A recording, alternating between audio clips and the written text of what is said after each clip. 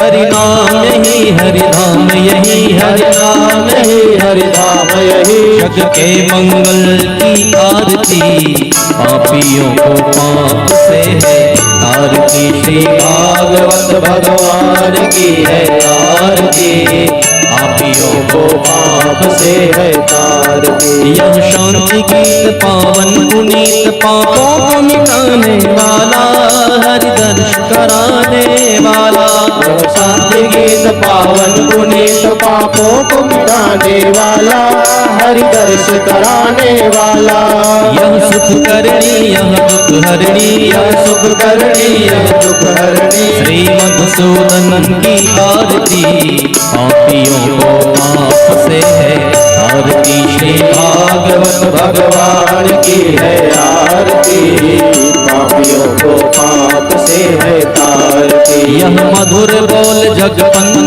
ढोल सन्मार्ग बताने वाला बिगड़ी को बनाने वाला यह मधुर बोल जगपंथ ढोल सन्मार्ग बताने वाला बिगड़ी को बनाने वाला श्री राम ही घनश्याम यही श्री राम यही घनश्याम यही प्रभु की महिमा की आरती पापियों को पाप से है आरती श्री भागवत भगवान की है आरती पापियों को पाप से है तारती श्री भागवत भगवान की है आरती पापियों को पाप से है आरती श्री भागवत भगवान की है आरती पापियों को पाप से है तारती त्वमेव माता च पिता त्वमेव त्वमेव बन्धो च सखा त्वमेव त्वमेव वीर्या द्रविणं त्वमेव त्वमेव सर्वं मम देव देव कर्पूर्वगौरं करुणावतारं संसार सारं भुजगेन्द्रहारं सदा वसन्तं हृदयारविन्दे भवं भवानी सहितं नमामि मन्दारमाला फुलकालकाय कपालमाला चित्रशेखराय दिगंबराय च दिगंबराय नमः शिवाय च नमः शिवाय हरे रामा राम रामा हरे हरे हरे कृष्णा कृष्ण कृष्ण हरे हरे हरे राम हरे हरे हरे कृष्ण हरे हरे ओम भूर्भुवस्सुः आरर्तिक्यं पश्चिमे कुरुमे वरदो भवः जलेन शीतले कर्णं पुष्पै देवादिवंदनम। अपने अपने स्थान में प्रदक्षिणा लगा लेंगे। ओम जे तीर्थानि प्रचरन्ति शिखा हस्तानि खंगिणः ते खागुंशस्त्रयो जनेव धन्वानि तन्मसि यानि कानि च पापानि जन्वन्तरे कृतानि च तानि सर्वाणि नश्यन्तु प्रदक्षिणायां पदे पदे दक्षिणां समर्पयामि। आरती थाली नीचे रख देंगे, अक्षत पुष्प पकड़ लेंगे, बड़े भाव से पुष्पांजलि करेंगे।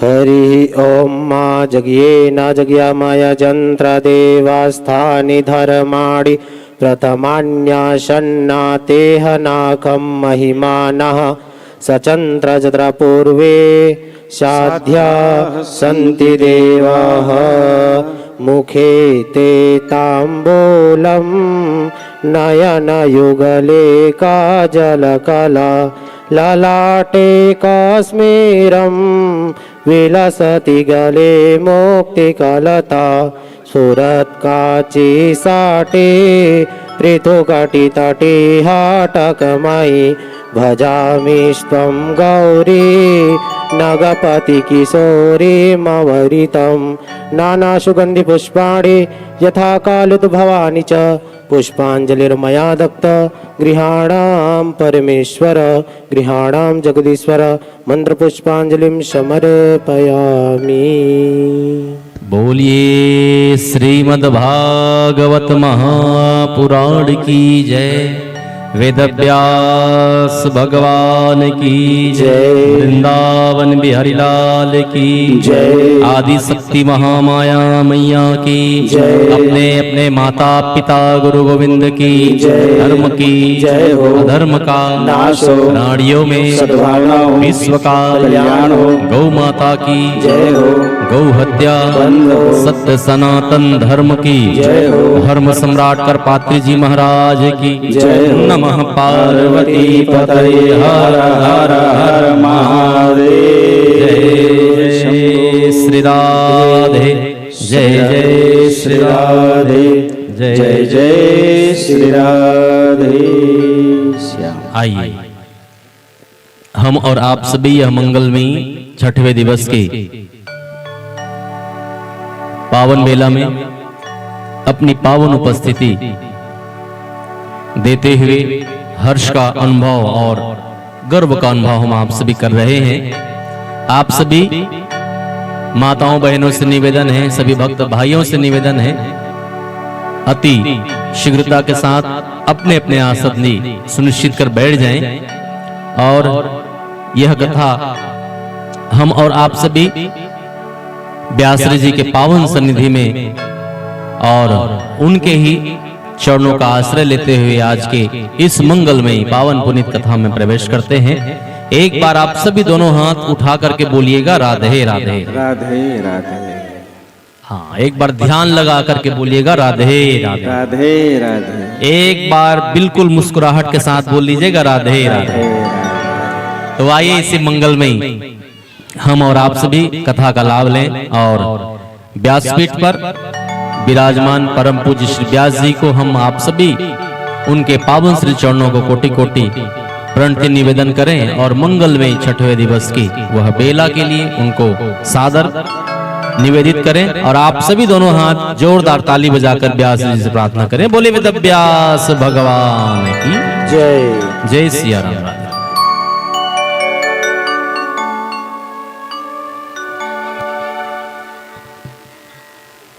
गजाननं भूतगणादिसेवितं कपित्थजम्बोफलचारुभक्षणम् उमासुतं शोकविनाशकारकं नमामि विघ्नेश्वरपादपङ्कजम्।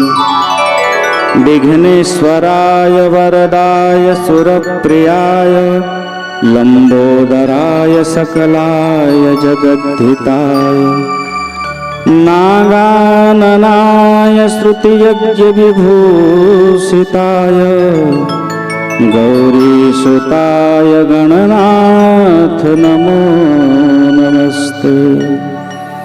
गुरुर्ब्रह्मा गुरुर्विष्णु गुरुर्देवो महेश्वरा गुरु साक्षात् परं ब्रह्म तस्मै श्री गुरुवे नमः। राधा भक्तिर्हरिर्ज्ञानं ताभ्यां याच समन्विता तां श्री भागवतीं गाथां वंदे युगलरूपिणीं। नमो भगवते तुभ्यं वासुदेवाय धीमहि प्रद्युम्नायायनरुद्धस्य नमः शङ्करशणाय च। देवदत्तामिमां वीणां स्वरब्रह्मा विभूषितां मूर्छयित्वा हरिकथां गायमानश्चराम्यहम्। कृष्णाय वासुदेवाय हरे परमात्मने प्रणतः क्लेशनाशाय गोविन्दाय नमो नमः। नमः पंकजनाभाय नमः पंकजमालिने नमः पंकजघ्नेत्राय नमस्ते पंकजाग्रे कृष्णाय वासुदेवाय देवकीनन्दनाय च नन्दगोपकुमाराय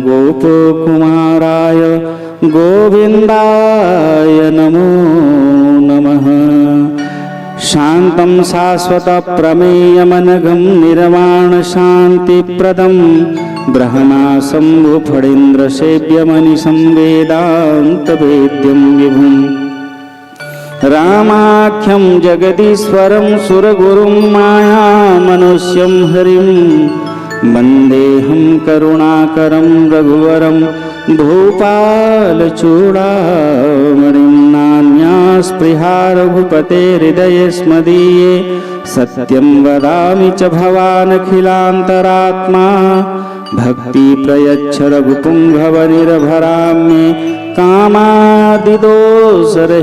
कुरु मानसं च अतुलितबलधामं स्वर्णशैलाभदेहं धनुजवनकृशानुं व्यानिनामाग्रगण्यं सकलगुणनिधानं वानराणामधीशं रघुपतिप्रियभक्तं वातजातं नमामि वसुदेवसुतं देवं कंसचारूढमर्दनं देवकी परमानन्दं कृष्णं वन्दे जगद्गुरु जयन्ती मङ्गलाकाली भद्रकाली कपालिनी दुर्गा क्षमा शिवा धात्री स्वाहा स्वधा नमस्तुते जय त्वं देवी चामुण्डे जय भूतार्तिहारिणी जय सर्वगते देवी कालरात्रि नमस्तुते यत्र यत्र रघुनाथ कीर्तनं तत्र तत्र कृतमस्तकाञ्जलिं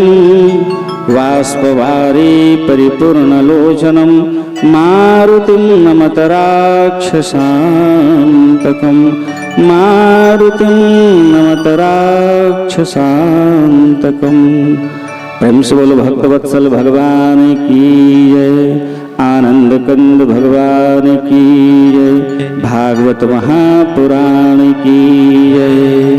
आइए छठवें दिन की इस दिव्यमयी मंगलमयी आनंदमयी भागवत की कथा में प्रवेश के पूर्व अपने अंतःकरण को मधुसूदन नाके बिहारी के श्री चरणों में लगाकर प्रणाम करते हुए निवेदन करें कि हे प्रभु हमारे जीवन में इसी तरह आप मंगल उत्सव की अनुभूति कराते रहे, आप अपनी उपस्थिति इसी तरह आनंद रूप में हमें प्रदान कराते रहे। प्रेम से बोलो भक्तवत्सल भगवान की जय। चलिए एक बार आप सब बोलिएगा राधे राधे। हाँ एक बार दोनों हाथ पसार के बोलिए ना राधे राधे। हे राधे। आइए आज छठवें दिवस में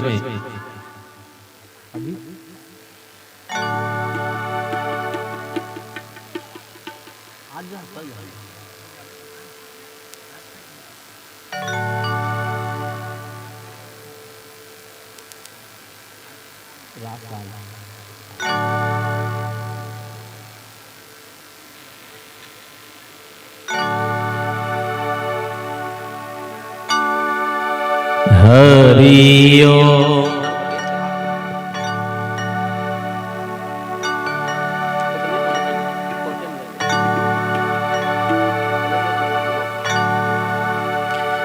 चलिए आज हम और आप सभी छठवें दिवस में प्रवेश कर रहे हैं। एक बार हमारे पूरे पाड़े परिवार को दोनों हाथ उठा करके बोलिएगा राधे राधे। हाँ एक बार बिल्कुल मुस्कुरा के बोलिए ना राधे राधे।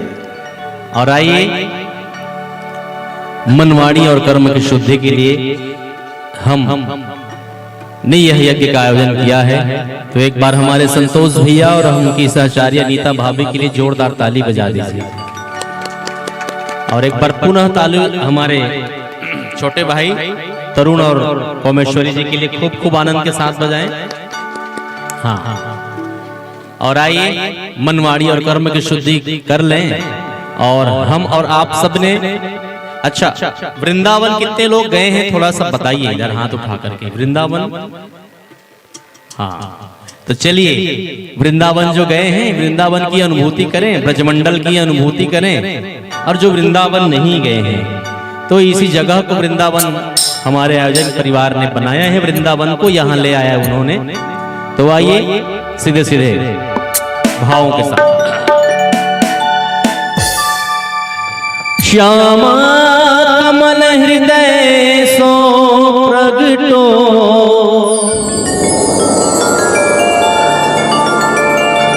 श्यामा हृदय कमल सो प्रगटो,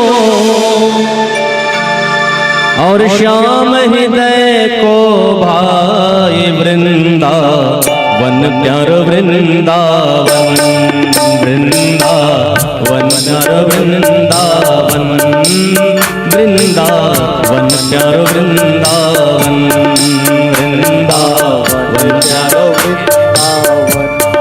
अच्छा, ये तो बहुत प्रसिद्ध भजन है और आप सबको भी मीठा मीठा गाना है।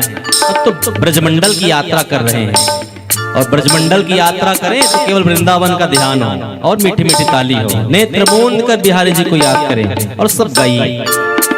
श्यामा हृदय कमल सो प्रगटो, श्यामा हृदय कमल सो प्रगटो, श्यामा हृदय कमल सो प्रगटो, श्यामा हृदय कमल सो प्रगटो, श्याम हृदय को भाई वृंदावन मेरो वृंदावन, वृंदावन मेरो वृंदावन, ओ वृंदावन प्यारो वृंदावन, वृंदावन प्यारो वृंदावन। आप चाहे इतनी टेंशन में जाएं, सफर करें, जब वृंदावन पहुंचते हैं तो मिलता क्या है? हो सब सुख सागर रूप उजागर, रहे वृंदावन धाम प्यारे, रहे वृंदावन धाम प्यारे, रहे वृंदावन धाम। गाइए। सब सुख सागर रूप उजागर, रहे वृंदावन धाम प्यारे, रहे वृंदावन धाम प्यारे, रहे वृंदावन धाम। रूप गोस्वामी प्रगट कियो जहाँ, गोविंद रूप निधान प्यारो, गोविंद रूप निधान प्यारो, गोविंद रूप निधान। रूप गोस्वामी प्रगट कियो जहाँ, रूप गोस्वामी प्रगट कियो जहाँ, रूप गोस्वामी प्रगट कियो जहाँ, रूप गोस्वामी प्रगट कियो जहाँ। गोविंद रूप निधान वृंदावन मेरो वृंदावन, वृंदावन मेरो वृंदावन, ओ वृंदावन मेरो वृंदावन, वृंदावन मेरो वृंदावन। और बिहरत निस दिन कुंज गलिन में, ब्रज जन मन सुख धाम प्यारे, ब्रज मन जन सुख धाम। बिहरत निस दिन कुंज गलिन में, ब्रज जन मन सुख धाम प्यारे, ब्रज मन सुख धाम। मदन मोहन को रूप निखर के, मदन मोहन को रूप निखर के, मदन मोहन को रूप निखर के, मदन मोहन को रूप निखर। सनातन बलि बलि जाए वृंदावन मेरो वृंदावन, वृंदावन मेरो वृंदावन, ओ वृंदावन मेरो वृंदावन, वृंदावन मेरो वृंदावन। ऐसे नहीं दोनों हाथ ताली से गाए। श्यामा हृदय कमल सो प्रगटो, श्यामा हृदय कमल सो प्रगटो, श्यामा हृदय कमल सो प्रगटो, प्रगटो श्यामा हृदय कमल सो प्रगटो और राम ही राम वृंदावन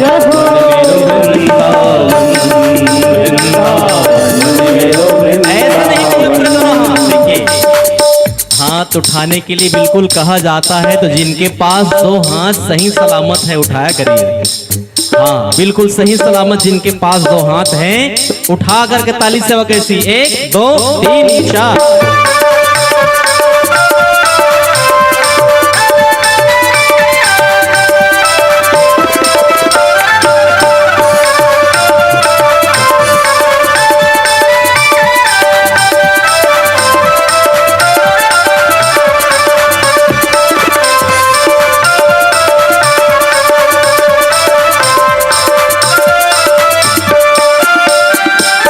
आतुर है हरिवंश पुकारो राधा राधा नाम प्यारे राधा राधा नाम प्यारे राधा राधा नाम।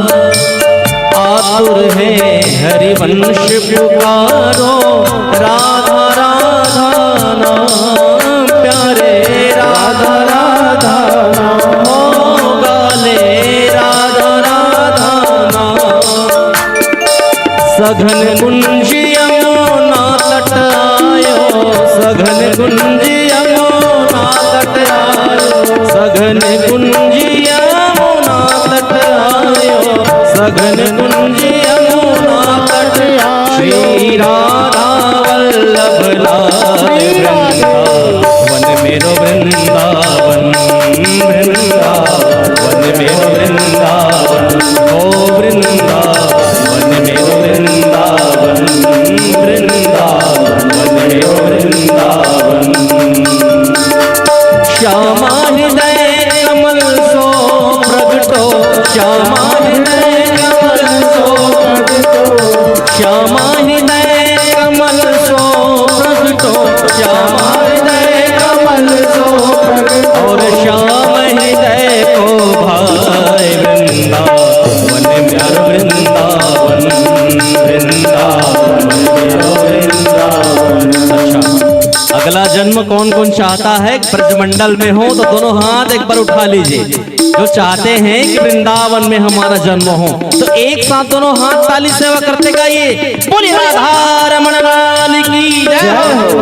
बिहारी ब्रज में घर मेरा बसा लोगे तो क्या होगा बिहारी ब्रज में घर मेरा बसा लोगे तो क्या होगा कृपा करके जो वृंदावन बुला लोगे तो क्या होगा कृपा करके जो वृंदावन बुला लोगे तो क्या गाइए जय राधे राधे बरसाने वाली जय राधे राधे हाथ उठा के ताली बजा के जय राधे राधे जय राधे राधे जय राधे राधे जय राधे राधे जय राधे राधे जय राधे राधे जय राधे राधे जय राधे राधे राधे राधे ओ वृंदावन मेरो वृंदावन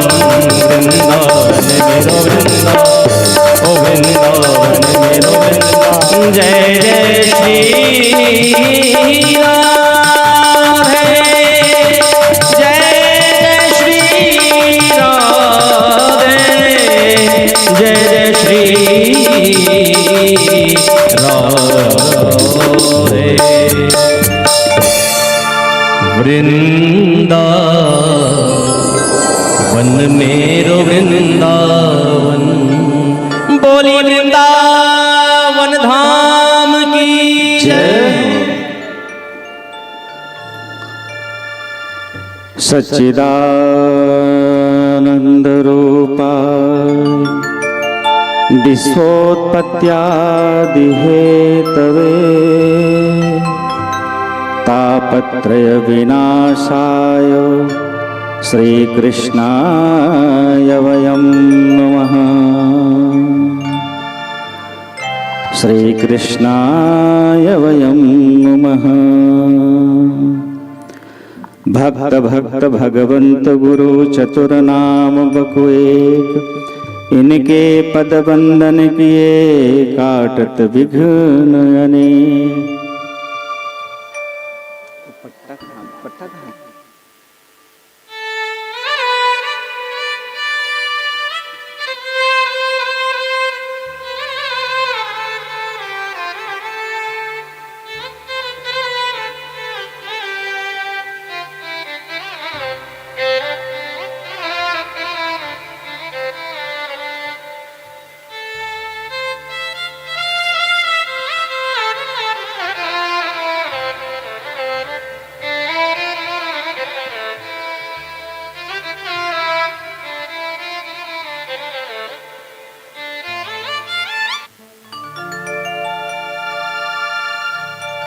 जय भागवत महापुराण की जय।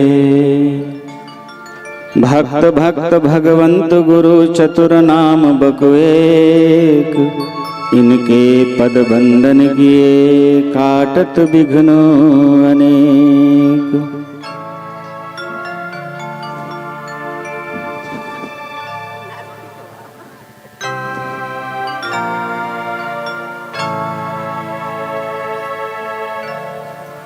ससुर बेटा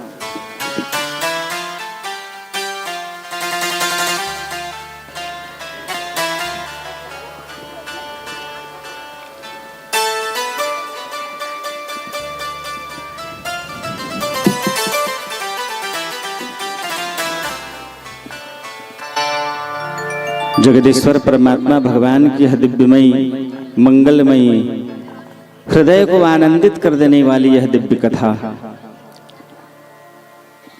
परीक्षित जी महाराज सुखदेव जी के श्री चरणों में कोटि कोटि प्रणाम कर निवेदन कर रहे हैं कि प्रभु आपके श्री चरणों में अनंत बार प्रणाम कि आपने मुझ जैसे अकिंचन को ऐसे दिव्य कुल में जन्मधारी पांडव वंश में मेरा अवतरण हुआ और मुझसे ऐसी धृष्टता हुई। सुखदेव जी कहे कि परीक्षित उस धृष्टता को भगवान कल्याण के रूप में परिवर्तित कर रहे हैं और तेरे जैसे करोड़ों परीक्षित इस दिव्यमयी कथा रूपी गंगा में स्नान करके अपने नहीं 101 पूर्वजों को उद्धार करके परम पद की ओर अग्रसित करा देंगे।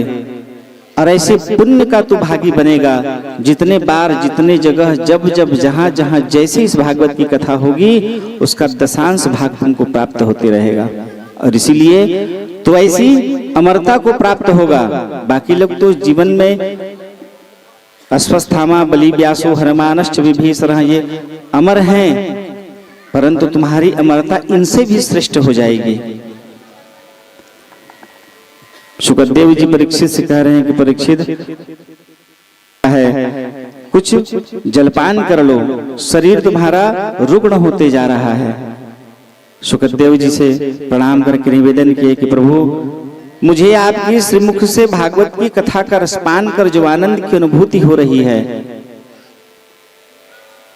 उस आनंद की अनुभूति का मैं वर्णन नहीं कर सकता। मेरा हृदय मन शरीर गदगद हो जाता है, मन पवित्र होते जा रहा है। जिस अपराध को करके मैं आत्मग्लानि में जीवन निर्वहन कर रहा था, जिस भाव को लेकर के मैं दुखी भाव में था, आज इस कथा को सुनकर के सैने सैने सैने सैने मेरी सारी शारीरिक मानसिक रोग शरीर के कष्ट दूर होते जा रहे हैं और मैं परम शांति की अनुभूति करते जा रहा हूं।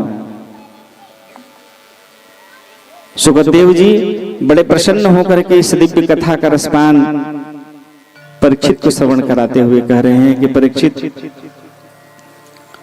परीक्षित ने निवेदन किया कि प्रभु भगवान के श्री चरणों की ओर आकृष्टता की एक कथा,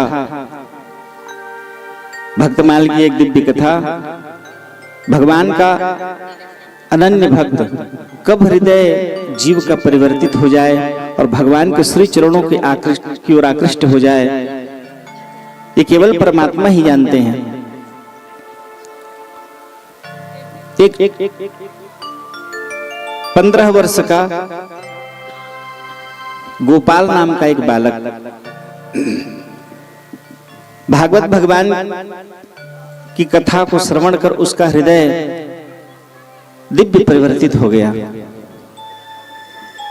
माता पिता की मृत्यु हो गई थी। ज्येष्ठ पिता बड़े पिता के घर में उसका लालन पालन जीविकोपार्जन होता था। गौचारण का वो कार्य करता था, रोज गौ चराने का उसका काम था। घर में बहुत गायें थी और उन गायों को गौचारण करने का काम करता था। एक दिन और भगवान का बहुत अच्छा भजन करता था। एक दिन भगवान के भजन करते हुए गौचारण में जाते समय वृंदावन की कथा पंडित जी महाराज श्रवण कराए कि भगवान ने कहा है कि वृंदावन छाड़ो नहीं यही हमारो टेक, भूतल भार उतारियो धरियो रूप अनेक। अनेकों रूप मैं धारण करूंगा लेकिन वृंदावन को कभी नहीं छोड़ूंगा। कुछ भी करना पड़ जाए लेकिन वृंदावन को मैं कभी नहीं छोड़ूंगा। मेरे हृदय में मन में वृंदावन बसा रहेगा।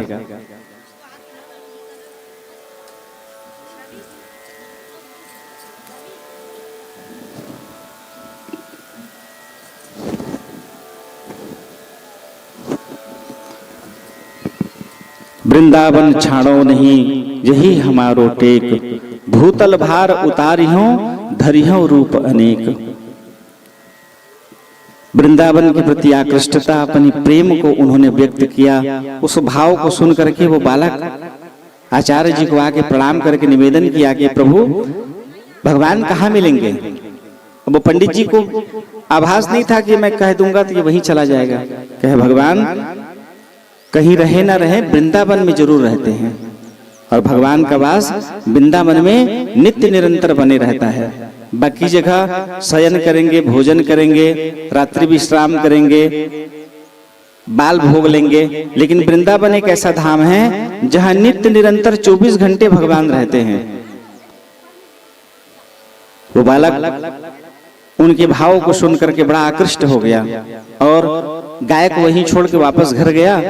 और माता पिता तो थे नहीं, बड़े पिता माँ को प्रणाम करके कहे कि मैं वृंदावन जा रहा हूँ।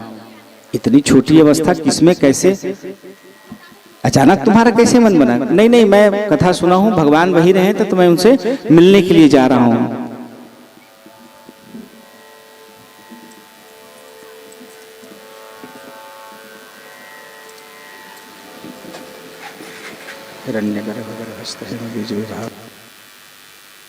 बोलिए श्री राघवेंद्र सरकार की जय। श्री राम जय राम जय जय राम। श्री राम जय राम जय जय राम। श्री राम जय राम जय जय राम। श्री राम जय राम जय श्री राम जय राम जय जय राम। श्री राम जय राम जय जय राम। श्री राम जय राम जय जय राम। श्री राम जय राम जय जय राम। श्री राम जय राम जय जय राम। श्री राम जय राम जय जय राम। श्री राम जय राम जय जय राम। श्री राम जय राम जय जय राम। श्री राम जय राम जय जय राम। श्री राम जय राम जय जय राम। श्री राम जय राम जय जय राम। श्री राम जय राम जय जय राम। श्री राम जय राम जय जय राम।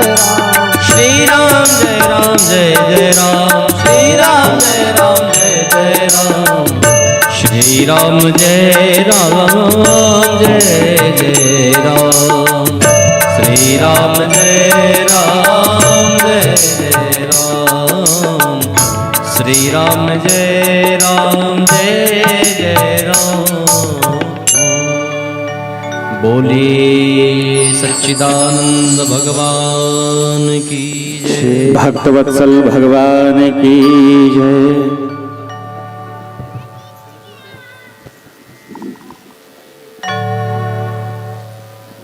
मधुसूदन बांके बिहारी के प्रति उस बालक की आकृष्टता, इतना प्रेम कि वो सबका परित्याग करके वृंदावन धाम के लिए प्रस्थान कर गया। लोगों से पूछते पूछते पूछते पूछते वृंदावन में पहुंचा और भगवान के दरबार जा करके बांके बिहारी भगवान को प्रणाम करके और वहां के महंत से निवेदन किया कि प्रभु, मैं भगवान के सेवा में आया हूँ, मेरे लायक कोई उपयुक्त सेवा हो तो बताइए, और मैं यहीं रहकर भगवान का दर्शन और यहीं रह करके भगवान की सेवा करना चाह रहा हूँ।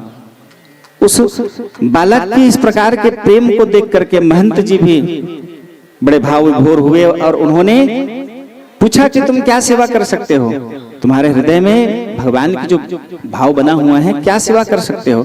कहे महाराज, मैं अपने गांव में गौ चारण करता था, गाय चराता था, यदि कृपा हो तो दे दीजिए, मैं गाय चरा लेता हूँ। भजन करता हुआ मैं बड़े ही भाव से, पूरी निष्ठा से मैं गौ चारण करता हूँ। महंत जी प्रसन्न हुए, गौ चारण का कार्य उनको सौंप दिया गया। रोज प्रातः कालिक उनको गौ को उपयुक्त भोजन करा करके, है ना, कटिया दाना खिला करके फिर उनको गौ दोहन कर गौ चारण के लिए लेके जाया करता था। रोज की उसकी नित्य दिनचर्या थी। वो ऐसा बांसुरी बजाता और ऐसे भगवान का भजन गाता था कि लोग गाय चराने के लिए गाय के पीछे रहते हैं, परंतु वो ऐसा भक्त था कि वो गाय के आगे आगे बांसुरी बजाते हुए, गौ गीत गाते हुए, बांसुरी बजाते हुए जब जाता था तो सारी गायें उसके पीछे पीछे चलती थीं।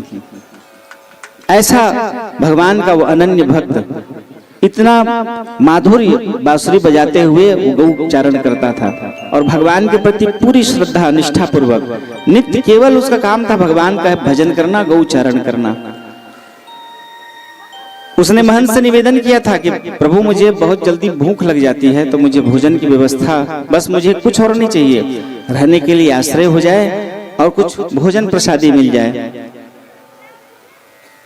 महंत जी प्रसन्न हुए, ज्यादा कुछ इसको नहीं चाहिए भाई, केवल भोजन और रहने की व्यवस्था, कपड़े वगैरह, ठीक है, रख लिए। चारण के लिए गया, वो बढ़िया आनंद होकर के वो गौ चारण करता था।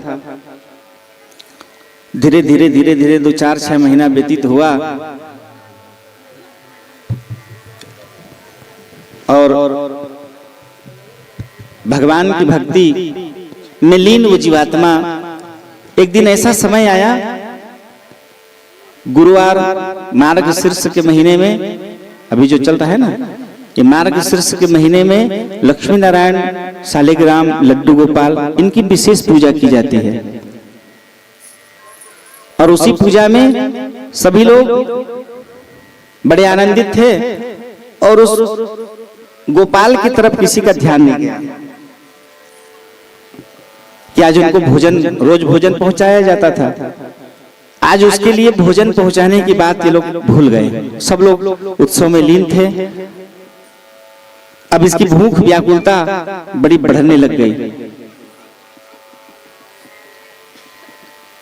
15 वर्ष का बालक है और बांसुरी बजाते, गैया चराते, इसको शरीर में थकान लगने लग गई। भूख से व्याकुल होकर के आंखों से अश्रु की धाराएं बह रही हैं और भगवान को वो पुकारने लगा कि हे जगतपति परमात्मा ने, भगवान मुझे इतना भूख, क्योंकि पहले से वो बता दिया था मैं भूख बर्दाश्त नहीं कर सकता, भूख मैं सहन नहीं कर सकता, तो मेरे लिए भोजन की व्यवस्था करा दिया करें। सुबह कुछ खा के निकल गया, दोपहर के समय में मुझे कुछ भिजवा दें और सायंकालिक में जब वापस आऊं तो रात को जो भोजन करके सहन करना, बस वही चाहिए मेरे को। तो दोपहर का जो भोजन था आज उस तक नहीं पहुंचा और भूख से व्याकुल होकर के आम के वृक्ष के नीचे व्याकुल मन से वो भगवान को पुकारने लगा।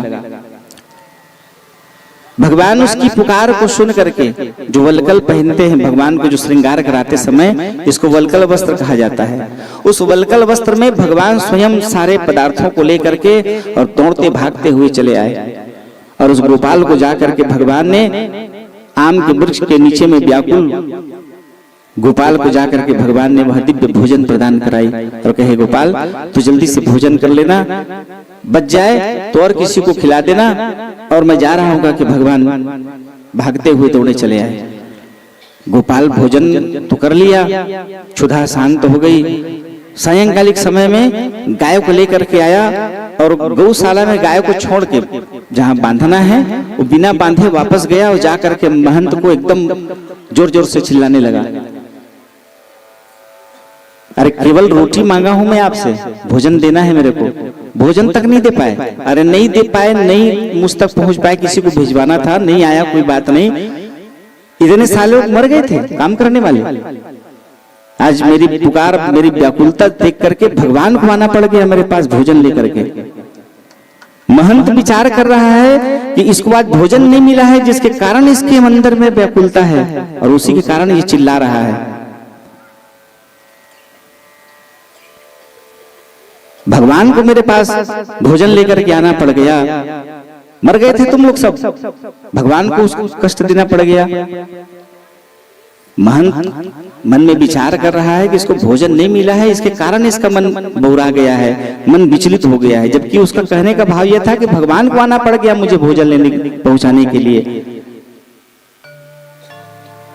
मैं जान रहा हूं तुम्हारे मन में विश्वास नहीं हो रहा है। गोपाल ने कहा कि देखो भगवान का वलकल, और महंत जैसे भगवान की ओर जाकर के देखे तो भगवान का वो वलकल वस्त्र गायब था। वो महंत अति प्रसन्न हुआ और प्रसन्न होकर के कहे कि बारे गोपाल, आज तक इतनी पूजा करते करते हम भगवान के थक गए, लेकिन भगवान की एक छाया तक हमको दर्शन नहीं हुआ। लेकिन तू ऐसा भक्त है भगवान का कि तुझे भगवान के साक्षात दर्शन, वो भी भगवान तेरे लिए भोजन लेकर के गए हैं। अब इसका प्रमोशन हो गया, गौ चराने वाले उस ग्वाले का प्रमोशन हो गया कि भाई काम कर, आज के बाद तू दरवाजे में रह करके भगवान की चाकरी करना। कब करना है? रात को 8-9 बजे के बाद, जब भगवान को शयन आरती की जाती है, उसके बाद में भगवान की रक्षा के लिए तेरी नियुक्ति रहेगी। अब वहीं पर तू रह करके भगवान की देखरेख किया करेगा। गोपाल उस भाव को भी पा करके अति प्रसन्न हुआ। उसके मन में कोई लोभ, मोह, मद, मत्सर, अहंकार कुछ भी नहीं है, बड़ा शांत भाव का है और भगवान का भजनानंदी है, नित्य भजन करने वाला। रात्रिकालिक समय में भोजन प्रसादी लेकर के मुख्य द्वार पर उसको चौकीदारी की कार्य नियुक्त किया गया। कार्तिक पूर्णिमा के दिन भगवान रास रचाते हैं, तो रास रासेश्वर भगवान निकल के जा रहे हैं रास करने के लिए, और गोपाल ने फटाक से भगवान के हाथ को पकड़ा और हाथ को पकड़ के कैसे, कहां जाना हो रहा है? भगवान कहे गोपाल, सखियां मेरी इंतजार कर रही हैं, प्रतीक्षा में हैं, और मैं आज रास पंचाशिका है और उसी में उनके आमंत्रण पर सबको मुझे दर्शन देना है, सबके साथ नृत्य करना है। गोपाल ने कहा कि प्रभु मैं छोड़ दूंगा आपको, आप चले जाओगे, लेकिन जब महंत आएगा, ये समय थोड़ी देर बाद भगवान की आपकी पूजा प्रतिष्ठा का समय हो जाएगा, 3:30 बजे के बाद महंत जी आ जाते हैं और आप अभी जा रहे हो 12:30 बजे के बाद, तो आप कितने समय आओगे? नहीं आओगे तो महंत मुझसे पूछेगा तो मैं उसको क्या जवाब दूंगा? तो इसलिए मैं आपके साथ चलूंगा। भगवान कहे कि वहां पर कोई नहीं जाता। अरे भगवान शिव जी को गोपी बनना पड़ गया था, गोपेश्वर महादेव वही वृंदावन में है, तो गोपी बनना पड़ गया था। तुम वहां नहीं पहुंच सकते, तुम नहीं जा सकते। मैं भले मत जाऊं, लेकिन जो क्षेत्र है आप वहां जाकर के नृत्य करना और मैं दरवाजे पे बैठे रहूंगा। जैसे समय होगा मैं आपके पास जाकर के आपको लिवा के लेके आ जाऊंगा। भगवान कहे ठीक है चल। साथ में लेकर के गए। इतना सौभाग्यशाली जीवात्मा, भगवान का वो अनन्य भक्त द्वार पर बैठा है और गोपाल बैठे हुए भगवान की प्रतीक्षा कर रहा है। और भगवान रास रासेश्वर पहुंचे रास रचाने के लिए निधिवन में। और जैसे उनका रास प्रारंभ हुआ, नाचते नाचते भगवान थक गए और भगवान के पांव की नूपुर गिर गया। गोपाल देखा कि अब समय हो रहा है, महंत जी भी आ जाएंगे, पूछेंगे मैं क्या बताऊंगा, तो जल्दी से गए और भगवान को, वो एकदम थक गए थे, भगवान को पीठ में अपने बैठाल करके और गोपाल भगवान नाम स्तवन करते हुए और भगवान की जो नूपुर गिरा हुआ था उसको अपने जेब में रख करके मंदिर लेके आया और ला के भगवान को, अब भगवान प्रवेश कर गए। द्वार पर पहरा देते हुए गोपाल वहीं बैठा है। इतने में स्नान ध्यान करके लगभग 4 सवा 4 बजे के आसपास में महंत का आगमन हुआ और महंत बोले दरवाजा खोलो गोपाल को। गोपाल ने कहा कि प्रभु अभी तो नृत्य करके सखियों के साथ थके हुए भगवान आए हैं और इतना जल्दी आप आकर के भगवान की पूजा के लिए आप थोड़ा तो कम से कम उनको विश्राम करने दीजिए। ये चिल्लाने लगे भगवान की पूजा का समय हो गया है, तुम मुझे नीति बताओगे, नीति सिखाओगे कब क्या कैसे करना है। भगवान तो हमेशा जाने वाले हैं और हमेशा इसी तरह उनकी पूजा होती है। अरे कहे होती थी, हो रही होगी, मुझे उससे मतलब नहीं, लेकिन मैं आज उनके साथ में होके आया हूं। इतने थके हैं भगवान कि 1 मिनट भी अगर जाके देखो भगवान शयन कर रहे होंगे। गोपाल की बात को सुनकर के महंत भी चकित रहा। गोपाल ने कहा कि मेरी बात का आपको विश्वास नहीं हो रहा है तो ये देख लीजिए, भगवान का गिरा हुआ जो नूपुर है उसको दिखाए। देख करके महंत रोज पूजा करने वाले हैं, उस नूपुर को देख करके पहचान गए और पहचान करके कहे वाह रे भक्त, कितना कृपा कर रहे हैं भगवान तेरे ऊपर। गौचारण के समय भगवान तेरे लिए भोजन लेकर के गए, आज भगवान तेरे को खुद अपने साथ में लेकर के रास रचाने के लिए भगवान लेकर के गए थे। तो कितना सौभाग्यशाली है। अब फिर इसका प्रमोशन हो गया, कहाँ? अब सीधा भगवान के पास में पंखा झरने का। तो ऐसे परम कृपालु जगदीश्वर जगदाधार परमात्मा भगवान जब भक्त के ऊपर कृपा करते हैं तो इसी तरह दया करते हुए, कृपा करते हुए भगवान उसको अपनी अहेतुकी कृपा में कैवल्य भक्ति प्रदान कराते हुए उस जीव को अपनी लीलाओं में भगवान शामिल कर लेते हैं। प्रेम से बोलो भक्त वत्सल भगवान की जय। कामस्तु वासुदेवांशो दग्धः प्रागरुद्रमन्युना देहोपपत्तये भूयस्तमेव प्रत्यक्षतः। भगवान शिव जी के कुपित होने पर तीसरा नेत्र से कामदेव जी भस्म हो गए हैं। अब कामदेव जी महाराज प्रद्युम्न के रूप में भगवान कृष्ण के पुत्र बन करके अवतरित हुए। प्रसव कक्ष में अभी अवतरित हुए हैं। 3-4 दिन की उनकी अवस्था थी। उन्हीं दिनों शंभरासुर नाम का दैत्य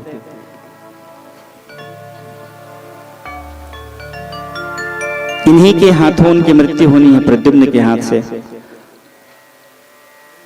तो जैसे उसको पता चला कि उसका अवतरण हो गया है मुझे मारने वाले का, तो अपनी प्राण रक्षा के लिए ये धायमा का रूप बना करके, सेविका का रूप बना करके वहां पहुंचा और भगवान कृष्ण के प्रथम पुत्र प्रद्युम्न को हरण करके चुरा के ले गया। आकाश मार्ग से जाते हुए उसने समुद्र में प्रद्युम्न जी महाराज को फेंक दिया। जाको राखे साइया मार सके न कोई।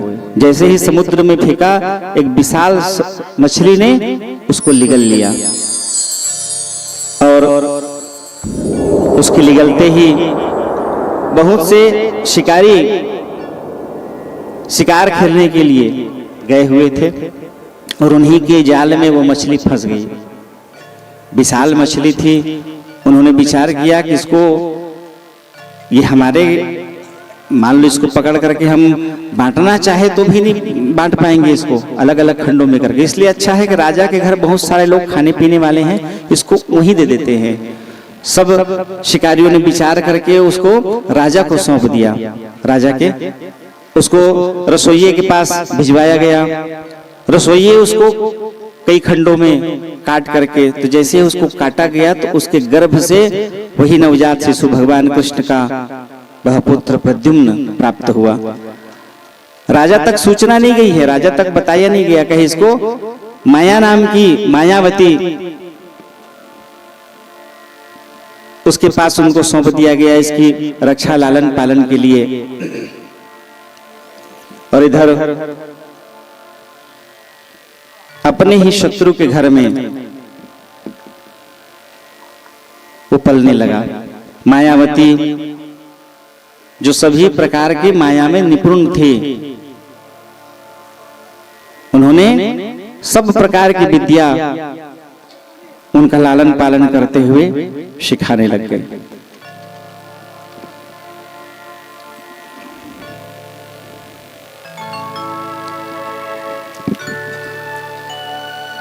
नारद जी महाराज एक दिन भ्रमण करते हुए वहां पहुंचे और उन्होंने मायावती को बताया कि ये पूर्व जन्म का तुम्हारा ही पति है, भगवान कृष्ण के पुत्र बनकर के इनका अवतरण हुआ है।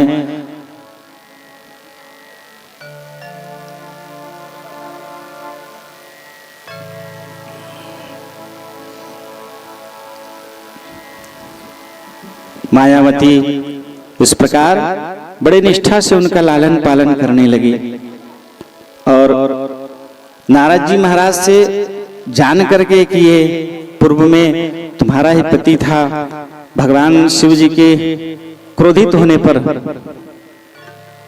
ये भस्माभूत हो गए थे और भगवान ने तुमको, शिव जी ने आशीर्वचन दिया कि भगवान कृष्ण के पुत्र बनकर के अवतरित होंगे, तो यही भगवान कृष्ण के पुत्र हैं। और बड़ी निष्ठा से मायावती उनका लालन करने लग गई। सारी विद्याएं, कैसे अदृश्य होना है, कैसे वायु मार्ग से चलना है, सारी विद्याएं उन्होंने उनको सिखा दी। और कुछ दिन बाद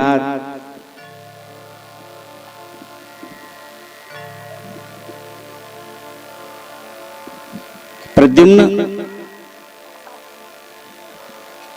और शंभरासुर के बीच में भयंकर युद्ध हुआ और उस युद्ध में प्रद्युम्न की विजय हुई।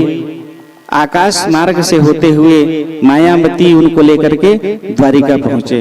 भगवती रुक्मिणी उनको देख करके उनका हृदय द्रवित हो गया, बड़े प्रसन्न होकर के मातृत्व का भाव जागृत हुआ।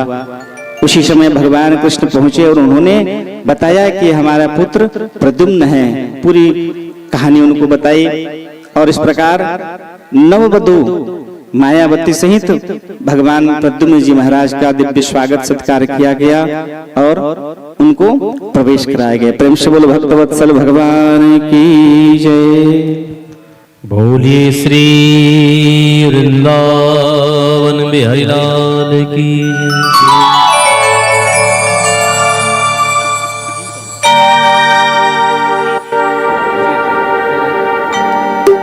बोलिए श्री राघवेंद्र सरकार की जय। आइए हम आप सभी के मध्य में श्री मक्कड़ जी का आगमन हुआ है और उनसे आग्रह है ऊपर आकर व्यासरी जी का स्वागत करें, उनसे आशीर्वाद लें और आप भी खूब खूब ताली बजाएं और मीठे मीठे ताली बजाते हुए खूब मस्ती के साथ खूब नृत्य करते हुए आनंद लें। हरि ओम।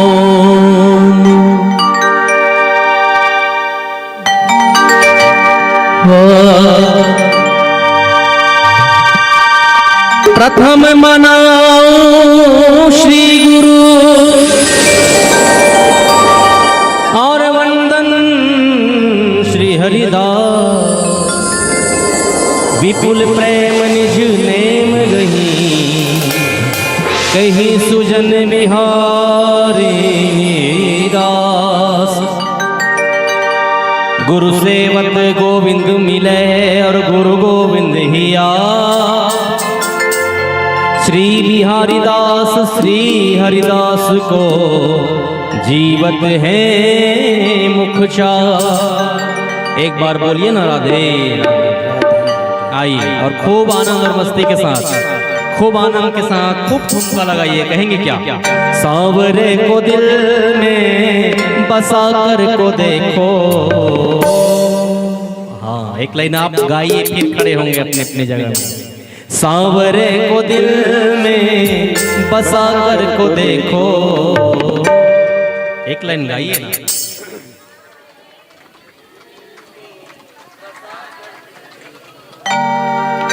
हाँ, एक बार और गा लीजिए। सांवरे को दिल से बसा कर तो देखो। सांवरे हाँ, बहुरिया की आवाज यहाँ तक आते, बढ़िया गा। एक बार ताली बजा दो कर बार। और जितना वहां से मेहमान पधारे हैं ऊपर पर भी तो जोरदार ताली बजा रहे। और आई बोलो भाव और मस्ती के साथ बोली राघवेंद्र सरकार की। सांवरे को दिल में बसा कर को देखो, सांवरे को दिल में बसा कर को देखो, दुनिया से मन को हटा कर तो देखो, दुनिया से मन को हटा कर तो देखो, दुनिया से मन को हटा कर तो देखो, दुनिया से मन को हटा कर तो देखो। एक बार जो नृत्य करने के लिए खड़ी हो रही हैं एक बार उनके लिए जोरदार ताली बजा दीजिए। हाँ, यूं तो हर एक जिंदगी में थोड़ी खुशी थोड़ा गम है, लेकिन ताली वही बजाते हैं जिनके दोनों हाथों में हाँ दम है, तो बजा दीजिए ताली।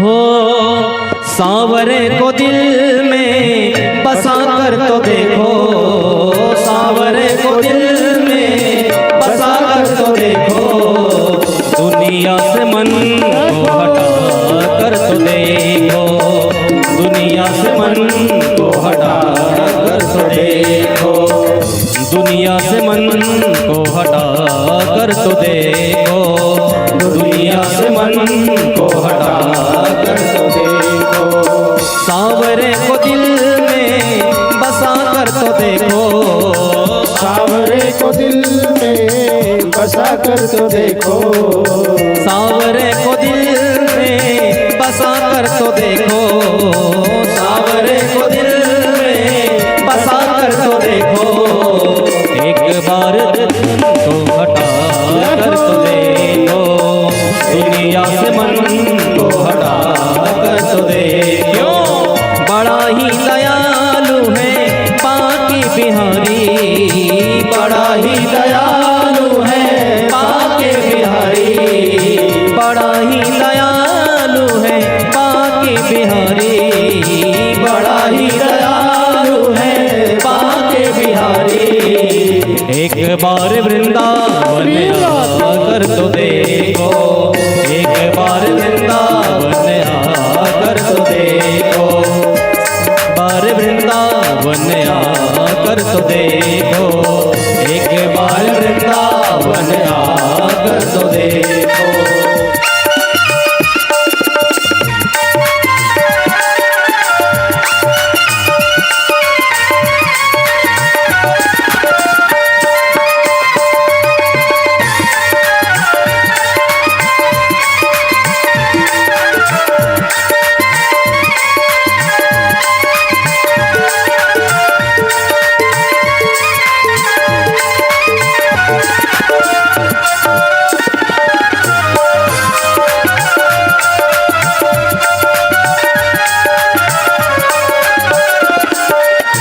मीरा ने जैसे गिरधर को पाया, मीरा ने जैसे गिरधर को पाया, प्याला जहे का अमृत बनाया, प्याला जहे का अमृत बनाया, प्याला जहे का अमृत बनाया, प्याला जहे का अमृत बनाया।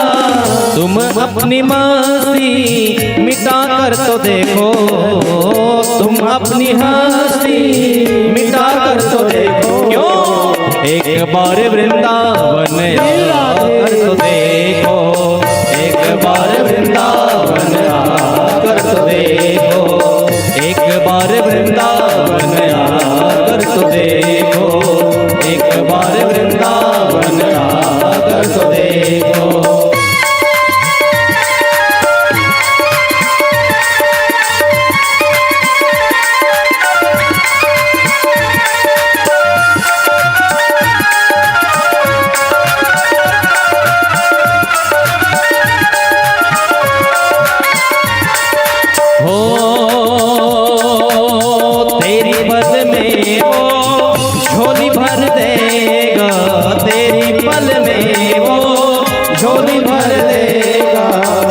दुख दुख दर्द जिंदगी में वो हर लेगा, दुख दर्द जिंदगी में वो हर लेगा, हो दुख दर्द जिंदगी के वो हर लेगा, दुख दर्द जिंदगी के वो हर लेगा। कैसे?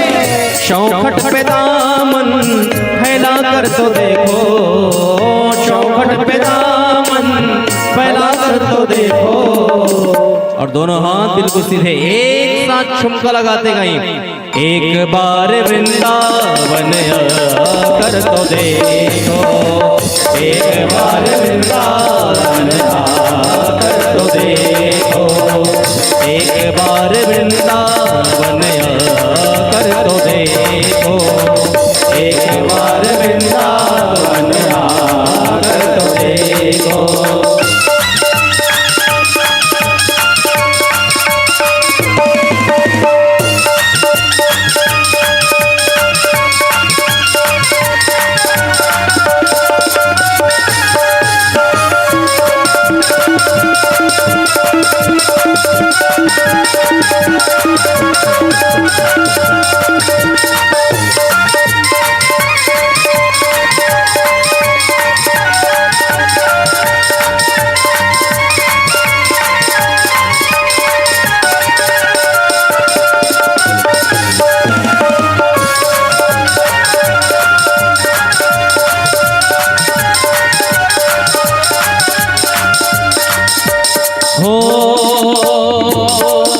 दीवाना बना दिया मुझे, मस्ताना बना दिया, दीवाना बना दिया मुझे, मस्ताना बना दिया। और जो बिहारी नाम के दीवाने, एक बार दोनों हाथ बिल्कुल सीधे और एक बार बोलिए ना राधे राधे, और कहेंगे क्या? ओ गिरधारी ओ बनवारी ओ बनवारी तेरी यारी ने दीवाना बना दिया, गिरधारी तेरी यारी ने दीवाना बना दिया, ओ गिरधारी तेरी यारी ने दीवाना बना दिया, गिरधारी तेरी यारी ने दीवाना बना दिया, दीवाना बना दिया मुझे, मस्ताना बना दिया, दीवाना बना दिया मुझे, मस्ताना बना दिया। ओ गिरधारी धारी बनवारी वारी, ओ गिरधारी तेरी यारी ने दीवाना बना दिया, गिरधारी तेरी यारी ने दीवाना बना दिया, गिरधारी तेरी यारी ने दीवाना बना दिया, गिरधारी तेरी यारी बना दिया। जय जय श्री राधे, बैठ जाए, जय जय श्री राम, जय जय श्री राधे, बोली राधा रानी सरकार की जय हो। वसुदेव सुतं देवं कंसचारूढमर्दनं देवकी परमानन्दं कृष्णं वन्दे जगद्गुरो।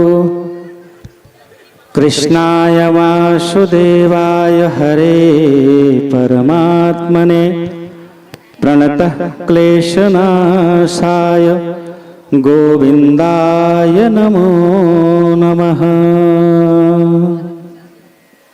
एक दिन राजा सत्राजीत सिंहासन में बड़े आनंदित होकर विराजित हैं। उन्होंने अपने विद्वान आचार्यों को बुलाकर निवेदन किया कि प्रभु बताइए किस प्रकार के भगवान की भक्ति कर और मैं कैसे इस स्थान में पहुंचा, कैसे मैं राजा बना।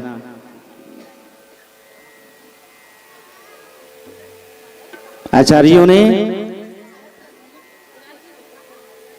ग्रहों के प्रभाव, उनके जन्म के समय का वर्णन करते हुए बताया कि पूर्व जन्म में आप कुष्ठ रोग से ग्रसित थे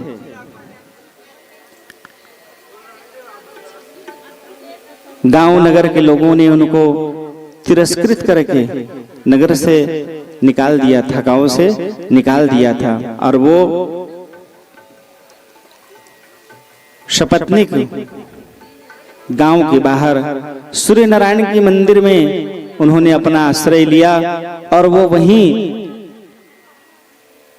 नित्य भगवान नाम स्तवन करते हुए जीवन निर्वहन कर रहे हैं। उनकी पत्नी बड़ी धर्मनिष्ठा पूर्वक उन्होंने अपने पति की सेवा की।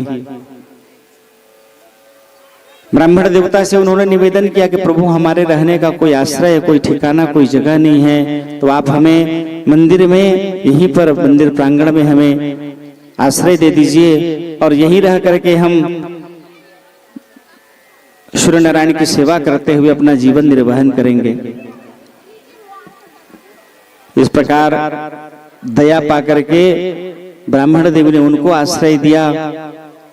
पति तो कुष्ठ रोग से ग्रसित थे, तो वो वहीं रहते थे। उनकी पत्नी मंदिर की सेवा, भोजन प्रसादी की में हाथ बटाने का काम और भगवान के लिए फूल, तुलसी दल, दुर्वा, ये सारी व्यवस्था वो किया करती थी। उसके बदले में उनको बढ़िया आश्रय मिल गया और भोजन मिल जाता था। एक दिन महाराज जी विचार किए कि तुम कुष्ठ रोग से ग्रसित हो, जीवन तो तुमको प्राप्त हो गया है, जैसे तैसे जीवन गुजारना है। रोग शोक से, भगवान नाम स्तवन करने से जीवन में पूर्व के किए हुए सैकड़ों जन्मों के पाप ताप नष्ट हो जाते हैं। ब्राह्मण देवता ने कहा कि पूर्व जन्म के पाप के प्रतिशत तुमको ये नाना प्रकार के रोग, कुष्ठ रोग हुए हैं और इससे शमन के लिए इस जन्म में तुम्हारा कल्याण हो जाए, भगवान नाम स्तवन करो। तो उन्होंने सूर्य नारायण भगवान का एक बीज मंत्र उनको प्रदान कराया कि इस मंत्र का तुम नित्य जाप करो। इस मंत्र के प्रभाव से रोग शोक नष्ट होंगे और तुम्हारे जीवन में मंगल की अनुभूति होगी। और उन मंत्रों के प्रभाव से सारे पाप ताप से तुम निवृत्त होकर के भगवान के परम पद को प्राप्त कर जाओगे। बड़े आनंदित होकर के इन्होंने उनको मंत्र दिया, ओम घृणी सूर्याय नमः।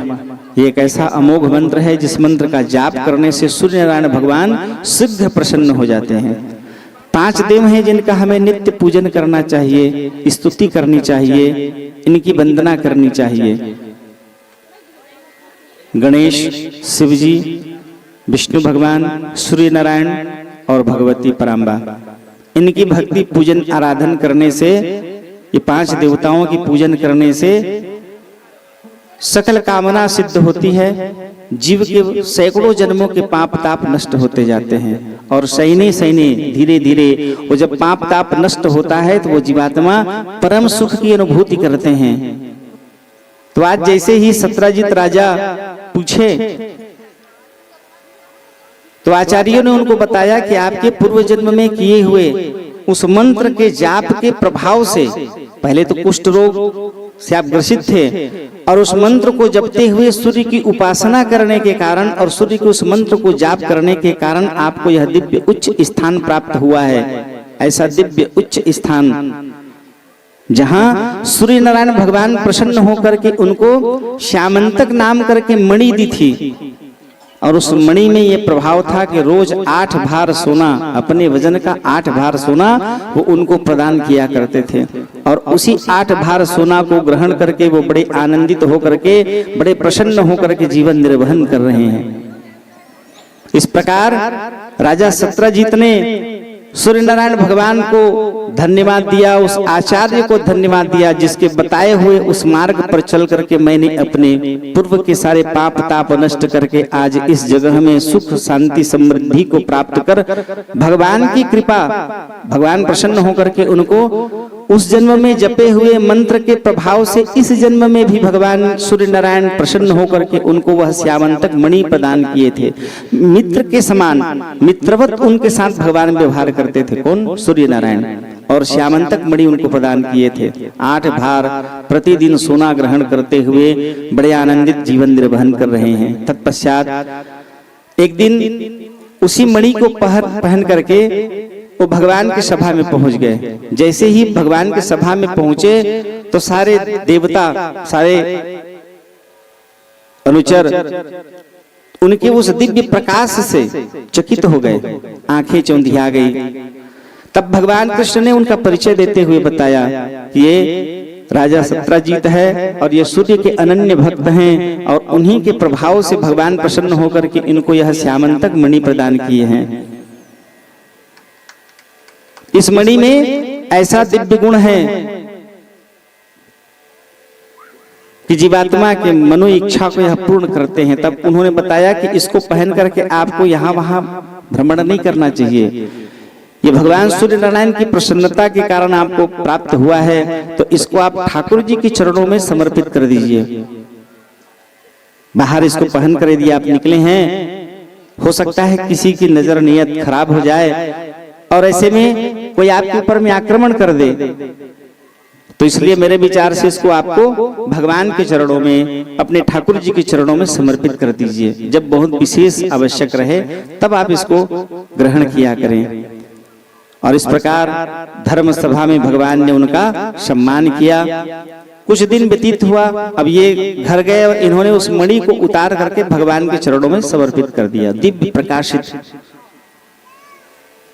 ऐसे लगता था जैसे स्वयं सूर्य नारायण भगवान प्रकट हो गए हों, इतना तेज पुंज था उस श्यामंतक मणि में। अब उसको वहीं रख दिए ठाकुर जी के चरणों में। एक दिन इनका छोटा भाई प्रसेन भगवान की पूजा प्रतिष्ठा कर प्रणाम करके उसी मणि को धारण करके वो शिकार खेलने चला गया। और जैसे ही शिकार खेलने के लिए गया, शेर इसके ऊपर आक्रमण कर दिया और इसकी वहीं पर मृत्यु हो गई। शेर जैसे ही उसके ऊपर आक्रमण किया और उसकी मृत्यु हुई, उसी समय में ऋक्षराज वहां पहुंच गए, जामवंत जी। और जामवंत जी पहुंचे तो शेर के साथ में उनका युद्ध हुआ और शेर पर विजय प्राप्त करके उन्होंने वो मणि को लेकर के गुफा में प्रवेश कर गए। जगदीश्वर परमात्मा भगवान पूरे ब्रह्मांड की गतिविधि को संचालित करते रहते हैं। मनसा कर्मणा वाचा, जो जीवात्माएं जिस प्रकार का भाव भगवान के चरणों में व्यक्त करते हैं, प्रभु उनके उस भाव की पूर्ति। जैसे ही रत्नमाला राजा बलि की पुत्री भगवान को देख करके उसके हृदय में प्रेम जागृत हुआ कि मैं ऐसे वामन रूपी भगवान को देख करके मैं ऐसे बालक को स्तनपान करा दूं। भगवान ने कहा तथास्तु। 3 पग में पूरे ब्रह्मांड को भगवान ने नाप लिया, तो उसी मन में विकार उत्पन्न हो गया कि ऐसे दुष्ट बालक को मैं विषपान करा दूं। फिर भगवान ने कहा तथास्तु, और यही पूतना बनी। तो मन में आदर प्रेम का भाव लेकर के भगवान को भजिए। कुभाव लेकर के भजेंगे तो कुभाव रूप प्राप्त होगा। जैसे ही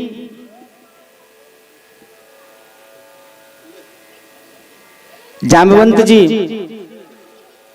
शेर का वध किए और उस मणि को लेकर के गुफा में चले गए। जामवती को मणि प्रदान किए। उस दिव्य मणि को पा करके जामवती बड़ी प्रसन्न हुई और एक जगह उसको रख करके उसी के प्रकाश में वो सारा काम करने लगते थे। अब बड़ी प्रसन्न है। अब इधर बाकी बिहारी भगवान के ऊपर में लांछन लग गया कि इस मणि के विषय में किसी को जानकारी नहीं थी और वही जानता था। और इस प्रकार मेरे भाई की का वध करके वो मणि को हरण कर लिया। मणि की चोरी का भगवान के ऊपर में झूठा आरोप लग गया। भगवान तक वो बात पहुंची। भगवान बड़े विचलित हुए और उन्होंने अपने मुख्य गणों को साथ लेकर के, सेवकों को साथ लेकर के जिस ओर प्रसेन गया था वन में शिकार खेलने के लिए, उस ओर वो प्रस्थान किए। कुछ दूर जाने पर उनको स्थिति पता चल गई। प्रसेन का देह मिला और वहीं पर मरा हुआ शेर को प्राप्त किए। उनको भिजवाए और जहां जिस ओर जामवंत जी महाराज गए थे, उनके पांव के पदचाप चिन्ह देखते हुए उस गुफा तक पहुंचे भगवान। और वहां पहुंच करके उन्होंने द्वार पर ही अपने अनुचरों को, सेवकों को बताया कि आप यहीं रुकना। 15 दिन तक में अगर मैं ना आऊं तो समझ लेना मेरी मृत्यु हो गई है। और जा करके नगर में द्वारिकापुरी में सबको आप सूचित कर देना। ऐसा कहा कि भगवान गुफा में प्रवेश किए। जैसे ही भगवान गुफा में प्रवेश किए तो वहां जो श्यामंतक मणि का प्रकाश था पूरा गुफा में फैला हुआ था, और उसी गुफा में जामवंत जी महाराज जामवती अपनी पुत्री के साथ में निवास कर रहे हैं। भगवान का उद्देश्य था उस श्यामंतक मणि तक पहुंचने का। जैसे ही वहां पहुंचे, मणि को भगवान ने हाथ में जैसे ही रख करके स्पर्श किए तो उसका प्रकाश जो फैल रहा था वो बंद हो गया, अंधेरा हो गया, और पीछे से आ रही जाम्बवती जोर से चिल्लाने लगी। और जैसे ही जाम्बवती चिल्लाई, जामवंत जी महाराज दौड़ते हुए वहां आए और भगवान कृष्ण के साथ दोनों का भयंकर युद्ध प्रारंभ हो गया। अब मुट्ठिका में बंधा हुआ वह श्यामंतक मणि ये निकलेगा तब प्रकाश पुंज फैलेगा और तब पता चलेगा सामने वाला कौन है। दोनों के बीच में भयंकर युद्ध प्रारंभ हो गया। लड़ते लड़ते लड़ते लड़ते 15 दिन व्यतीत हो गए। भगवान के साथ में नगर के लोग जो आए हुए थे, जो दरवाजे पर हैं, वो विचार किए कि अब भगवान ने बता करके कहा है कि 15 दिन तक यदि मैं ना आऊं तो समझ लेना मैं मेरे प्राण संकट है या मेरी मृत्यु हो गई है, तो तुम जा करके नगर में बता देना। ये लोग भागते हुए घर गए और जा करके द्वारिकापुरी में उन्होंने सब लोगों को बताया। सब एकत्रित होकर के भगवती परम्बा मां चंडी का इन्होंने सप्तशती का इन्होंने यज्ञ प्रारंभ किया।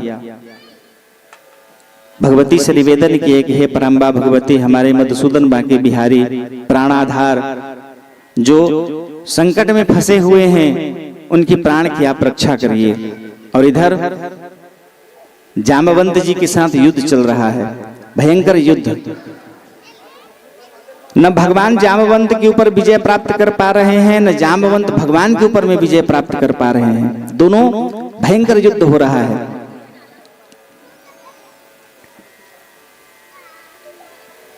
सत्रह दिन पूर्ण हो गया, 18वें दिन इनको लड़ते हो गया। और जैसे ही भगवान के ऊपर में व्यथित होकर के व्याकुल होकर के जामवंत जी ने पूरी ताकत लगा करके मुष्टिका का प्रहार किया, तब भगवान दोनों हाथ उनके पकड़ लिए और पकड़ करके भगवान ने फिर उनको ध्यान कराया। और जैसे ही जामवंत को ध्यान हुआ, उनको परमात्मा भगवान दशरथ नंदन भगवान राम की स्मृति हुई। और जैसे ही भगवान की स्मृति हुई, भगवान के चरणों में दंडवत प्रणाम कर निवेदन करने लग गए, प्रभु ये क्या लीला है, हे जगतपते ये क्या लीला है, क्यों इस प्रकार आप मेरे साथ युद्ध किए। भगवान अति प्रसन्न होकर के उनको हृदय से लगाए और हृदय से लगा करके भगवान ने उनको बताया, अहम भक्ता पराधीनः, मैं भक्तों के अधीन रहता हूँ। भक्तों के हृदय में जिस प्रकार की जो कामनाएं रहती हैं, जो भाव रहता है, जो प्रेम रहता है, जो भक्ति रहती है, उसी के प्रतिसाद मैं उन भक्तों को उसी के अनुसार उनको मैं फल प्रदान कराता हूँ। जिस समय राम रावण युद्ध हो रहा था, राम के रूप में मैं अवतरित था, तो जिस समय राम रावण का युद्ध चल रहा था, उस समय सभी आपस में अपने प्रतिद्वंदी के साथ में युद्ध कर रहे हैं, लड़ रहे हैं। एक बलि दूसरे बलि से, एक महाबली दूसरे महाबली से युद्ध कर रहा है। वहां केवल तुम थे जाम्बवंत जी, केवल तुम अकेले थे जिसके साथ कोई युद्ध नहीं कर रहा है। क्यों? क्योंकि उस समय तुम्हारे समान बलशाली बलवान या तो हनुमान जी थे या मैं था। उस समय तुम्हारे मन में एक भाव जागृत हुआ कि प्रभु सब आपस में अपने बल का प्रदर्शन कर रहे हैं, सब बलि अपने बल का प्रदर्शन करते हुए अपने समकक्षी के साथ में, अपने प्रतिद्वंदी के साथ में युद्ध कर रहे हैं, लड़ रहे हैं। आपने मुझे भी बड़ा बल पौरुष दिया है। अद्भुत रामायण में इसका वर्णन है। जामवंत जी हनुमान जी को कहे कि हनुमान जी क्या बताऊं, मेरे अंदर में क्षमता है, मैं जाके पार कर सकता हूं। एक ही छलांग में मैं भारत से लंका पहुंच सकता हूं। लेकिन विडंबना यह है कि मैं यदि अपनी पूरी ताकत लगा करके समुद्र को पार करूंगा और मैं यदि कूद गया तो कूदने पर मेरे भार के कारण लंका पलट जाएगा। उस समय जामवंत जी इतने बलशाली थे कि यदि वो क्रोध में आकर के दौड़ के कहीं कूदते तो एक पांव भारत में दूसरा लंका में, तो जैसे वहां पर कूदते वो तो पूरी लंका पलट जाती। तो इसलिए मैं नहीं जा पा रहा हूं, नहीं तो वहां लंका जाने में मुझे कोई असुविधा नहीं है। मैं कूद गया तो वो पलट जाएगा और लंका पलट गया तो भगवती का क्या होगा। इसलिए उन्होंने प्रेरित करके हनुमान जी को भेजा। इतने बलशाली थे जामवंत जी महाराज। तो युद्ध भूमि में वो भगवान से विनय करने लग गए कि प्रभु सब आपस में युद्ध कर रहे हैं, आपस में लड़ रहे हैं, एक बलि दूसरे बलि से, एक महाबली दूसरे महाबली से, मैं किसके साथ युद्ध करूं। इतना बल पौरुषता आपने मुझ में प्रदान की है, तो मेरे बराबर कोई लड़ने वाला कोई भेज दीजिए। भगवान उनकी मानसिक प्रार्थना को सुन करके भगवान ने कहा कि इस जन्म में, अभी वर्तमान में तुम्हारे साथ लड़ने वाला मुझे छोड़ करके कोई नहीं है, या हनुमान जी हैं, और हनुमान जी तुम्हारे साथ लड़ेंगे नहीं, मैं भी तुम्हारे साथ लड़ूंगा नहीं। तो तुमने कहा है कि तुम्हारे समान बलशाली, तो द्वापर तक तुम मेरी प्रतीक्षा करना, उसी समय मैं तुम्हारे शरीर की जो भाव है, जो तुम्हारा प्रेम है युद्ध करने का, उसको मैं पूर्ण करूंगा। आज उसी बात को, भाव को भगवान बता रहे हैं कि तुम्हारे हृदय में जो भाव उत्पन्न हुआ उसी के लिए मैं तुमको द्वापर तक का प्रतीक्षा कराया हूं, और आज मेरा अवतरण तुम्हारे उस भाव को लेकर के उसको शांत करने के लिए है। भगवान इस प्रकार भयंकर युद्ध करा करके 18 दिन में उनके शरीर में भयंकर थकान हो गई, पूरा अंग प्रत्यंग उनका दर्द में, कष्ट में प्राप्त हुआ। भगवान उसको सहलाते हुए सारे कष्टों को प्रभु ने हरण कर लिया। और भगवान जामवंत जी महाराज प्रणाम करके प्रभु से कहे कि भगवान, मैं अपनी पुत्री जामवती को रोज आपकी कथा सुनाता था, और उस कथा सुनने में इसके हृदय में आपके प्रति विशेष प्रेम हो गया है। तो प्रभु आप इसको स्वीकार करिए, और इस सामंतक मणि को मैं पा गया हूं, प्राप्त कर लिया हूं शेर का वध करके, तो भले ये किसी का हो लेकिन अब तो ये मेरा हो गया है, तो दहेज के रूप में मैं इसको आपको प्रदान करता हूं। इस प्रकार जामवती का, रुक्मिणी के बाद जामवती के साथ भगवान का दूसरा विवाह संपन्न हुआ, और श्यामंतक मणि को पा करके भगवान अति प्रसन्न होकर के वहां से वापस आए। द्वारिकापुरी में भगवान का विशेष स्वागत किया गया। वैदिक रीति से भगवान ने उनकी पानी ग्रहण हुआ, और उस मणि को लेकर के भगवान, श्यामंतक मणि को लेकर के भगवान राजा के पास पहुंचे और उनको वो प्रदान किए। उस मणि को पा करके सत्रजीत लज्जित हो गए कि मैं आपके ऊपर में झूठा आरोप लगा दिया था प्रभु। फिर उन्होंने निवेदन किया कि मेरी पुत्री भी मानसिक आपको वरण कर चुकी है, तो आप इस श्यामंतक मणि को आप रखिए और मेरी पुत्री को भी आप स्वीकार करिए। तीसरा विवाह सत्यभामा जी के साथ संपन्न हुआ। भगवान मना किए कि मुझे आपका ये मणि मुझे नहीं चाहिए, जिसके कारण मेरे जीवन में झूठा आरोप लगा, तो मुझे ये मणि नहीं चाहिए। हाँ, यदि आप चाहो तो इस मणि के बदले में 8 भार सोना जो नित्य मिलता है, इसको 1 महीने तक आप एकत्रित करके रखिए, और उसके बाद आप मुझे उसको महीने में 1 बार प्रदान करिएगा। और इस प्रकार तीसरा विवाह भगवान का सत्यभामा जी के साथ संपन्न हुआ। प्रेम से बोलो भक्तवत्सल भगवान की जय। 5 और विवाह भगवान का हुआ। उज्जैन के राजा विंद और अनुविंद, उनकी बहन मित्र विंदा के साथ में,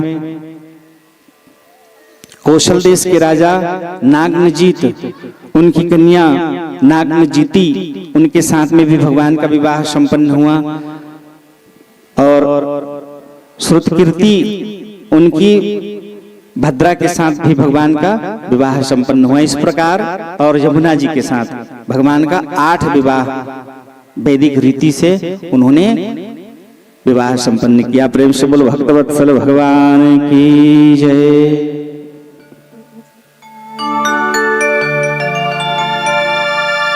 बोलिए श्री मद्भागवत महापुराण की जय। एक बार बोलिए राधे।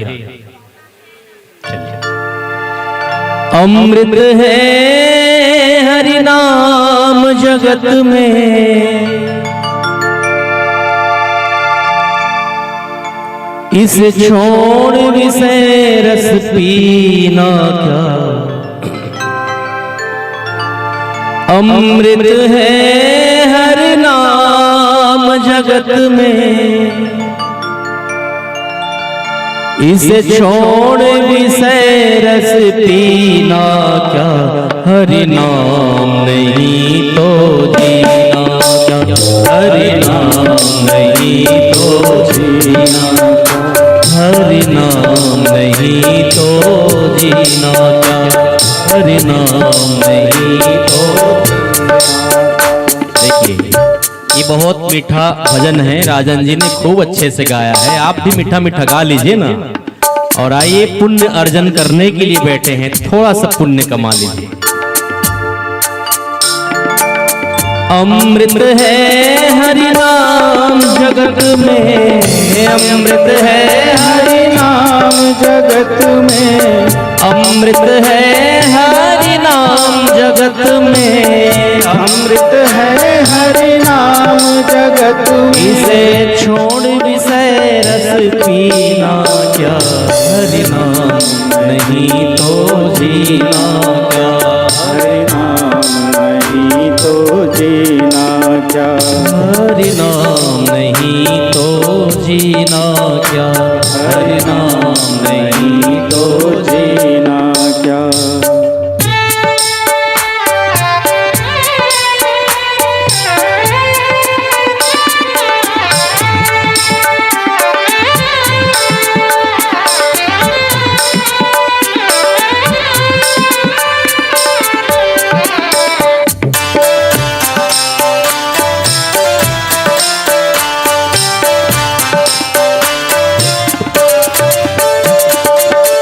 काल सदा अपने रस डोले, ना जाने कब सर चढ़ बोले, ना जाने कब सर चढ़ बोले। काल सदा अपने रस डोले, ना जाने कब सर चढ़ बोले, ना जाने कब सर चढ़ बोले। हरि का नाम जपो निस्वासर, हरि का नाम जपो निस्वासर, हरि का नाम जपो निस्वासर, हरि का नाम जपो निस्वासर। ओ अगले पर समय समीना ना, हरि नाम नहीं तो जीना क्या, हरि नाम नहीं तो जीना क्या, हरि नाम नहीं तो जीना क्या, हरि नाम नहीं तो जीना क्या।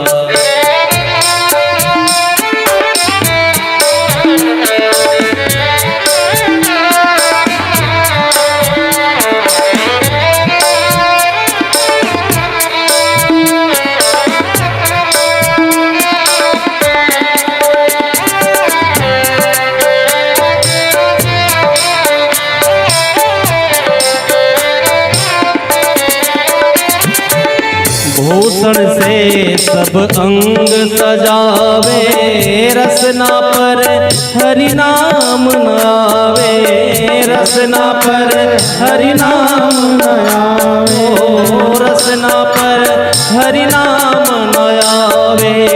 भूषण पे सब अंग सजावे, रसना पर हरि नाम न आवे, रसना पर हरि नाम न आवे। देह पड़ी रह जाए यहीं पर, देह पड़ी रह जाए यहीं पर, ओ देह पड़ी रह जाए यहीं पर, देह पड़ी रह जाए यहीं पर। कुंडल और नगीना का, हरि नाम नहीं तो जीना क्या, हरि नाम नहीं तो जीना क्या। अंतिम तीरथ है हरि नाम तुम्हारा, फिर क्यों फिरता मारा मारा, फिर तो फिरता मारा हो, फिर फिरता मारा मारा, तीरथ है हरि नाम हमारा, फिर तो फिरता मारा मारा, फिर क्यों फिरता मारा मारा। अंत समय हरि नाम नावे, अंत समय हरि नाम नावे, अंत समय हरि नाम नावे, अंत समय हरि नाम नावे। आप तीरथ जा नहीं सकते कोई बात नहीं, आप तीरथ जा नहीं सकते कोई बात नहीं, हरि नाम संकीर्तन को ही तीरथ बना लीजिए। अभी आदत जब पड़ी रहेगी तो अंत समय में उस गुरु का नाम आएगा निश्चित, लेकिन आदत नहीं बनी है तो केवल हाय हेलो का एक बात निकल जाए। हाँ तो एक बार बोलिए ना राधे राधे। चलिए एक आदत तो सुधार के रखिए, हाय हेलो छोड़िए, राधे राधे बोल लीजिए ना, एक बार बोले राधे राधे। तो रसना पर जितना गुरु का नाम आए, रसना पर जितना भगवान का नाम आए, तीरथ का पुण्य आपको मिलता है। तो एक लाइन आप सब गाए, तीरथ है हरि नाम तुम्हारा, तीरथ है हरि नाम तुम्हारा, फिर क्यों फिरता मारा मारा, फिर क्यों फिरता मारा मारा। अंत समय हरि नाम नावे, अंत समय हरि नाम नावे। फिर काशी और मदीना क्या, हरि नाम नहीं तो जीना क्या, हरि नाम नहीं तो जीना क्या। अमृत है हरि नाम जगत में, अमृत है हरि नाम जगत में, अमृत है हरि नाम जगत में, अमृत है हरि नाम जगत में। इसे छोड़ विषय रस पीना क्या, हरि नाम नहीं तो जीना क्या, हरि नाम नहीं तो जीना क्या, हरि नाम। आप सब भी हरि नाम ले ले। अंतिम लाइन आप एक साथ बैठ लीजिए। हाँ एक साथ बैठते हैं जब भगवान के सम्मुख में, पूरे पाप का समन, दोनों हाथ बिल्कुल उठा लीजिए एक बार, पूरे पूरे सीधे हाथ, और मीठी मीठी ताली सेवा करते गए। हरि नाम नहीं तो जीना क्या, हरि नाम जय जय, तो जीना क्या, हरि नाम नहीं तो जीना क्या, हरि नाम नहीं तो जीना। गा लीजिए, अमृत है हरि नाम जगत में, अमृत है हरि नाम जगत में, अमृत है आधार जगत में, अमृत है आधार जगत में। इसे छोड़ विषय रस पीना क्या, हरि नाम नहीं तो जीना क्या, हरि नाम। इसीलिए गा लीजिए, ओ जय राधे राधे, जय राधे राधे, जय राधे राधे, जय राधे राधे, जय राधे राधे। राधा राधा राधा राधा राधा, गाइए ओ राधा राधा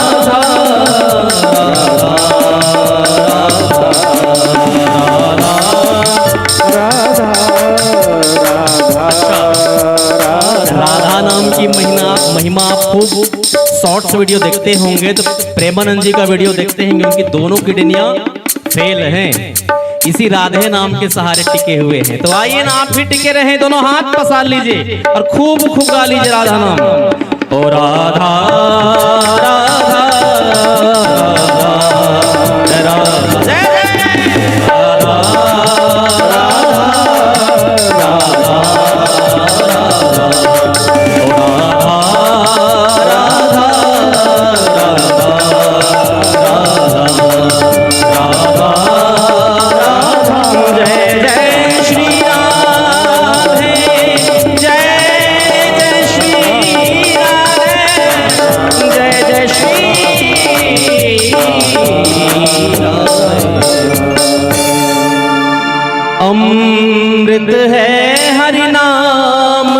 मशक में इस छोड़ विषय रस पीना क्या, हरि नाम नहीं तो जीना क्या, हरि नाम नहीं तो जीना। जय जय श्री राधे, जय जय श्री राधे, जय जय श्री राधे।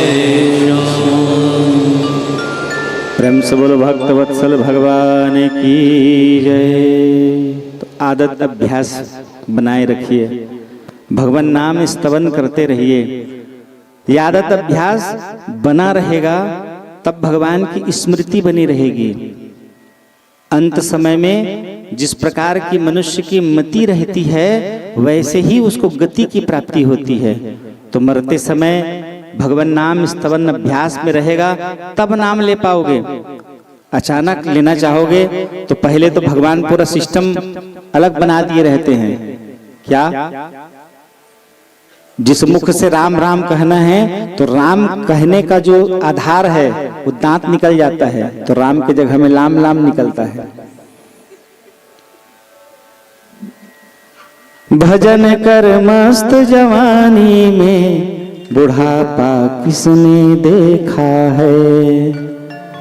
तो जवानी में भजे रहोगे तो बुढ़ापे में आदत बनी रहेगी, और नहीं तो अचानक जपोगे ना तो राम राम की जगह में लाम लाम निकलेगा। और मुक्ति राम कहने से है। राम कहने का मजा जिसकी जुबान पे आ गया।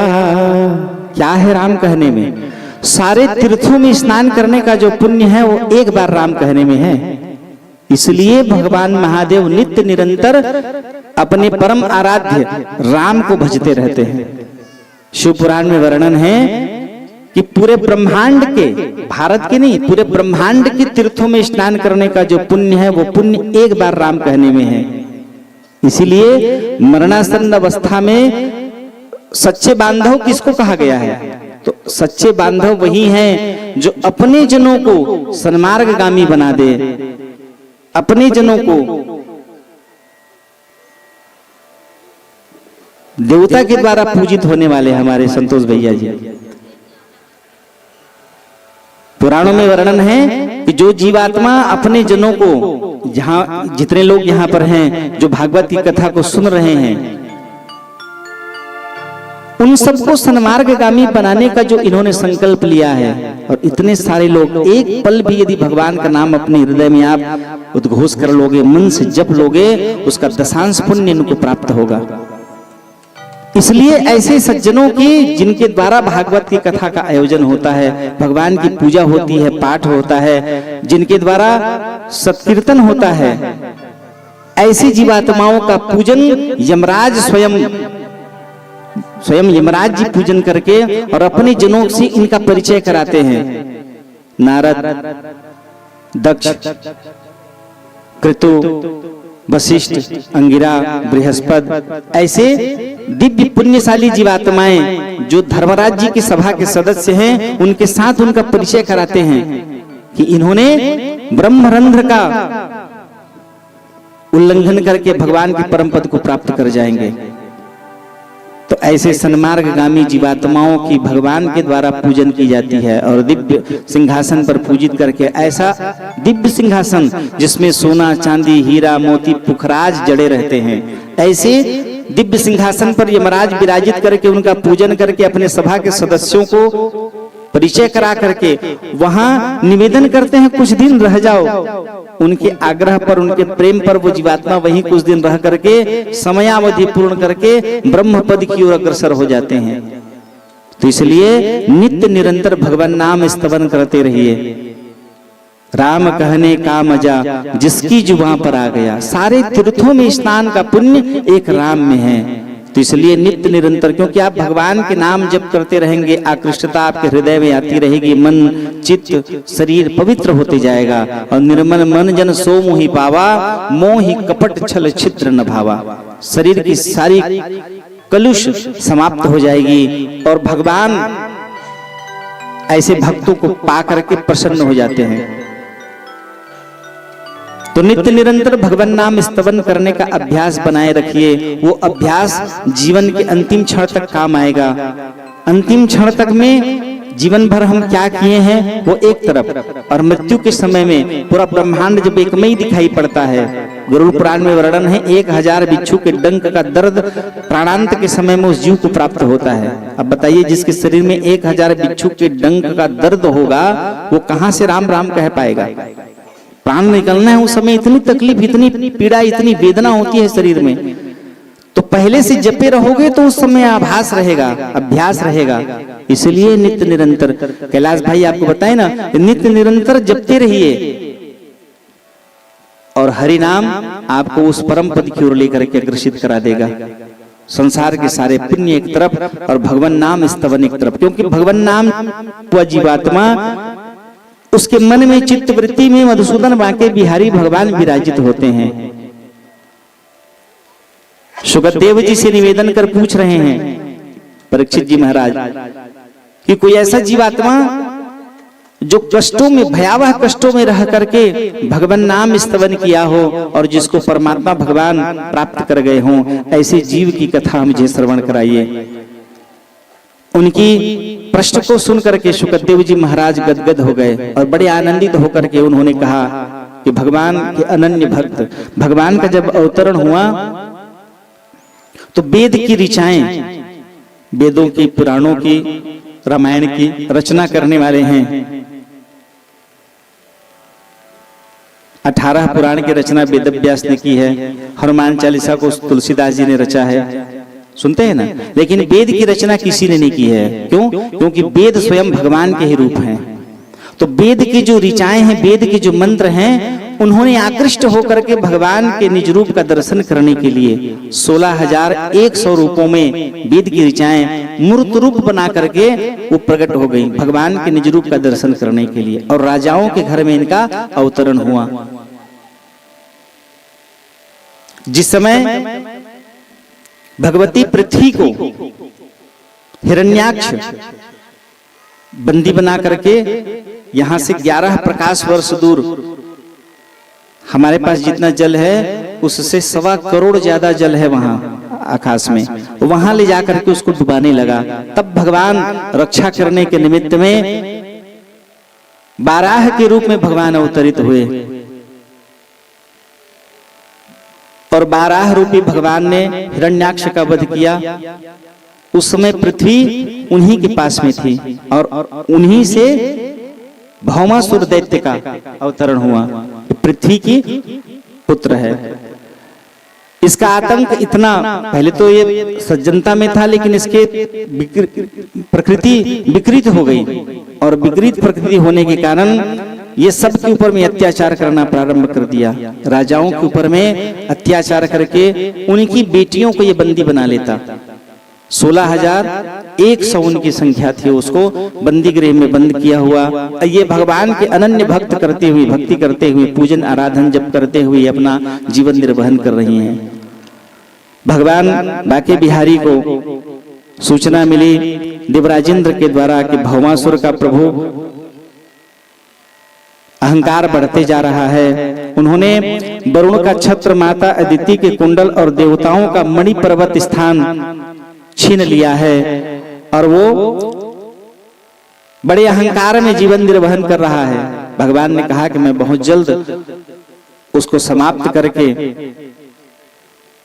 इनकी वस्तुओं को, जो उन्होंने देवताओं के मणि पर्वत को जो उन्होंने छीन लिया है, मैं जल्दी शीघ्रता से शीघ्र उनको वापस करूंगा। और एक दिन भगवान सत्यभामा जी को साथ में लेकर के भगवान का प्राग ज्योतिषपुर में प्रवेश हुआ। भगवान वो ऐसा बलशाली और इतना बलशाली दैत्य था कि चारों तरफ पहाड़, उसके बाद जल से चारों तरफ गड्ढे खुदवा करके, ताकि कोई मेरे तक न पहुंच पाए, मेरे शत्रु मुझ तक न पहुंच पाए।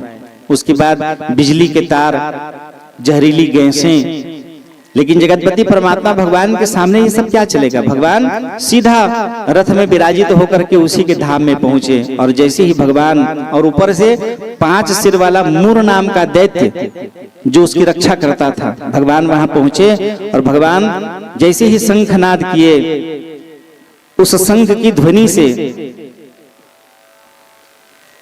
मूर दैत्य का हृदय विदीर्ण हुआ और अत्यंत क्रोधित होकर के भगवान की ओर आक्रमण किया। भगवान एक ही पल में मूर दैत्य को चक्र सुदर्शन से कई खंडों में विभक्त कर दिए। उसके बाद उनके 5 पुत्र भगवान को मारने के लिए दौड़े। भगवान ने खेलते खेलते उनका वध कर दिया। अब जैसे ही दैत्य को भौमासुर को पता चला, बड़ा क्रोधातुर होकर के भगवान की ओर उन्होंने नाना प्रकार के अस्त्र शस्त्रों का प्रयोग किया और एक ही पल में भगवान चक्र सुदर्शन से खंडित कर दिए। भगवती पृथ्वी मधुसूदन बांके बिहारी के श्री चरणों में निवेदन करते हुए वहां पहुंची। माल्यार्पित कर प्रणाम करके निवेदन की कि प्रभु, भले ही मेरा पुत्र दुष्ट था, आतताई राक्षसत्व गुण इसके अंदर में था, परंतु इसका यह पुत्र भगदत्त ये आपका अनन्य भक्त है, इस पर कृपा करिए, इसकी प्राण की रक्षा करिए। भगवान ने उनको आश्वस्त किया और सिंहासन पर भगवान विराजित करा करके भगदत्त को उन्होंने राज सिंहासन सौंप दिया। तत्पश्चात बंदी गृह में बंद 16,100 राजकन्याओं को भगवान ने मुक्त किया। मुक्त करके राजकन्याएं भगवान को प्रणाम करके निवेदन की कि प्रभु, हे जगदाधार जगदीश्वर परमात्मा ने भगवान, आप पूरे ब्रह्मांड के अधिपति हैं, आप सामर्थ्यवान हैं। हम बंदी गृह से निकली हुई कन्याएं, राजकन्याएं हैं। यहां से जाने के बाद हमारे माता पिता भी हमको स्वीकार नहीं करेंगे, और यदि माता पिता स्वीकार नहीं करेंगे, क्योंकि बंदी गृह से हम आए हैं, हमारे चरित्र पर लाख हम प्रयास करें, लाख हम कोशिश करें, लेकिन हमारी बात को कोई विश्वास नहीं करेगा और समाज से हम उपेक्षित हो जाएंगे, अपमानित हो जाएंगे, और इस प्रकार हमारी चित्त वृत्ति भी परिवर्तित हो जाएगी, बदल जाएगी। तो प्रभु हम पर कृपा करें, हमको कुछ नहीं चाहिए, हम आपका वरण करना चाहते हैं, जैसे आप चाहें हम आपके साथ जीवन निर्वहन कर लेंगे। आपके नाम के सहारे हम अपनी जीवन, एक चुटकी सिंदूर लेकर के आपके नाम के सहारे रह करके हम अपना जीवन निर्वहन करना चाहते हैं, आप हमें वरण कर लीजिए। भगवान उनके इस भाव को भगवान ने भी विचार किया कि 16,100 ये राजकन्याएं हैं, इनका कोई दोष नहीं है, लेकिन बंदी गृह से निकली हुई इन कन्याओं के प्रति लोगों का दुर्भाव रहेगा, लोग इनको गलत दृष्टि से विचार करेंगे, देखेंगे। कुछ तो समाज के दुर्व्यवहार के कारण आत्महत्या कर लेंगी और कुछ गलत मार्ग में अपना जीवन निर्वहन करने लगेंगे। इसलिए भगवान ने विचार करके कि मेरे वेदों के ही ये मंत्र हैं और इन्होंने मूर्त रूप धारण कर लिया है, तो इनको मुझे वर्ण कर लेना चाहिए। इस प्रकार भगवान ने उनके आग्रह पर 16,100 उन राज्य कन्याओं के साथ भगवान ने विवाह किया। एक ही वेदी में, एक ही लग्न में भगवान ने एक साथ 16,100 रूप धारण करके, इस प्रकार भगवान का 16,108 विवाह संपन्न हुआ। प्रेम से बोलो रास रासेश्वर भगवान की जय, भक्तवत्सल भगवान की जय। और विश्वकर्मा जी को आदेश करके भगवान सबके लिए एक समान, अलग अलग जो काम्य वस्तुएं एक भगवती के पास में है, रुक्मिणी के पास में, वही अंतिम के पास में भी वही काम्य वस्तुएं हैं, और सबके साथ भगवान आनंद पूर्वक विहार कर रहे हैं, विचरण कर रहे हैं। बड़े आनंदित होकर के भगवान सबको वही सुख वात्सल्यता प्रदान करते हुए भगवान जीवन निर्वहन कर रहे हैं। और इस प्रकार एक एक पत्नियों से भगवान को 10-10 संतान की प्राप्ति हुई। 16,108 भगवान की पत्नियां हैं, उनसे एक एक से 10-10 संतान की प्राप्ति हुई। और उन सब के साथ भगवान बड़े आनंदित जीवन निर्वहन कर रहे हैं। किसी को कोई प्रकार की कमी नहीं है। भगवान सबकी अभिष्ट इच्छाओं की पूर्ति करते हुए बड़े आनंदित होकर के जीवन निर्वहन कर रहे हैं। एक दिन भगवती रुक्मिणी के हृदय में अपने राजसभा से राजकाज पूर्ण करके मध्याह्न कालिक समय में भगवान भोजन करने के लिए आए। भगवती रुक्मिणी के हृदय में थोड़ा सा अहंकार का भाव जागृत हो गया। भोजन कराते समय पांव प्रक्षालन करके भोजन के लिए उनको बिठाई और पंखा झलते हुए भगवती रुक्मिणी मन ही मन विचार कर रही हैं कि भगवान की ऐसी कृपा मेरे जीवन में कि 16,108 में भगवान मुझसे अधिक प्रेम करते हैं। और भगवान की कृपा देखिए, मेरे साथ भगवान मेरे ही पास आकर के भोजन ग्रहण करते हैं। उनको ऐसे लगा कि 16,108 में, जबकि भगवान 16,108 रूप बना करके सबके साथ में भगवान रहे हैं। भगवान कौन है? स्वयं मायापति हैं भगवान। जब जहां जैसे चाहे भगवान अपना रूप बना सकते हैं। तो इनके मन में लगा कि भगवान मेरे यहाँ ज्यादा रहते हैं, मेरे पास ज्यादा रहते हैं। और जैसे ही इनके हृदय में वो भाव जागृत हुआ, भगवान समझ गए और भोजन करते हुए भगवान ने प्रशंसा करते हुए कि तुम्हारे भोजन बहुत स्वादिष्ट बनता है, तुम्हारा भोजन। रुक्मिणी ने कहा कि प्रभु मैं बड़े मन से, वैसे शास्त्रों में वर्णन है स्त्रियों को भोजन, जैसे एक भक्त अपने भगवान के लिए भोजन बनाता है, ठीक उसी तरह है एक स्त्रियों को अपने ठाकुर जी के निमित्त में, भगवान के निमित्त में, उनके पति भगवान है उनके लिए, तो उनके निमित्त में मैं भोजन बना रही हूँ, ऐसा भाव लेकर के भोजन बनाना चाहिए। वह भोजन दिव्य, उसी को भोजन प्रसादी कहा जाता है। चित्तवृत्ति बदल के बिगाड़ के नहीं, बड़ी आनंदित होकर के केवल एक आत्म भाव से भोजन बनाना चाहिए। रुक्मिणी ने कहा कि प्रभु मैं बड़े प्रसन्नता पूर्वक आपको भोग लगाने के निमित्त में एकात्मिक होकर के मैं और कोई काम इधर उधर का नहीं करती, मैं केवल एक भाव लेकर के आपका भोजन बनाती हूँ। भगवान कहे तभी बहुत स्वादिष्ट भोजन बना है। और भोजन कर लेने के बाद पान ग्रहण करके भगवान सिंहासन में बैठ करके झूले में पालने में झूलते हुए भगवान, इसके अंदर में जो भरा हुआ कुभाव है उसको नष्ट करना है। निर्मल मन जन सो मोहि पावा, तो इसके अंदर में निर्माल्यता नहीं है। निर्माल्यता किसे कहते हैं? जगन्नाथ जी भगवान को जो 12वां नीचे का हंडी जो नहीं पका रहता उसी को निर्माल्य कहता है, कहते हैं। जगन्नाथ जी को जो भोग लगता है वो निर्माल्य तुलसी दल के बराबर है। उस क्षेत्र में जगन्नाथपुरी के क्षेत्र में किसी की मृत्यु होती है तो वहां तुलसी दल नहीं खोजते, वही निर्माल्य को खोजते हैं और उसके मुख में निर्माल्य डाला जाता है। निर्माल्य जीवन में जिसकी निर्माल्यता आ जाए परमात्मा उसको प्राप्त कर लेते हैं। और उसी भाव को लेकर के भगवान, जैसे ही रुक्मिणी के हृदय में यह भाव जागृत हुआ कि भगवान मेरे पास ज्यादा रहते हैं, मुझे अधिक स्नेह करते हैं, भगवान पान खा करके पालने में झूलते हुए भगवान ने कहा कि रुक्मिणी बहुत दिन से मेरे मन में एक भाव चल रहा है लेकिन मैं आज तक तुमको कहा नहीं, आज मुझे लगता है उस भाव के विषय में बता दूं, कह दूं। भगवान जैसे ही कहे, पहले तो रुक्मिणी जी विचलित हो गई कि आपके अंदर में बहुत दिनों से भाव बना हुआ है, प्रभु जल्दी बताइए। भगवान ने कहा कि मैं विचार कर रहा था बहुत दिनों से, जिस समय तुमने पंडित जी को पत्र लेकर दे करके मेरे पास भेजा, उन दिनों बड़ी दीनता से हमारी जीवन, देखो मैं कहा बंदी गृह में मेरा जन्म हुआ, गोकुल में लालन पालन हुआ, वहां से मैं वृंदावन आ गया। कई तरह के लोग, कोई माखन चोर, कोई चित चोर, कई तरह के मेरे ऊपर लोगों ने आरोप लगाया।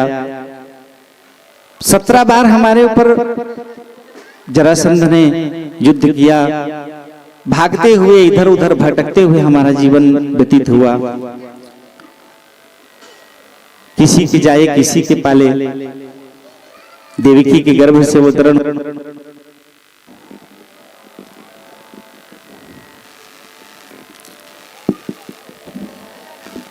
माँ यशोदा के द्वारा पालन किया गया। उन दिनों बड़ी दीनता से हम अपना जीवन निर्वहन कर रहे थे।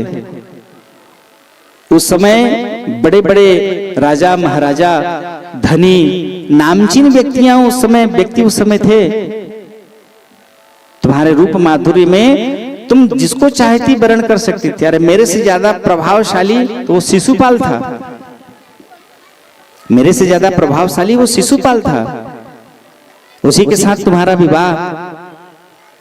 मनोदत्तम वाक्दत्तम दत्तम पाणी कुशोदक, मन के द्वारा वचन के द्वारा संकल्प हो चुका था। दत्तम पाणी कुशोदक, तीसरा अग्नि संस्कार फेरे करके और होना चाहिए था। उस समय तुम पंडित जी को पत्र लिख करके भेज दी, और मैं भी तुम्हारे उन पत्रों में लिखे हुए भाव से मैं भावाभूत हो करके मैं तुम्हारा हरण करने के लिए आ गया। तो मैं उस बात को बहुत दिन से मैं बोलना चाह रहा था, लेकिन मैं बोल नहीं पा रहा था। आज मेरे मन में हुआ है, इसलिए मैं बोल रहा हूं। मेरे से ज्यादा शक्तिशाली, मेरे से ज्यादा सुंदर मैं तो काला कुलूठा हूं। भगवान कृष्ण कह रहे हैं रुक्मिणी को, मेरे से ज्यादा सुंदर, मेरे से ज्यादा प्रभावशाली, धन संपन्नता मान प्रतिष्ठा में मेरे से ज्यादा श्रेष्ठ लोग थे उस समय। तो तुमने मेरा क्यों वर्ण किया, क्यों मुझे पत्र लेकर के बुलवाई? तुम चाहती तो तुम इतने दिव्य हो, इतनी सुंदर हो, तुम जिसको चाहती, जिस राजा के प्रति तुम्हारी आकृष्टता रहती, वो तुमको अगर तुम पत्र भेज देती तो तुमको प्राप्त करने के लिए लालायित रहता। क्यों तुम्हारे मन में ऐसा भाव हुआ मेरे जैसे अकिंचन के लिए? जैसे ही अकिंचन शब्द का उन्होंने प्रयोग किया, भगवती वही मूर्छा खा के गिर गई। क्योंकि भगवती रुक्मिणी भगवान कृष्ण को बहुत प्रेम करते थे, और भगवान कृष्ण भी करते हैं। और जैसे ही उनका मूर्छा खा के गिरना हुआ, भगवान उनको संभाले और पारले में ले जा करके भगवान उसको जल सिंचन करके जागृत कराए। जैसे ही उनकी जागृति हुई, व्याकुल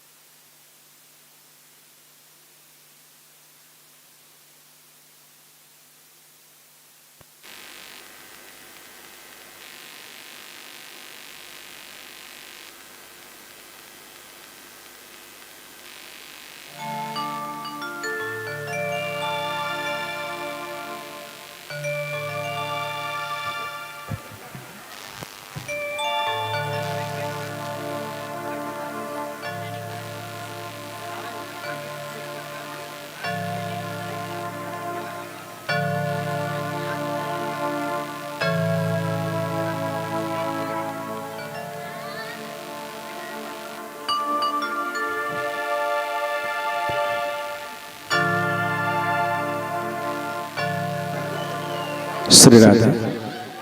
प्रेम से बोलो भक्त वत्सल भगवान की जय। भगवती व्याकुल होकर के रोने लग गई, आंखों से अविरल अश्रु की धाराएं बह रही हैं, बोल नहीं पा रही हैं, अत्यंत व्याकुल हैं। भगवान उसको उठाए, चरणों में गिरी हुई रंबा भगवती रुक्मिणी को, और भगवान ने उनको हृदय से लगाया। हृदय से लगा करके भगवान कहे कि मैं तो तुम्हारे साथ विनोद कर रहा था, और मेरी विनोद को तुम सही मान गए।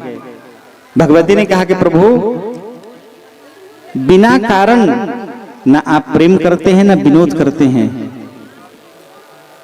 मैं समझ गई, जैसे ही मेरे हृदय में यह कुभाव जागृत हुआ कि भगवान परमात्मा जगदीश्वर मुझे अधिक स्नेह करते हैं, उसी क्षण उसी समय आपके हृदय में यह भाव जागृत हुआ। अगर इसके पहले आया रहता ना तो आप पहले कह देते, क्योंकि मैं इतने दिन हो गए आपके साथ, मैं आपकी सहचर्या हूं, तो मैं जान रही हूं आपकी पूरी गतिविधियों को। ये भाव यदि पहले आपके हृदय में आया रहता ना तो पहले ही आप कह देते। आज इसलिए आया क्योंकि मेरे मन में वो विकार पैदा हुआ। भगवान कोटि कोटि प्रणाम। कान पकड़ के उन्होंने क्षमा याचन की कि प्रभु, आज के बाद इस प्रकार का दुर्भाव मैं कभी अपने हृदय में नहीं लाऊंगी। जितना मेरा आपके ऊपर में अधिकार है, उतने ही 16,107 का भी अधिकार है। मैं इस प्रकार कभी अपने अंदर में अहंकार का भाव नहीं लाऊंगी। और भगवान के चरणों में प्रणाम कर उन्होंने निवेदन किया। भगवान उनको हृदय से आलिंगित कर लिए और भगवान हृदय से आलिंगित करके भगवान ने उनको सबसे अधिक, यूं तो भगवान सबसे प्रेम करते थे, लेकिन रुक्मिणी को भगवान सबसे अधिक प्रेम करते थे। प्रेम से बोलो भक्तवत्सल भगवान की जय। भगवान के प्रपौत्र अनिरुद्ध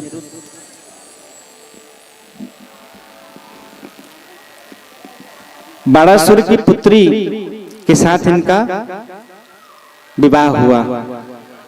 तो उस विवाह के पूर्व जो आकृष्टता इनके अंदर में हुई, एक दिन उषा बाणासुर की बेटी, स्वप्न में उन्होंने मोर पंखधारी अत्यंत दिव्य सौम्य स्वरूप वाले अनिरुद्ध का उन्होंने दर्शन किया। और जैसे अनिरुद्ध का उन्होंने दर्शन किया, वो पलंग से गिर गई। उसी समय मंत्री की बेटी, उसका नाम है चित्रलेखा, जथा नाम तथा गुण। चित्रलेखा जो चित्र बनाने में बड़ी निपुण है, जिसका भी आप बता दो, आप बताते जाओ उसी तरह से वो चित्र बना देती। तो चित्रलेखा उनको उन्होंने बताया कि मैं स्वप्न में एक पुरुष का मैंने दर्शन किया है, बड़ा ही दिव्य सुंदर मनोहारी उनका रूप है, श्यामला मोरपंख धारण किए हुए। तो जैसे जैसे उषा बताती गई, चित्रलेखा ने उसका चित्र बनाया और उस चित्र में बांके बिहारी भगवान का चित्र बना। उषा ने कहा कि दिखता ऐसे ही है लेकिन ये नहीं है। फिर उसने चित्र बनाया प्रद्युम्न का, तो कहे ये भी नहीं है लेकिन दिखता इसी समान है। फिर उन्होंने चित्र बनाया अनिरुद्ध का, और उस अनिरुद्ध के चित्र को पा करके वो बड़ी लज्जित हो गई। वो कहा कि इसी पुरुष को मैं अपना हृदय दे बैठी हूं। तब उन्होंने बताया ये बांके बिहारी भगवान के पौत्र हैं, तुम चाहो तो मैं इनको तुम तक पहुंचा सकती हूं। ये माया जानने वाली थी चित्रलेखा, माया के प्रभाव से वहां पहुंची, उनको अदृश्य रात के समय में मूर्छा करा करके उनके कक्ष में ले आई। और इस प्रकार महीनों तक उषा के ही कमरे में मूर्छित अवस्था में उनको ध्यान उतना नहीं रहा और उनके कमरे में ही वो बंदी बने पड़े रहे। धीरे धीरे समय व्यतीत हुआ।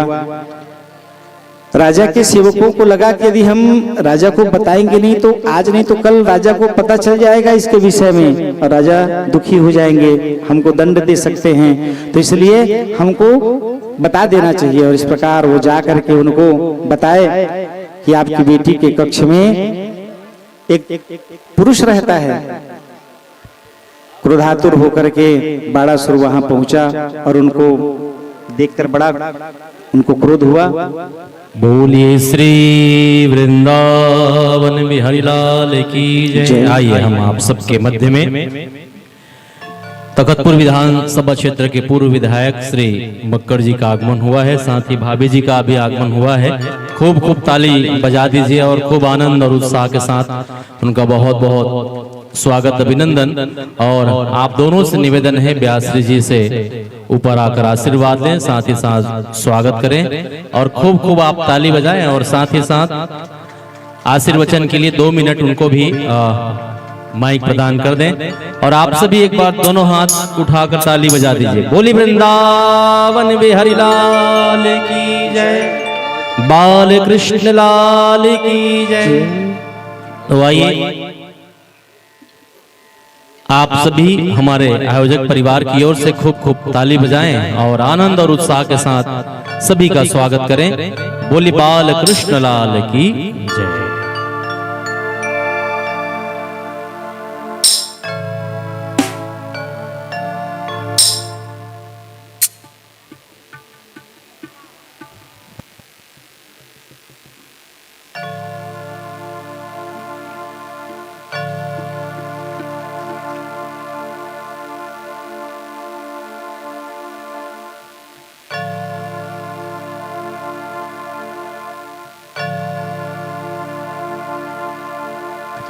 हाँ एक माइक वहीं से दे दें बेटा।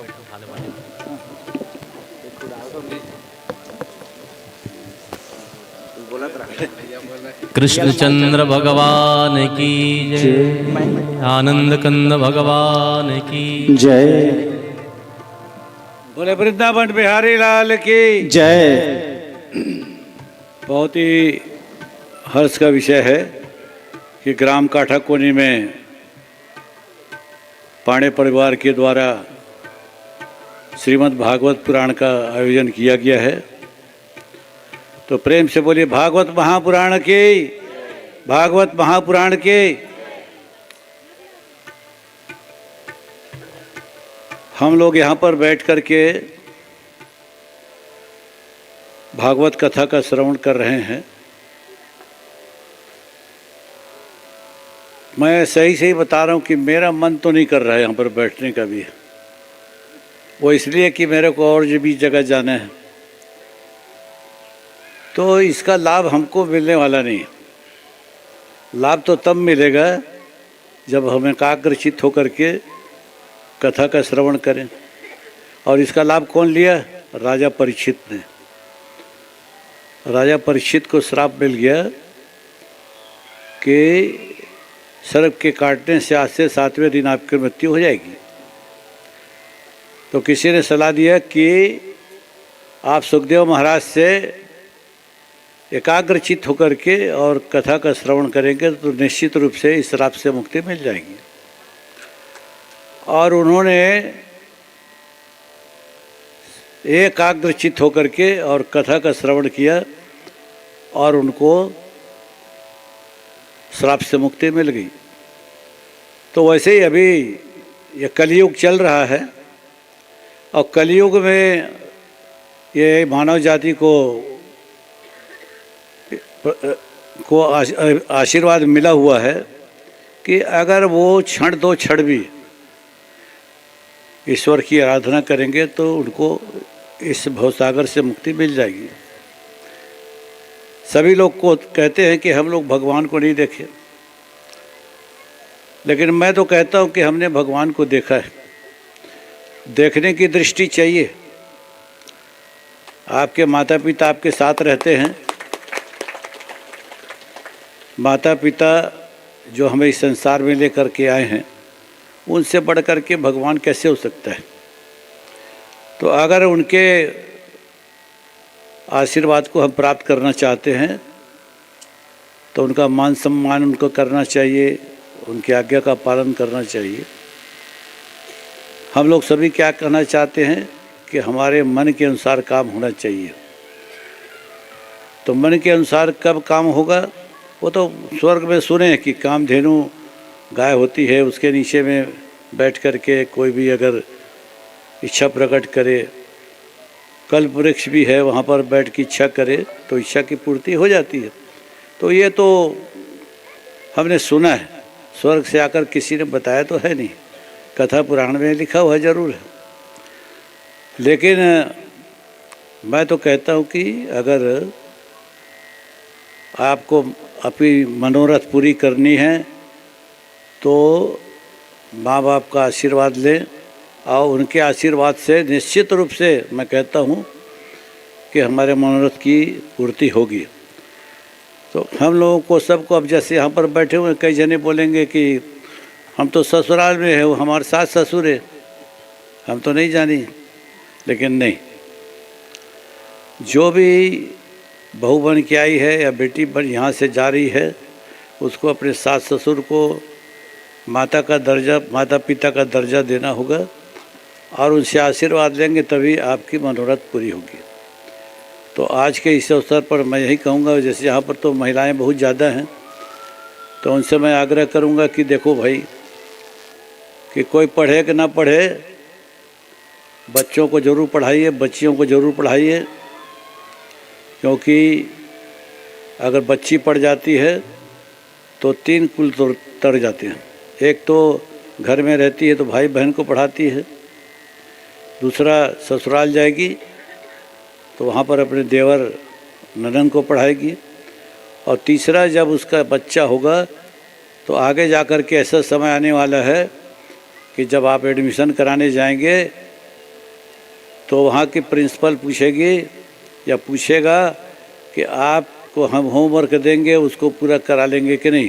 जब आप ही पढ़े नहीं रहोगे तो होमवर्क कैसे पूरा होगा, और जब होमवर्क पूरा नहीं होगा तो एडमिशन नहीं होगा। तो इसलिए मैं यही चाहता हूँ कि भागवत कथा तो चल रही, उसके साथ साथ मैं आपके निवेदन करना चाहता हूँ कि आप सभी अपने बच्चियों को ज़रूर पढ़ाएं ताकि उनका भविष्य उज्जवल रहे। आज के लिए बस इतना ही, मैं अपनी वाणी को विराम देता हूँ। बोले भागवत महापुराण की, वृंदावन बिहारी लाल की। और आचार्य जी तो बहुत ही बढ़िया आसन में बैठ कर के बहुत सरल शब्दों में मृदु वाणी में अपनी कथा सुना रहे हैं। तो मैं भी बैठ कर के सुन रहा था, और इच्छा तो है बैठकर सुनने की, लेकिन यहाँ से खमरिया भी जाना है। अभी मैं पाण होके आ रहा हूँ, खमरिया में भी भागवत महापुराण चल रहा है, वहाँ पर भी आधा घंटा का समय देना है, और हम लोगों के पास थोड़ा समय की कमी रहती है, इसलिए क्षमा चाहते हुए अपनी वाणी को विराम देता हूँ। प्रेम से बोलिए वृंदावन बिहारी लाल की। तो आइए खूब खूब आनंद और उत्साह के साथ खूब खूब धन्यवाद दें, और खूब खूब आनंद के साथ आप खूब ताली बजाकर खूब धन्यवाद दें। बोले वृंदावन बिहारी लाल की। हरे राम राम राम सीता राम राम राम, हरे राम राम राम सीता राम राम राम, हरे राम राम राम सीता राम राम राम, हरे राम राम राम सीता राम राम, हरे राम राम राम सीता राम राम राम, हरे राम राम सीता राम राम राम, हरे राम राम सीता राम राम राम, हरे राम सीता राम राम राम, हरे राम सीता राम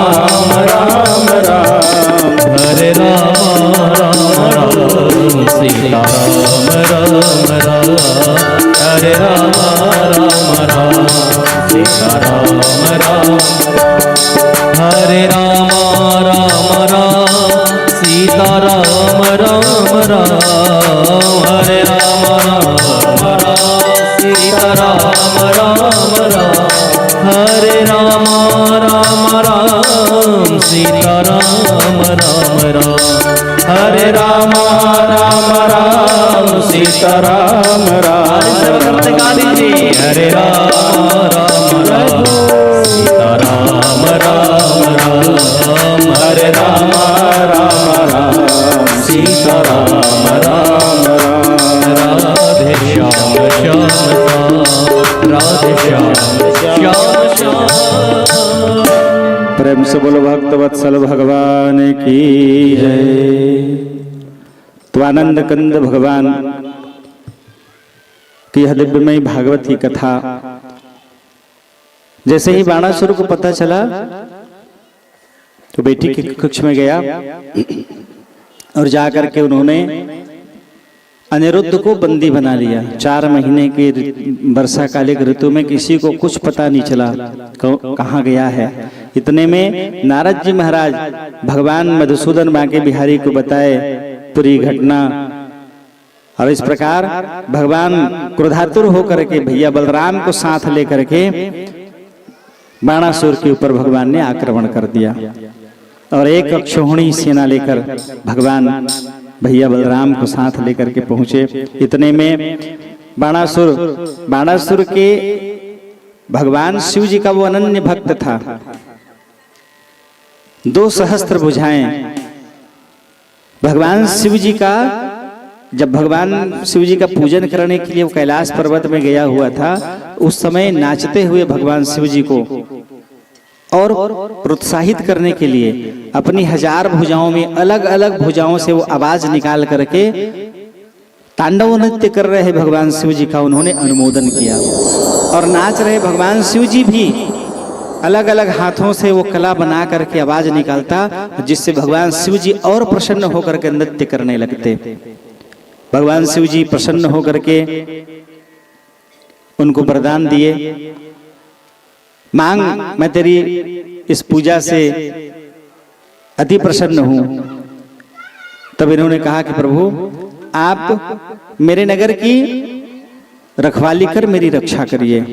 भगवान ने उनको वचन दिया और इस प्रकार भूत भावन भगवान शिव जी अपने गणों के सहित कार्तिकेय सहित उसकी नगर की रक्षा किया करते थे। आज जब भगवान कृष्ण बलराम के साथ लेकर के युद्ध करने के लिए वहां पहुंचे हुए थे, तो उन्होंने भगवान शिव जी का आवाहन किया। कार्तिकेय सहित भगवान अपने गणों को लेकर के पहुंचे और दोनों के बीच में भयंकर युद्ध प्रारंभ हुआ, भगवान कृष्ण और शिव जी के बीच में। उस युद्ध में कई अस्त्र शस्त्रों का भगवान प्रयोग किए। तत्पश्चात जमाई आने वाले शस्त्र का भगवान कृष्ण ने प्रयोग किया और भगवान शिव जी जमाई लेते हुए वहां से प्रस्थान कर गए। तत्पश्चात 12 अक्षौहिणी सेना लेकर के बाणासुर वहां पहुंचा और भगवान पर आक्रमण किया। भगवान भी विविध आयुधों से, दोनों के बीच में भयंकर युद्ध चल रहा है, विविध प्रकार के आयुध अस्त्र शस्त्रों का उन्होंने भी प्रयोग किया। त्रिजरा नाम की ज्वर का जैसे प्रयोग किया तो भगवान के शरीर से ज्वर निकल करके और त्रिजरा के ऊपर में समाहित हो गया। वो इतनी व्याकुल हो गई, भगवान से उन्होंने निवेदन किया। भगवान उससे उनको शांत किए। भगवान ने कहा कि त्रिजरा की इस कथा का जो श्रवण करेगा, शारीरिक और मानसिक पीड़ा इस कथा को सुनने से उनकी समाप्त होगी। उनके जीवन में, शरीर में यदि किसी प्रकार की कोई शारीरिक मानसिक पीड़ा है किसी की, तो इस कथा को यदि उसको श्रवण करा दिया जाए तो इससे उसके शरीर की शारीरिक पीड़ा समाप्त होगी। और इस प्रकार भगवान ने त्रिजरा को भी मुक्त कर दिया। प्रेम से बोलो भक्त वत्सल भगवान की जय। तत्पश्चात भगवान क्रोधातुर होकर के बाणासुर के भुजाओं को भगवान ने काटना प्रारंभ किया। क्रमशः उनकी भुजाएं कटने लग गई। 4 भुजा जब बचे तब भगवान शिव जी वहां पहुंचे और हाथ जोड़कर निवेदन करते हुए प्रार्थना की कि प्रभु, जिस प्रकार आपने प्रहलाद की रक्षा की और उनको शरण दिया, उसी प्रकार ये भी मेरा अनन्य भक्त है, आप इसके प्राण की रक्षा करिए। भगवान शिव जी के कन्हैया से निवेदन करने के कारण भगवान प्रसन्न होकर कहे कि प्रभु, मैं तो वैसे भी इनको वचन दे चुका हूं। नरसिंह के रूप में भगवान जब अवतरित हुए तो प्रहलाद ने भगवान से निवेदन किया कि प्रभु, मुझे कोई वर नहीं चाहिए। भगवान प्रसन्न होकर कहे कि जाओ, मेरी इच्छा से तुम 1 मनवंतर तक राज करोगे, फिर मेरे धाम को आ जाना। तब इन्होंने कहा कि प्रभु, आज के बाद मेरे वंश की आप रक्षा करिएगा, आपके हाथों उनकी मृत्यु न हो। भगवान आश्वस्त किए, वचन दिए हैं। भगवान शिव जी से कहे कन्हैया कि मैं तो पहले से इनको वचन दे चुका हूं, तो मेरे हाथ से इसकी मृत्यु नहीं होगी, बल्कि ये मेरा आशीर्वचन है कि ये आपका मुख्य पार्षद बनेगा। तो इस प्रकार भगवान शिव जी की ये बाणासुर मुख्य पार्षद बना। इस प्रकार उषा के साथ अनिरुद्ध का इन्होंने विवाह संपन्न कराया। भगवान कृष्ण भी उनको बहू के रूप में भगवान ने स्वीकार किया। प्रेम से बोलो भक्त वत्सल भगवान की जय, आनंद कंद भगवान की जय। एक दिन बैकुंठ से भगवान नाम स्तवन करते हुए नारद जी महाराज चले आ रहे हैं। आते समय मार्ग में उनके मन में भाव हुआ कि जगतपति परमात्मा भगवान महाविष्णु के अंशी कन्हैया अवतरित हुए हैं और भगवान की क्या लीला चल रही है। अब तक भगवान 16,108 रानियों के साथ भगवान जीवन निर्वहन कर रहे हैं। तो भगवान की कैसी दिनचर्या है, कैसे भगवान इन सबको भी संभाल रहे हैं, राजकाज को भी भगवान को संभालना है। तो भगवान की कैसी दिनचर्या है, ये जानने के भाव लेकर के नारद जी महाराज बैकुंठ से महाविष्णु का दर्शन करके भजन कीर्तन करते हुए सीधा पहुंचे कहां? द्वारिकापुरी। द्वारिकापुरी में उनके मन में जो भाव है भगवान के निज रूप का दर्शन करने का कि 16,108 के साथ कैसे निर्वहन कर रहे होंगे भगवान, वो भाव लेकर के जैसे ही प्रथम कक्ष में पहले महल में उनका प्रवेश हुआ, भगवती रुक्मिणी भगवान को और उनके परम मित्र उद्धव को दिव्य भोग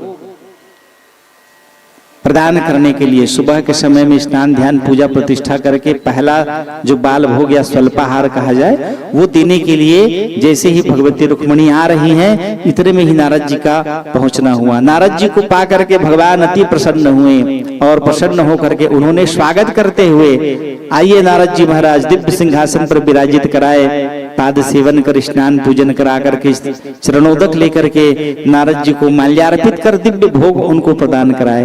भोग को ग्रहण करके नारद जी महाराज अति प्रसन्न हैं। नारद के मन के भाव को प्रभु जान गए, कहे प्रभु अब विदा दीजिए। वहां से निकलकर दूसरे कक्ष में गए तो भगवान चौसर खेलते हुए मिले।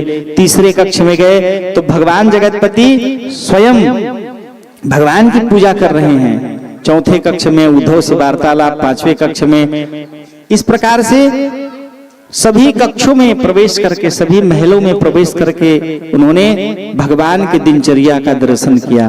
अंतिम लौट करके जब 16,107 पूरा हुआ तो 108वें में प्रवेश करते ही नारद जी महाराज गदगद हो गए और माल्यार्पित करके पुष्प की वर्षा करके भगवान ने उनका स्वागत किया। जहां भगवान कृष्ण नारद जी को प्रणाम करते थे, अब नारद जी अंतिम में भगवान के चरणों में प्रणाम कर कहे कि तेरी लीला का ना पाया कोई पार, कि लीला तेरी तू ही जाने। जगतपते, मेरे मन में वो भाव हुआ कि प्रभु कैसे रहते हैं, उनकी दिनचर्या कैसी है, तो आपने मुझ पर ऐसी कृपा कर दी कि 16,108 रूपों का मैंने दर्शन कर लिया। वह सौभाग्य अभी तक किसी को प्राप्त नहीं था। ऐसी अहेतु की कृपा आपने मुझ पर की कि 16,108 आपके दिव्य रूपों का मैं दर्शन कर कृतकृत्य हो गया। प्रभु आपके श्री चरणों में कोटि कोटि प्रणाम। भगवान नारद जी को हृदय से लगा करके अति प्रसन्न होकर के भगवान उनको विदा किए और भगवान नारद जी से कहे कि नारद जी आते जाते रहिएगा। और बड़े प्रसन्न होकर के नारद जी भगवान नाम स्तवन करते हुए चले जा रहे हैं। प्रेम से बोलो भक्तवत्सल भगवान की जय।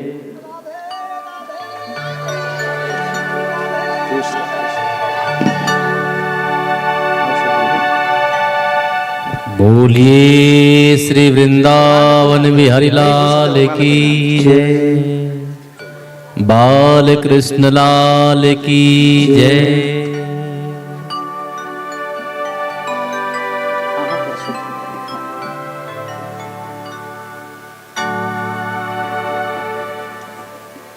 इस प्रकार भगवान 16,108 रूपों में अपने निज भक्त नारद जी को दर्शन कराया और नारद जी भी अति गदगद होकर के हर एक रूप में भगवान के नारद जी महाराज भगवान के श्री चरणों में प्रणाम कर उन्होंने पुष्प की वर्षा कर भगवान के श्री चरणों में कोटि कोटि धन्यवाद दिया। और भगवान प्रसन्न होकर हृदय से लगाकर नारद जी को कहे कि नारद जी आते जाते रहिएगा और भगवान उनको विदा किए। प्रेम से बोलो भक्तवत्सल भगवान की जय। भगवान श्री कृष्ण की दिनचर्या, रोज ब्रह्म मुहूर्त में भगवान उठ करके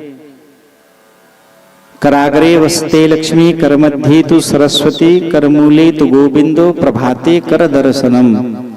इस मंत्रोच्चार करके हर जीवात्मा को अपने करों में, हाथों में भगवान के निज रूप का दर्शन करना चाहिए। कराग्रे वस्ते लक्ष्मी, कर मध्ये तु सरस्वती, कर मूले तु गोविंद, प्रभाते कर दर्शनम। ये मंत्रोच्चार करके भगवान स्वयं अपनी हथेलियों का दर्शन करते। कांस के थाली में घी रख करके भगवान अपना मुखमंडल देखा करते थे। जीवन में यदि आप अधिकाधिकम पुण्य लाभार्जित करना चाह रहे हैं, कौन कौन है लाभ अर्जित करना चाहते हैं, तो प्रतिदिन सुबह उठ करके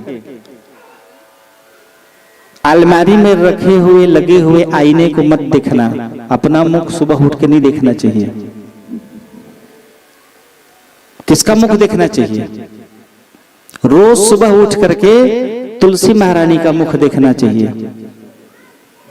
विष्णु पुराण में वर्णन है, जो जीवात्मा रोज प्रतिदिन सुबह उठ करके तुलसी महारानी को देख करके प्रणाम करता है, चित्रगुप्त उसके खाते में 1 सोने के सिक्का दान करने का पुण्य लिख देते हैं। केवल देखकर प्रणाम करना है, देना नहीं है, और लिखा जाएगा। माता वृंदा को तुलसी महारानी को देख करके दर्शन करके प्रणाम करना है दूर से, न स्नान करना है, न शौचाचार करना है, कुछ नहीं। जैसे उठे तो सबसे पहले भगवती वृंदा को, तुलसी को देख लो, दर्शन कर लो, प्रणाम कर लो। तो प्रणाम करने से 1 स्वर्ण मुद्रा दान करने का पुण्य चित्रगुप्त आपके खाते में लिख देंगे। भगवान भी रोज नित्य उठ करके तुलसी महारानी को प्रणाम करते थे। 84 गाय प्रतिदिन संकल्प पूर्वक वो ब्राह्मण को दान दिया करते थे। नित्य क्रिया के पश्चात माता पिता के कक्ष में जाकर के उनको प्रणाम करते थे। प्रातः काल उठ के रघुनाथा, मात पिता गुरु ना वही माथा। वेदों में पुराणों में वर्णन है, साक्षात तीर्थ के रूप में कहा गया है माता पिता को। पूरे ब्रह्मांड की आधार शक्ति, पूरे संसार के समस्त तीर्थ माता पिता के चरणों में बसते हैं।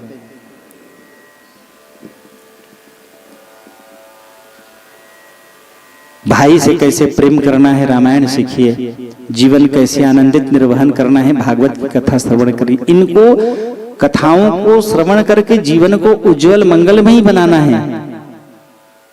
न वेद में, न पुराण में, न भागवत में, न रामायण में कहीं नहीं लिखा है भाई से कैसे बंटवारा लेना है, कहां कैसे झगड़ा करना है सास ससुर से, कुछ लिखा है? यहां केवल मंगलमय जीवन निर्वहन करने की बात लिखी गई है। आया है सो जाएगा राजा रंक फकीर, कोई चढ़े रथ पालकी, कोई बांधे जात जंजीर। जो आया है उसको एक न एक दिन जाना है, और जो जाएगा उसको एक न एक दिन आना है। उल्टी सीधी मनोवृत्ति बना करके जाओगे तो उल्टी सीधी मनोवृत्ति लेकर के आओगे। अच्छी मनोवृत्ति बनाकर रहोगे यहां तो अच्छी मनोवृत्ति के साथ आपको अच्छी गति प्राप्त होगी। यदि आप चाहते हो, जाना तो निश्चित है। आज दिलीप दधीच कहां हरिचंद्र गए, किस लोक बताना। इतने लोग आके चले गए हैं तो हमको भी जाना है। 4 दिव्य स्थान हैं जहां पर जीव को ज्ञान की प्राप्ति होती है, और उस 4 स्थान के दिव्य ज्ञान को जीवन भर यदि कोई आदमी संचित करके रख ले तो कभी नहीं भटकेगा। बीमारी की अवस्था में जैसे अजामिल को ज्ञान की प्राप्ति हुई, मरणासन्न अवस्था थी, नारायण कहने से भगवान के दूत पहुंच गए। तो बीमारी की अवस्था में स्मशान भूमि में शरीर रुग्ण हो जाए, वेद पुराण की कथा सुनते समय में यदि चित्त वृत्ति को पवित्र कर ले और जीवात्मा अंतःकरण को शुद्ध कर भगवान नाम स्तवन के प्रति आकृष्ट हो जाए, जो दिया है भगवान का दिया है, जो हम प्राप्त कर रहे हैं हमारे पूर्व जन्म के किए हुए अच्छे कर्म के प्रतिसाद भगवान की कृपा हमें प्राप्त हुई है, तो भगवान को ही समर्पित करना है। जीवन में इस लायक बन जाओ। जैसे आज संतोष भाई के मन में विचार हुआ कि भगवान मुझे इतनी सामर्थ्यता प्रदान कराए हैं कि मैं अपने बेटे के विवाह के उपलक्ष्य में भागवत की कथा का आयोजन करा करके पुण्यता की वृद्धि करूं। ये मूल उद्देश्य क्या है? सब जनों को सन्मार्ग की ओर प्रेरित करने का। पिता प्रपिता विद्ध प्रपिता आज तक किसी के द्वारा इस प्रकार का कोई आयोजन नहीं हुआ। भगवान की कृपा है कि प्रभु ने हमें इस तरह सामर्थ्यवान बनाया है, तो भगवान की जब सामर्थ्यता कृपा हम पर जब हो जाए तो भगवान को धन्यवाद देने का यही एक मार्ग है, यही एक व्यवस्था है। कुछ नहीं बन रहा है आपके पास, जरूरी नहीं है कि भागवत की ही कथा सुननी है, सत्यनारायण की कथा सुन करके भी वही पुण्य प्राप्त कर सकते हैं। नारद जी ने भगवान से पूछा कि प्रभु भयावह कलिकाल में मनुष्य के पास में धन है तो मन नहीं है, मन है तो जन नहीं है, धन मन जन भी हो गया तो समय नहीं है, तो कम समय में अधिकाधिकम पुण्य लाभार्जन का क्या व्यवस्था है। तब भगवान ने बैकुंठ पति ने बैकुंठ में नारद जी को पहली सत्यनारायण की कथा श्रवण कराई और कहे इसमें वही पुण्य छिपा है।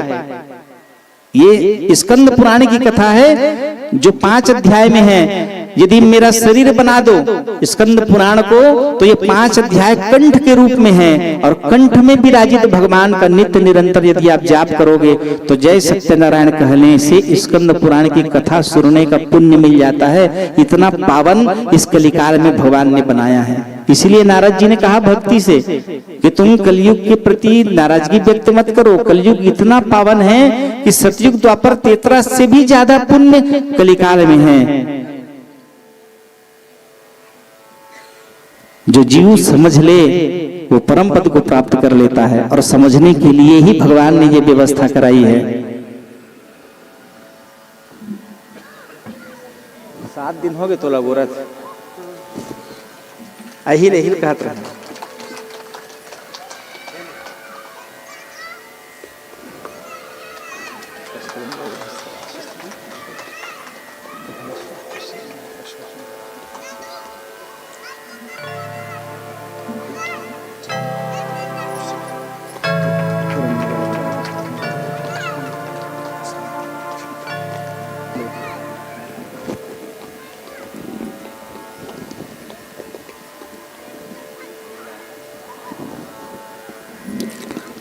प्रभु को जीवन में धन्यवाद करते रहिए, भगवान को नित्य याद करते रहिए, भगवान के श्री चरणों के प्रति लगाओ, लगन लगा करके रखिए। लगन तुमसे लगा बैठे जो होगा देखा जाएगा। जो लगन भगवान के चरणों में लगाकर जीवन निर्वहन करते हैं, भगवान प्रसन्न होकर के नित्य निरंतर प्रभु उनका स्वागत करते रहते हैं और उनके जीवन में किसी प्रकार का कोई दुख नहीं रहता। अगर आता भी है तो भगवान कुछ देर तक पूर्व के किए हुए पाप ताप को शमन करके कुछ कष्ट कराकर भगवान उसको निकाल देते हैं, पता ही नहीं चलता जीवन में, और केवल आनंद और आनंद और आनंद की अनुभूति होते रहती है। तो लगन भगवान के चरणों में लगाना है। जो सामर्थ्यता प्रभु ने हमें प्रदान कराई है, हजारों लोग ऐसे हैं जिनकी धन संपदा देखते देखते नष्ट हो गई। लोगों को ऐसे लगता था कि 7 पीढ़ी तक बैठे बैठे खाएंगे, आज उनके घर में दूसरों के आश्रित होकर जीवन निर्वहन कर रहे हैं। लाखों करोड़ों की संपदा रखे हुए आदमी ऐसे नष्ट हुआ कि कोई मजदूरी में नहीं बुला रहे हैं उनको। इतनी दयनीयता उनके अंदर उनके जीवन में आ गई है। 10 लोगों को मैं जान रहा हूं जिनकी संपत्ति पूरी खिल गई, मुख से राम नहीं निकला, पूरा नष्ट हो गया। तो जो भगवान ने दिया है वो भगवान हमने जो प्राप्त किया है प्रभु का दिया हुआ है, तो प्रभु का दिया हुआ प्रभु को ही समर्पित करना है। अच्छे कामों में लगाकर, भगवान नाम स्तवन करके, यज्ञ अनुष्ठान करके, किसी दिन दुखी का के ऊपर कृपा करके अपनी संपदा को मांजिए। जितना बर्तन को मांजेंगे उतने ही वो चमकते जाएगा।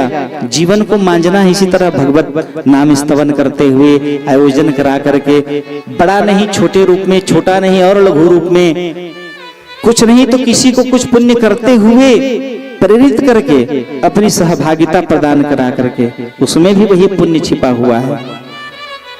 एक मिलकर नहीं तो 10 मिलकर के उस काम को कर सकते हैं जिसमें पुण्य की अधिकाधिकम वृद्धि होगी। और जो जीव अपने जनों को सन्मार्ग की ओर लेकर के जाता है, नारद की तरह बैकुंठ से नारद को जैसे पुरस्कृत कर दिया गया, तो उन्होंने 3 लोगों को प्रेरित करके केवल गंगा स्नान का पुण्य कराया। शिव पुराण में वर्णन है, गंगा की महिमा का वर्णन सुनकर के पार्वती जी ने पूछा कि प्रभु क्या गंगा इतनी पावन है? इसको भी भागवत ज्ञान गंगा कहा जाता है। इसका भी नाम भागवत ज्ञान गंगा है। और इस भागवत ज्ञान गंगा में जो जीवात्मा स्नान करता है, खुद भी अपने जनों को भी, तो सब पवित्र होकर के परम पद को प्राप्त करते हैं। पार्वती के पूछने पर भगवान शिव जी ने उनकी महिमा कहा, मैं अपने मुख से क्या कहूं, तुम खुद जा करके देख लो। और गंगा में जब गए तट में, तो उन्होंने भगवान शिव जी कुष्ठ रोगी बन गए, कोढ़ी कुष्ठ के रोगी बन गए। और भगवती भगवान को छोटे से लकड़ी के थैला में बिठा करके खींचते हुए भगवती लेके जा रही है। और भगवती ने कहा कि कोई पुण्यशाली जीवात्मा अपने जीवन के कमाए हुए अश्वमेघ जैसे यज्ञ का प्रतिसाद यदि इनको प्राप्त करा दे तो मेरा पति स्वस्थ हो जाएगा, इसके रोग शोक समाप्त हो जाएंगे।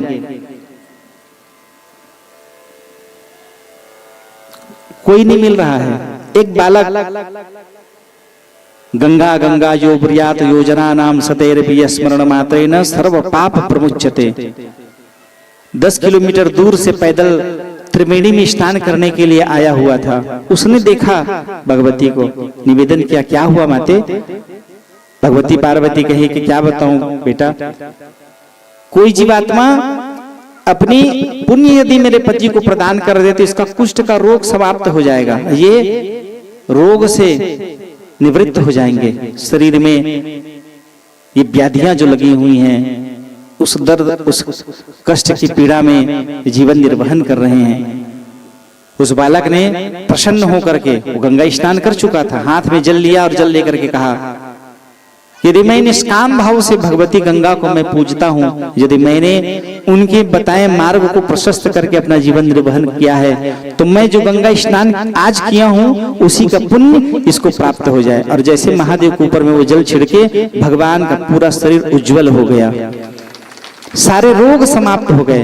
भगवान शिव जी ने कहा, देख पार्वती, मैं कहता था ना, आज ही के पुण्य को केवल इसने दिया है। आज का क्या पुण्य है? तो एक एक पग ये चल करके जब गंगा के तट में त्रिवेणी में जब ये पहुंचा, तो शिव पुराण में वर्णन है, एक पांव श्री शिवाय नमस्तुभ्यम कह के, जय गंगा मैया कह के निकलने पर, ओम नमो भगवते वासुदेवाय मंत्र जाप करके निकलने पर एक एक पग में एक एक अश्वमेघ यज्ञ का पुण्य छिपा रहता है। ये 10 किलोमीटर से पैदल चल के आया है, आज ही का पुण्य इसने दिया तो करोड़ों अश्वमेघ यज्ञ का पुण्य ये प्राप्त कर गया। और जिसमें से दशांश भाग केवल इसने मुझे दिया है। ये गंगा की, ये भागवत गंगा की महिमा है।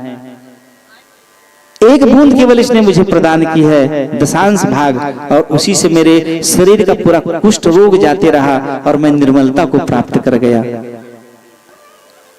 तो ऐसी दिव्य कथाओं को जीवन में प्राप्त करके जीवन को उज्जवल बनाना है, मंगलमयी आनंदमयी बनाना है। चित्त वृत्ति लगन भगवान के श्री चरणों में, मधुसूदन भगवान के श्री चरणों में लगी रहे। ये भाव भगवान नारद जी को कहे कि भाव बना के रखना, आते जाते रहना, लगन लगी रहेगी तो मेरा भी मन तुम्हारी तरफ आकृष्ट रहेगा। जितना हम भगवान को भजेंगे, भगवान भी उतने ही उन भक्तों के प्रति आकृष्ट होकर के नित्य निरंतर, जैसे एक भक्त भगवान की चिंतन करता है, ठीक उसी तरह भगवान भी अपने उन भक्तों की चिंतन में लगा रहता है। कैसे लगे रहते हैं? तो आज भगवान चिंता कर रहे हैं किनके? पांडव के विषय में। और उसी समय भगवान एक साथ 3 काम किए हैं। जैसे ही भगवान के मन में ये भाव हुआ, पहला नारद जी का आगमन हुआ। नारद जी को देख करके भगवान प्रसन्न हुए और अपने सुधर्मा सभा में उनका स्वागत किए और कहे, नारद जी आइए, आपके आने से अपने जनों का, पूरे संसार का हालचाल आपसे मिल जाता है। कौन कहाँ क्या कैसे कर रहा है, सबकी सूचना आपसे प्राप्त हो जाती है। भगवान नारद जी महाराज भगवान की प्रशंसा करते हुए कहे, प्रभु आप घट वासी हैं, सब जानते हैं, पूरे ब्रह्मांड आपके शरीर में विद्यमान है, सब बात को आप जान रहे हैं, फिर भी लोगों की प्रशंसा करना, लोगों की बड़ाई करना, अपने भक्तों को उत्साहित करना कोई आपसे सीखे। और इस प्रकार उनके सम्मान को स्वीकार कर भगवान कृष्ण ने उनको सिंहासन दिया और नारद जी बैठे। उन्होंने पूछा कि हमारे भाई लोगों का, पांडवों का क्या हाल चाल है, कैसी दिनचर्या कैसे चल रही है। उन्होंने बताया कि प्रभु आपकी भक्ति में रसे हुए आनंद पूर्वक जीवन निर्वहन कर रहे हैं, आपकी कृपा से बड़े प्रसन्न हैं। युधिष्ठिर जी महाराज के मन में राजसु यज्ञ करने की इच्छा हो रही है।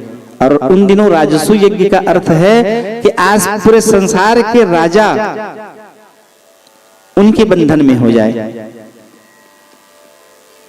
सब उनको स्वीकार कर ले, राजा के रूप में सब उनको स्वीकार कर ले कि ये हमारे से श्रेष्ठ है। उन दिनों सब लोग स्वीकार कर सकते थे। एक बड़ा ही दुष्ट जरासंध वो कतई स्वीकार नहीं करता।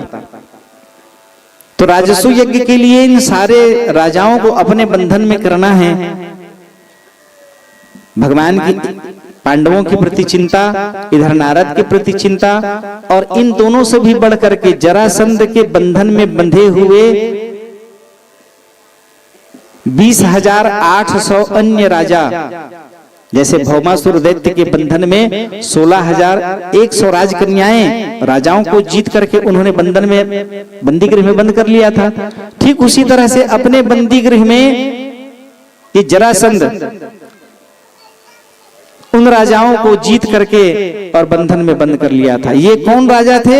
धर्मनिष्ठ राजा, यज्ञानुष्ठान करने वाले, भगवान के अनन्य भक्त, व्रत पूजा अनुष्ठान करके अपने जनों को कल्याणकारी मार्ग में ले जाने वाले, धर्म पूर्वक जीवन निर्वहन करने वाले भगवान के अनन्य भक्त। इनके ऊपर कुपित होकर के जरासंध ने इनको बंदी गृह में बंद कर लिया था। उनको भी बंधन से मुक्त करना है, क्योंकि भगवान एक दृष्टि में 3 काम कर रहे हैं। नारद जी के आगमन पर जैसे ही पांडवों की सूचना मिली, उसी समय एक पत्रवान पत्र लेकर के भगवान के धर्म सभा में पहुंचा और राजा भगवान को प्रणाम करके उसने कहा कि प्रभु 20,800 राजा जो बंधन में बंधे हुए हैं, जरासंध के बंधन में बंधे हुए हैं, प्रभु इनको मुक्त करना है। उन्होंने आपके ऊपर अपनी आकृष्टता व्यक्त करते हुए, समर्पण व्यक्त करते हुए निवेदन किया है। इस पत्र में लिखा था कि प्रभु जीवन की सारी आस, जीवन की हमारी सारी आशाएं समाप्त हो गई हैं, केवल आपके श्री चरणों का आश्रय है। ऐसी विडंबना हमें हमारे जीवन की है कि धर्म को जानने के कारण हम आत्महत्या भी नहीं कर पा रहे हैं, लेकिन बंदी गृह में रह करके, इस बंधन में रह करके बड़ी ही कठिनाई पूर्वक हम अपना जीवन निर्वहन कर रहे हैं, बड़े ही कष्टों में घिरे हुए हैं। प्रभु आत्महत्या करने से ब्रह्म हत्या का दोष लगता है। सैकड़ों बार, हजारों बार कालांजर पर्वत पर सर्प बनना पड़ता है। तो दिव्य मानव की योनि हमें प्राप्त हुई है प्रभु, इसको हम नष्ट नहीं करना चाहते, परंतु इस बंधन में, बंदी गृह में रह करके वो भजन नहीं हो पाता, भगवान आपके प्रति वह पूजा, वह व्रत अनुष्ठान नहीं हो पाता। इसलिए आप हमें इस बंधन से मुक्त करिए। और उस पत्र को पा करके भगवान प्रसन्न हुए। भगवान ने कहा कि तुम जा करके सभी राजाओं को बता देना, आश्वस्त कर देना, बहुत जल्द ही मैं उनको जरासंध के ऊपर विजय प्राप्त करके उस बंधन से मैं उनको मुक्त कर दूंगा। और भगवान को प्रणाम करके वो पत्रवाहक वापस गया और भगवान कार्य में तुरंत लग गए। भगवान का पहुंचना हुआ, इंद्रप्रस्थ में दिव्य भगवान का स्वागत किया गया, आदर सत्कार किया गया। युधिष्ठिर महाराज जी ने निवेदन किया कि प्रभु मैं राजसु यज्ञ करना चाहता हूँ। पहले से भगवान को पता था। भगवान कहे बढ़िया अच्छी बात है, भगवान जब जीवन में सामर्थ्यता प्रदान करे, भगवान की जब कृपा हो जाए, तो इस प्रकार से भगवान को धन्यवाद करने के लिए पूजा व्रत अनुष्ठान करते रहना चाहिए। युधिष्ठिर जी महाराज निवेदन किए कि प्रभु आपकी अनुमति के बिना, आपकी कृपा के बिना, आपकी सहभागिता के बिना वो कार्य संभव नहीं है, तो आप हम पर कृपा करें, उस पुनीत कार्य में आप सहभागी बने। भगवान प्रसन्न होकर के स्वीकार कर लिए और स्वीकार करके भगवान इंद्रप्रस्थ में उस जिस जगह में यज्ञ होना है वहां का गौरी गणपति कलश भूमि पूजन करके प्रारंभ किया गया।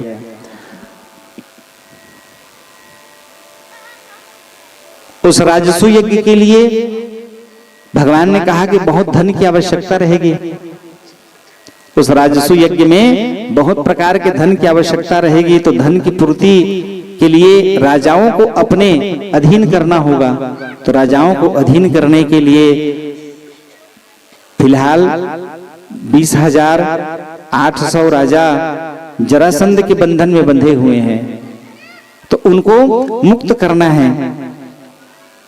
उन दिनों जरासंध इतना प्रतापी था कि ब्राह्मणों को प्रसन्न करके, यदि किसी को भगवान को प्रसन्न करना है तो अपनी भक्ति यदि कमजोर हो रही है तो ब्राह्मण आचार्य को लेकर के आप पूजन कराइए, तो भगवान प्रसन्न हो जाते हैं। इंद्रशूल सम वज्र विशाला काल दंड जिमि चक्र कराला, जो इनकर मारा नहीं मरही ब्रह्म रोष पावक महजरही। ब्राह्मण आचार्य यदि प्रसन्न हो जाए तो क्या ना प्रदान कर दे।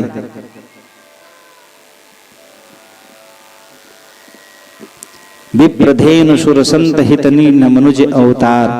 इन्हीं ब्राह्मणों की गौ माता पृथ्वी की रक्षा के लिए भगवान का अवतरण होता है। भूदेव कहा गया है ब्राह्मणों को, तो इनको प्रसन्न कर लीजिए। भगवान को प्रसन्न होने में विलंब नहीं लगता। इस बात को जान करके जरासंध शिव जी की पूजा करते हुए ब्राह्मणों को दिव्य वस्तुएं दान दे करके, उनकी इच्छा के अनुसार वस्तुएं दान दे करके उनको अलग अलग दिशाओं में जब फेंका गया तब उसकी मृत्यु हुई। और इस प्रकार भगवान विजय को प्राप्त किए और बंदी गृह में बंद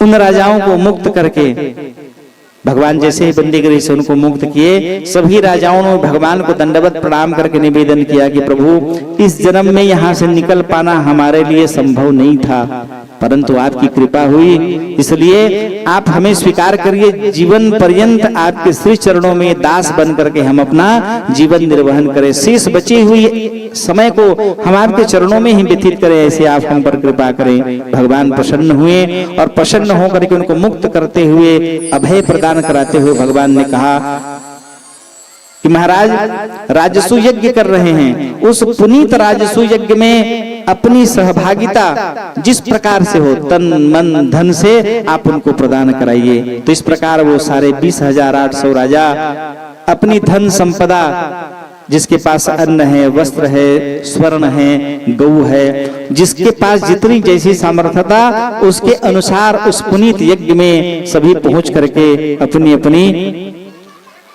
भेंट उनको प्रदान कराए। प्रेम से बोलो भक्तवत्सल भगवान की जय। और भगवान इंद्रप्रस्थ वापस आकर के उस राजसू यज्ञ को भगवान की ही छत्र छाया में वो प्रारंभ हुआ। सुखदेव जी परीक्षित से कह रहे हैं कि परीक्षित वह राजसू यज्ञ जो तो 3 बार राजसू यज्ञ कराए हैं, लेकिन इस राजसू यज्ञ में भगवान की विशेष कृपा रही। इसमें दुर्योधन जो महल बना हुआ था वो मय दानव के द्वारा ऐसा दिव्य बनाया गया था कि सूखा जगह में पानी था, लेकिन जाने वाले को जहां पानी दिखता वो वास्तव में झरने तालाब जैसे दिखाई पड़ते, वो वास्तव में सूखा जगह था। ऐसा दिव्य मैदानों के द्वारा उसको बनाया गया था। सबको निमंत्रित किया गया, सबको निमंत्रण दिया गया है। पांडव के ज्येष्ठ पिता धृतराष्ट्र के पुत्र हैं दुर्योधन, इनको भी निमंत्रण दिया गया है। तो मामा शकुनी के साथ ये भी प्रवेश किए। तो जहां पर इनको लगा कि ये पानी है, तो अपने धोती को उठा करके ताकि गीला ना हो चलने लगे। द्रौपदी उसकी इस दशा को देख रही है,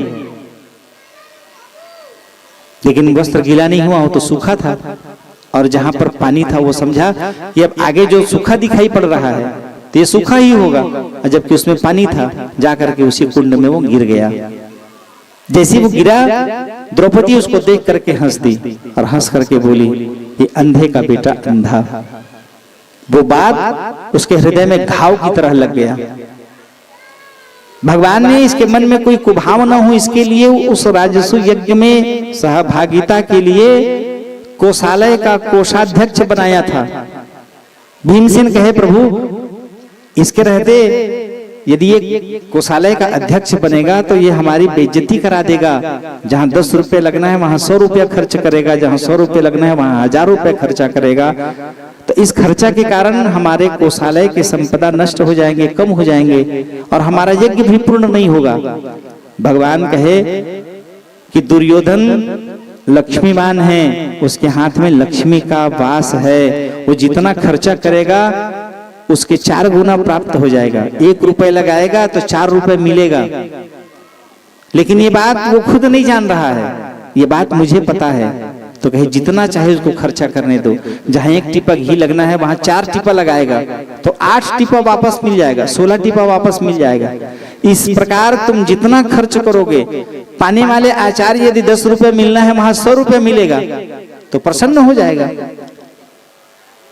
भोजन करने वाले को यदि खाने को भी मिल जाए, घर ले जाने को भी मिल जाए तो और प्रसन्न हो जाएंगे। तो सबका आशीर्वाद मिलते रहेगा, और उस आशीर्वचन से इसका यज्ञ भी पूर्ण होगा। आशीर्वचन से पुण्य की वृद्धि होगी, तुम्हारा धर्म बढ़ेगा, धर्म की वृद्धि होगी। इस प्रकार भगवान के कहने पर उनको उस यज्ञ के कोषाध्यक्ष बनाया गया और कोषालय की जिम्मेवारी लेकर के वो अनाप शनाप खर्चा किया। लेकिन भगवान की ऐसी कृपा थी, 1 करोड़ रुपए उस समय जब खर्च हुआ था तो 4 करोड़ की संपत्ति युधिष्ठिर के कोषालय में और प्राप्त हो गई थी। क्योंकि अब लगना था, समझ लो आधा ही लगना था। 50 लाख जहां खर्चा होना था वहां ये 1 करोड़ रुपए खर्चा कर दिया, और 4 करोड़ की संपत्ति महाराज युधिष्ठिर के कोषालय में प्राप्त हो गई। जितना खर्चा किया उससे 4 गुना अधिक, और बड़े प्रसन्न मन से इन्होंने यज्ञ को पूर्ण किया। उस यज्ञ में 2 शर्त था। भगवान बांके बिहारी कहे कि जब तुम यज्ञ तुम्हारा पूर्ण कब होगा, जब घंटा नाद होगा, घंटा अपने आप बजने लगेगा। और घंटा बजेगा कब, जब नेवला आएगा, और नेवला आते ही वो थाली परात में रोचन पानी जो बना हुआ है उसमें लोटेगा। उसमें लोटने से एक भाग सूखा और एक भाग गीला रहेगा, तब समझ लेना तुम्हारा यज्ञ पूर्ण हो गया।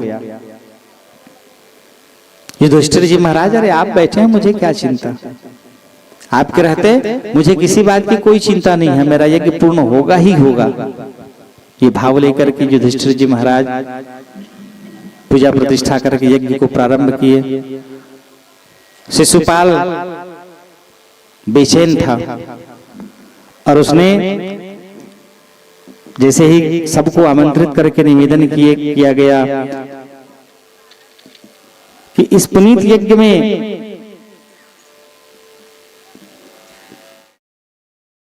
किसको मुख्य अतिथि बनाया जाए। भीष्म पितामह, कृपाचार्य, द्रोणाचार्य सब हैं, और जैसे ही हाथ जोड़ करके युधिष्ठिर ने निवेदन किया, मैं किसी का अपमान नहीं करना चाहता, इसलिए आप सभी श्रेष्ठ जन हैं, मेरे से बड़े हैं, मैं हाथ जोड़कर आपसे निवेदन करता हूं, इस पुनीत कार्य के लिए किसको मुख्य अतिथि बनाया जाए, जिसके हाथों यह पूजा करके इस कार्य को प्रारंभ करना है। मुख्य अतिथि के लिए नकुल खड़ा हुआ, हाथ जोड़कर निवेदन किया, कहे भैया मैं सबसे छोटा हूं। सहदेव ने कहा कि मैं सबसे छोटा हूं भैया, मुझे कहने की धृष्टता नहीं करनी चाहिए, आप सब बड़े जन हैं, लेकिन मेरे विचार में हमारे जीवन में जितनी भी विपदाएं आई तो जिसके द्वारा उन विपदाओं का शमन किया गया, पग पग में जो हमारे लिए रक्षा की गई, कृष्ण को छोड़ करके मुझे कोई दूसरा श्रेष्ठ जन यहाँ नहीं दिख रहे हैं। किसी श्रेष्ठ जन को बनाना रहता है, तो इनको छोड़ करके मुझे कोई श्रेष्ठ जन यहाँ नहीं दिख रहे हैं। तो मेरे विचार में बांके बिहारी भगवान को ही मुख्य अतिथि बना करके उनको सम्मानित करना चाहिए। ये हम उनके ऊपर कोई एहसान नहीं कर रहे हैं, कोई कृपा नहीं कर रहे हैं उनको मुख्य अतिथि बना करके। वो यदि स्वीकार कर ले तो, क्योंकि हमारे जीवन में जितने भी बार विपदाएं आई, कष्ट हुआ, उनको छोड़ करके कोई नहीं थे जो हमारे पक्ष में रहते, जो हम पर कृपा करते, हमारी रक्षा करते, हम पर दया करते। इनको छोड़ करके मुझे कोई नहीं दिख रहा है। सभी ने सहमति व्यक्त की, साधु साधु साधु कह के सबने सम्मान किया और सहदेव की सभी ने प्रशंसा की कि बढ़िया बात यहाँ पर सहदेव ने किया है। सभी जन उनके इस बात का अनुमोदन किए कि कृष्ण को ही मुख्य अतिथि बनाया जाए। और जैसे ही सम्मान पूर्वक कृष्ण का नाम लिया गया, सब तो प्रसन्न हुए। शिशुपाल क्रोधातुर होकर के खड़ा हुआ, इसको बनाओगे? ये काला कलूटा दुनिया के साथ छल करके खुद तो भागे भागे फिर रहा है, हैं? भिक्षा की जीवन जी रहा है, इसको मुख्य अतिथि बना रहे हो। कई प्रकार से भगवान को अपमानित किया। भीमसेन क्रोधित होकर के खड़ा हो गए। भगवान भीमसेन को इशारा करके मना किए, कहे तुम लाख चाहोगे तो भी ये तुम्हारे हाथ से नहीं मरेगा, मेरे ही हाथों से इसकी मृत्यु है, ये मेरी बुआ का बेटा है। शुकदेव जी बताए, परीक्षित भगवान कृष्ण की बुआ का बेटा 4 भुजा लेकर के पैदा हुआ था। आकाशवाणी हुई, जिसके गोद में डालोगे 2 हाथ गायब हो जाएंगे, समझना उसी के हाथ से उसकी मृत्यु है। तो जो भी जाते बुआ उसकी गोद में बिठा देती। क्रम में भगवान कृष्ण के भी गोद में बिठाया गया, जैसे बिठाए 2 हाथ गायब हो गया। बुआ समझ गई कि मेरे बेटे का काल यही है, निवेदन की कि लाला इसको क्षमा कर देना। भगवान ने कहा कि बुआ मैं 101 अपराध इसके क्षमा करूंगा, उससे ऊपर होगा तो मुझसे सहन नहीं होगा। जैसी गाली देते देते देते देते 100 हुआ, भगवान उसको सावधान किए, देख मैं वचन दिया हूं 101 तेरे अपराध क्षम्य हैं, उससे ऊपर होगा तो मुझे दोष मत देना। जैसे ही रणछोर टीकम, रण से भागने वाला, दूसरों को लड़ाने वाला, ऐसा कहा तो भगवान एक ही पल में चक्र सुदर्शन निकाले और उसी दम 2 खंडों में विभक्त कर दिया। उसकी अंतरात्मा निकल करके परमात्मा रूपी कृष्ण में समाहित हो गई। उस प्रकार वो जीवात्मा परम पद को प्राप्त कर गया। चक्र सुदर्शन निकलने पर जैसे ही उंगली से निकला तो भगवान की उंगली का नक्शुत्ती भाग छिल गया, कट गया। पास में खड़ी द्रौपदी ने अपनी साड़ी के पल्लू को फाड़ करके भगवान के उंगली में बांध दिया। भगवान कहे, द्रौपदी कुछ प्रतीक्षा करनी चाहिए थी तुमको, मैं किसी का उधार नहीं रखता, तुमने मेरे ऊपर ऋण डाल दिया है, ऋण लगा दिया है, मैं तुम्हारा ऋणी हो गया और मैं किसी का उधार नहीं रखता। तुम चाहती तो प्रतीक्षा कर सकती थी मेरे हाथ से। भगवान कृष्ण द्रौपदी को कृष्णे बुलाते थे। भगवान ने कहा कि कृष्ण तुम प्रतीक्षा कर सकती थी, इतनी तत्परता क्या थी तुमको, तुमने फट से अपनी साड़ी की पल्लू को फाड़ करके मेरी उंगली को बांध दिया, कुछ देर तो रुक सकती थी तुम। द्रौपदी ने कहा कि कुछ भी हो जाए मैं तुमको कष्ट में नहीं देख सकती, तुम्हारा ये उंगली छिलना मुझे व्याकुल कर गया, इसलिए मैं फाड़ करके। क्या हुआ? भगवान ने कहा कि तो वही तो बात है, तुम जानती नहीं हो, मैं किसी का उधार नहीं रखता, तुम्हारा ये ऋण हो गया मेरे ऊपर, और इस ऋण को चुकाने के लिए मुझे इस पल्लू के टुकड़े के एक एक धागे में 1000 साड़ी मैं तुमको प्रदान करूंगा।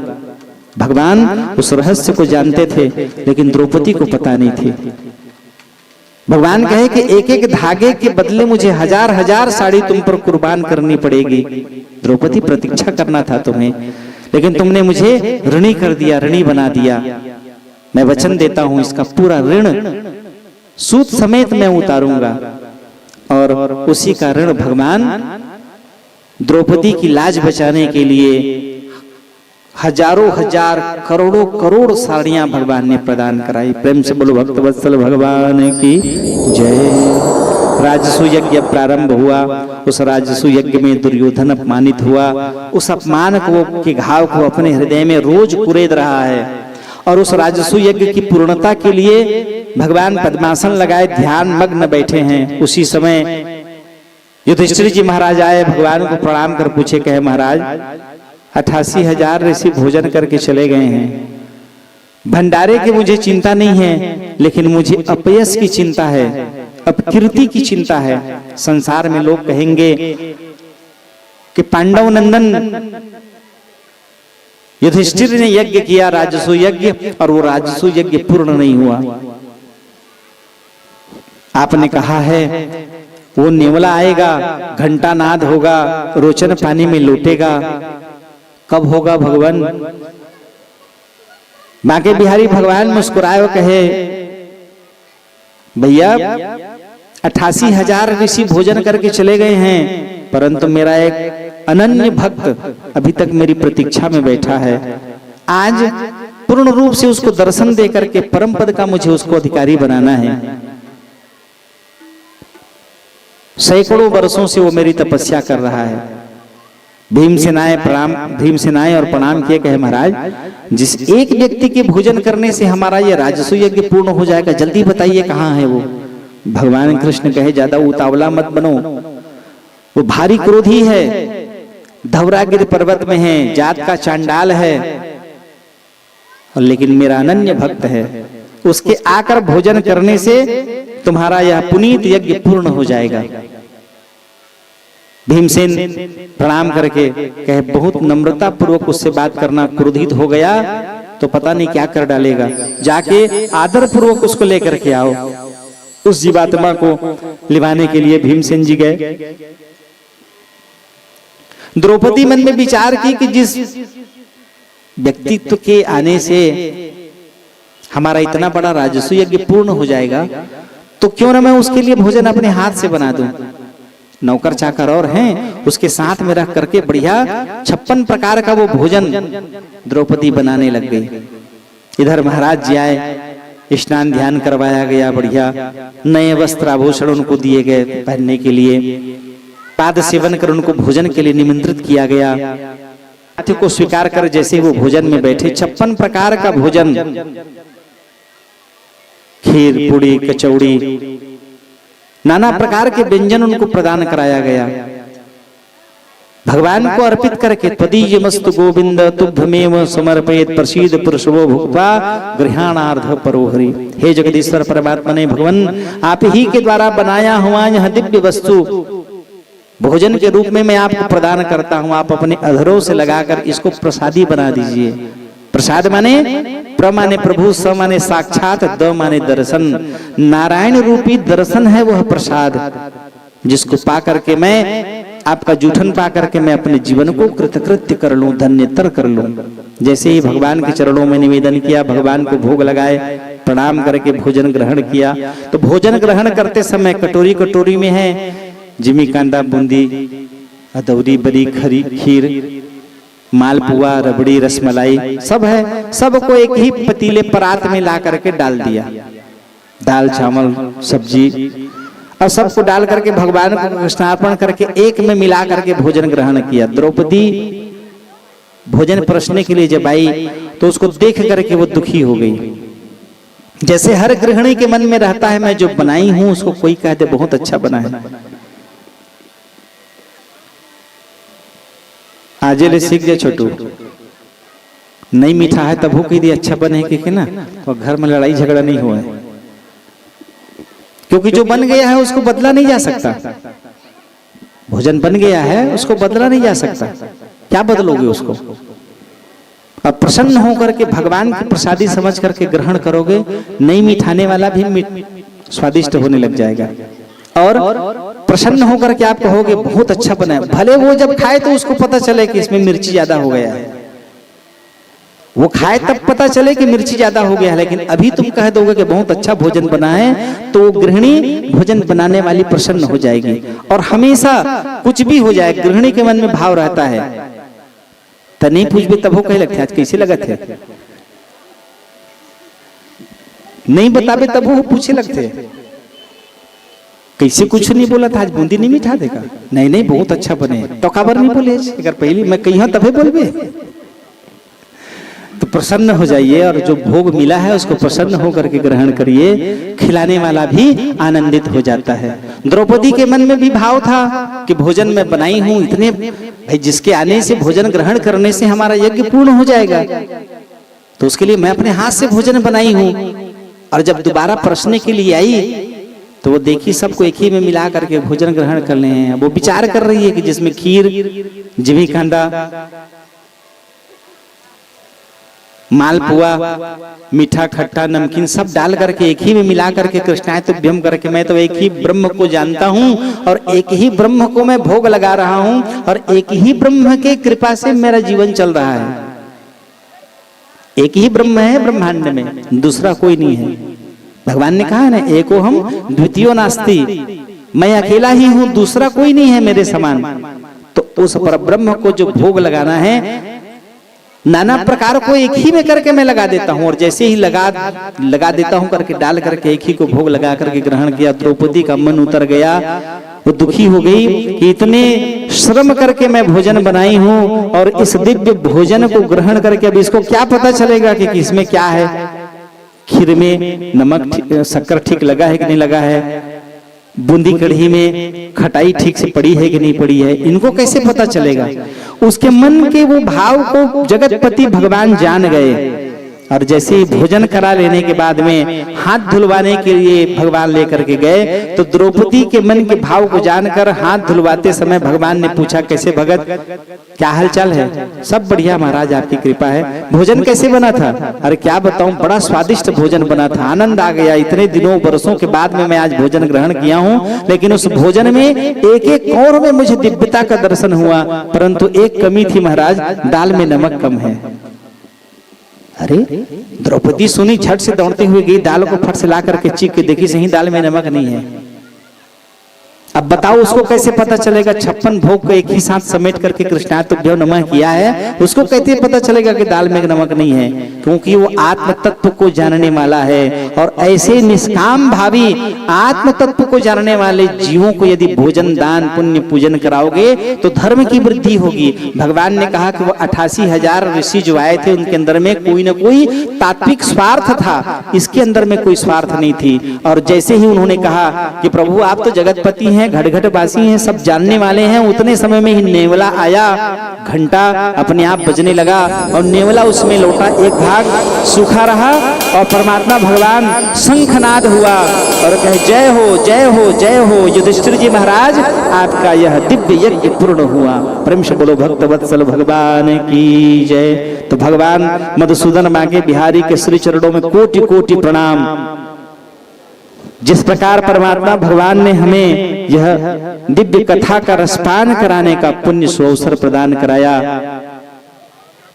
भैया संतोष और नीता जी के द्वारा जो यह मन में भाव जागृत हुआ, भगवान कोटि कोटि उनको आशीर्वचन दे और भगवान उनके जीवन को इसी प्रकार मंगलमय बनाए। और व्यास मंच से भगवान के चरणों में मैं निवेदन कर कहूंगा कि भगवान आपके यज्ञ को पूर्ण किए। प्रेम से बोलो भक्तवत्सल भगवान की जय, आनंद कंद भगवान की जय। और इस प्रकार उस यज्ञ की पूर्णता पर युधिष्ठिर जी महाराज भगवान को प्रणाम करके धन्यवाद दिए। प्रेम से बोलो भक्तवत्सल भगवान की जय। एक भगवान का अनन्य भक्त, बचपन का मित्र सुदामा, एक ही साथ संदीपनी आश्रम में दोनों ने शिक्षा दीक्षा ग्रहण किया। भगवान 64 दिन में ही सारी कलाओं को, सारी विद्याओं को भगवान जान गए।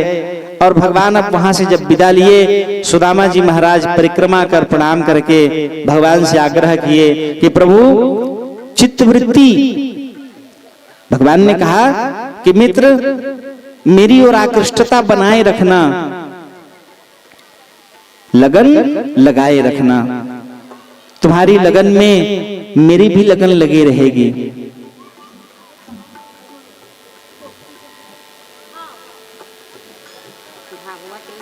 हाँ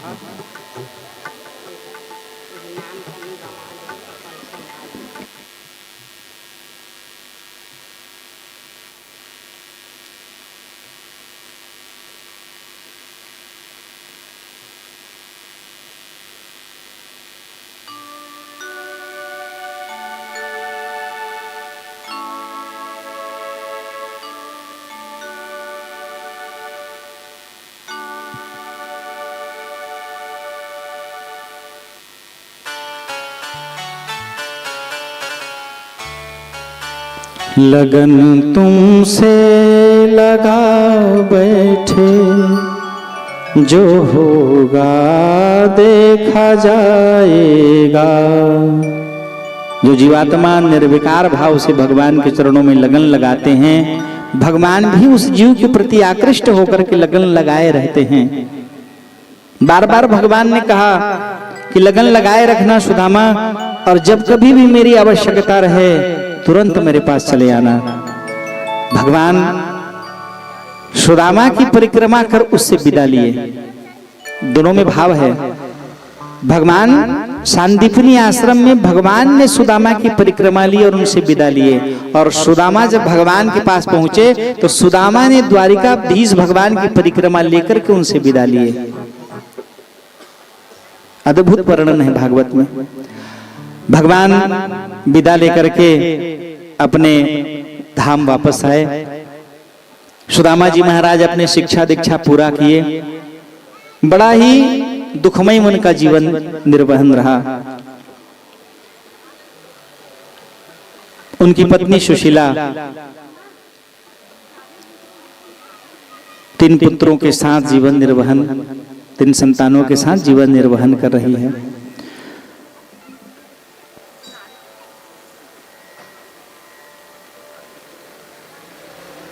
पंचरत्न विवाह पद्धति में वर्णन है, पाणी ग्रहण हो जाए तो पत्नी को धर्म पूर्वक पति के साथ जीवन निर्वहन करना चाहिए।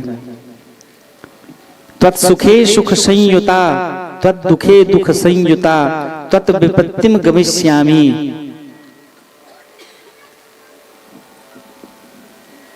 इसलिए पत्नी को धर्म पत्नी कहा गया है, धर्म के पूर्वक जीवन निर्वहन कराने वाली।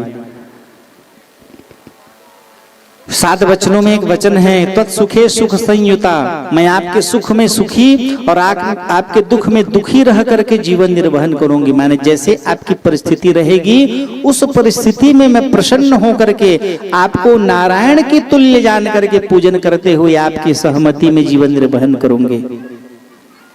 उसी निष्ठा भाव से सुशीला पूरे समर्पण के द्वारा सुदामा जी महाराज के साथ जीवन निर्वहन कर रही है। धीरे धीरे समय व्यतीत हुआ। एक दिन व्याकुल होकर के भगवती सुशीला सुदामा जी से निवेदन कर रही हैं, इतनी कठिनाई में हमारा जीवन व्यतीत हो रहा है, पता नहीं भगवान कब हम पर कृपा करेंगे। सुदामा जी महाराज कभी याचना नहीं की है, कभी भीख नहीं मांगे हैं। द्वादशी, अमावस्या, पंचमी को उनको मिलने वाले दान, कोई एकादशी व्रत रहते हैं तो द्वादशी को दान किए बिना, अन्न दान किए बिना वो एकादशी पूर्ण नहीं होता। एकादशी का यदि आप व्रत कर लिए हैं तो पारणा का नियम है, सुबह के समय भगवान की पूजा प्रतिष्ठा करके व्रत की पारणा की जाती है। यदि आप व्रत की पारणा नहीं करोगे तो भी उस एकादशी का कोई मतलब नहीं है। यदि आपने एकादशी का व्रत रह करके द्वादशी के दिन समय में व्रत पारणा नहीं किया तो एकादशी के दिन आपके लिए चित्रगुप्त केवल खाली पेट लिखेंगे, व्रत नहीं लिखा जाएगा। इसलिए द्वादशी के दिन जितना निष्ठा पूर्वक एकादशी को रखना है उतने ही निष्ठा पूर्वक द्वादशी का भी पालन करना है। पारण का समय रहता है, कभी 6 बजे सुबह, कभी 8 बजे सुबह, अधिकतम 11:24 तक का समय है। उतने समय में पारणा कर लेनी चाहिए। कुछ न मिले तो लड्डू गोपाल शालिग्राम भगवान को स्नान करके उनके चरणोदक का पान करना है। यदि उस चरणोदक का पान नहीं करोगे, पारणा नहीं करोगे तो एकादशी का फल आपको प्राप्त नहीं होगा। सुशीला कह रही है कि 365 दिन में लगभग 300 दिन हमारे जीवन में एकादशी की तरह निकल जाता है, लेकिन सुशीला ने कभी शिकायत नहीं किया कि तुम केवल यहीं बैठे रहते हो, भगवान के भजन कर रहे हो, कोई काम धाम नहीं कर रहे हो, मेरा जीवन तुम्हारे चक्कर में पूरा नष्ट हो गया।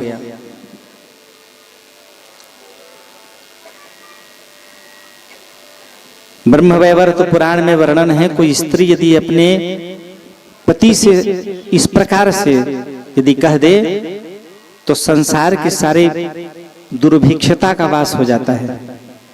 इसलिए पति के जिस प्रकार उनका जीवन है, जैसे कुछ भी नहीं है तो जो है उसी में बढ़िया आनंद पूर्वक जीवन निर्वहन करें। शास्त्रों में वर्णन है, यदि कह दे कि तुम्हारे चक्कर में मेरा सब खत्म हो गया, मैं कभी सुख नहीं पाई, तो सारी दुर्भिक्षता का और वास हो जाता है और सैकड़ों जन्मों में उनको इसी प्रकार कष्टमय जीवन निर्वहन करना पड़ता है। इसलिए कभी भूल से भी पति की उलाहना नहीं करनी चाहिए। ये मत समझिए कि अभी मैं उसको कुछ बोल करके अपनी भड़ास निकाल लूंगी, सारी पीड़ाओं को, मेरे मनोभाव को मैं इसके ऊपर उड़ेल दूंगी। जितने बार आप डालोगे उड़ेलोगी, उतने हजार बार आपको जीवन में इसी तरह का संघर्ष में कष्ट सैकड़ों जन्मों में मिलते रहेगा। पति का तिरस्कार नहीं करना चाहिए, पति को कभी अपमानित नहीं करना चाहिए। जो उसके पास है उसके साथ अपना जीवन निर्वहन करो।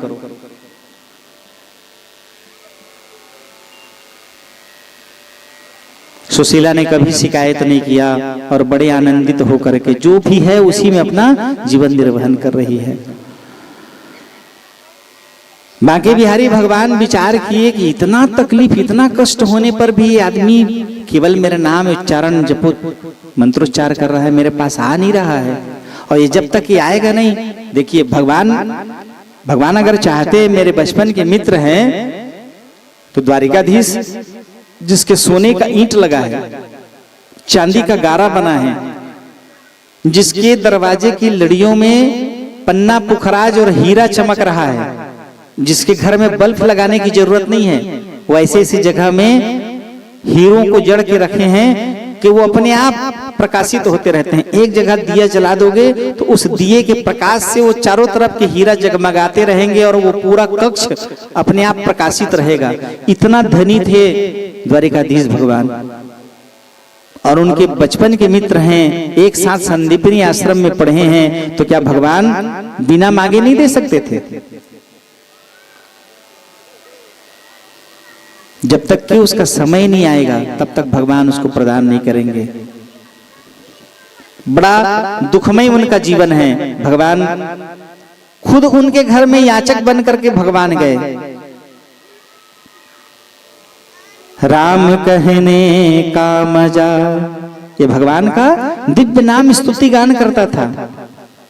श्री कृष्णाय वयम नमः, श्री कृष्णाय वयम नमः, श्री कृष्णाय वयम नमः। ये मंत्र जाप करने से इसके जीवन का पुण्य इतना हो गया कि भगवान बांके बिहारी द्वारिकाधीश इसके घर में याचक बन करके आए। दरवाजे में खड़ा होकर के भगवान ने कहा, भवति भिक्षाम मे देहि।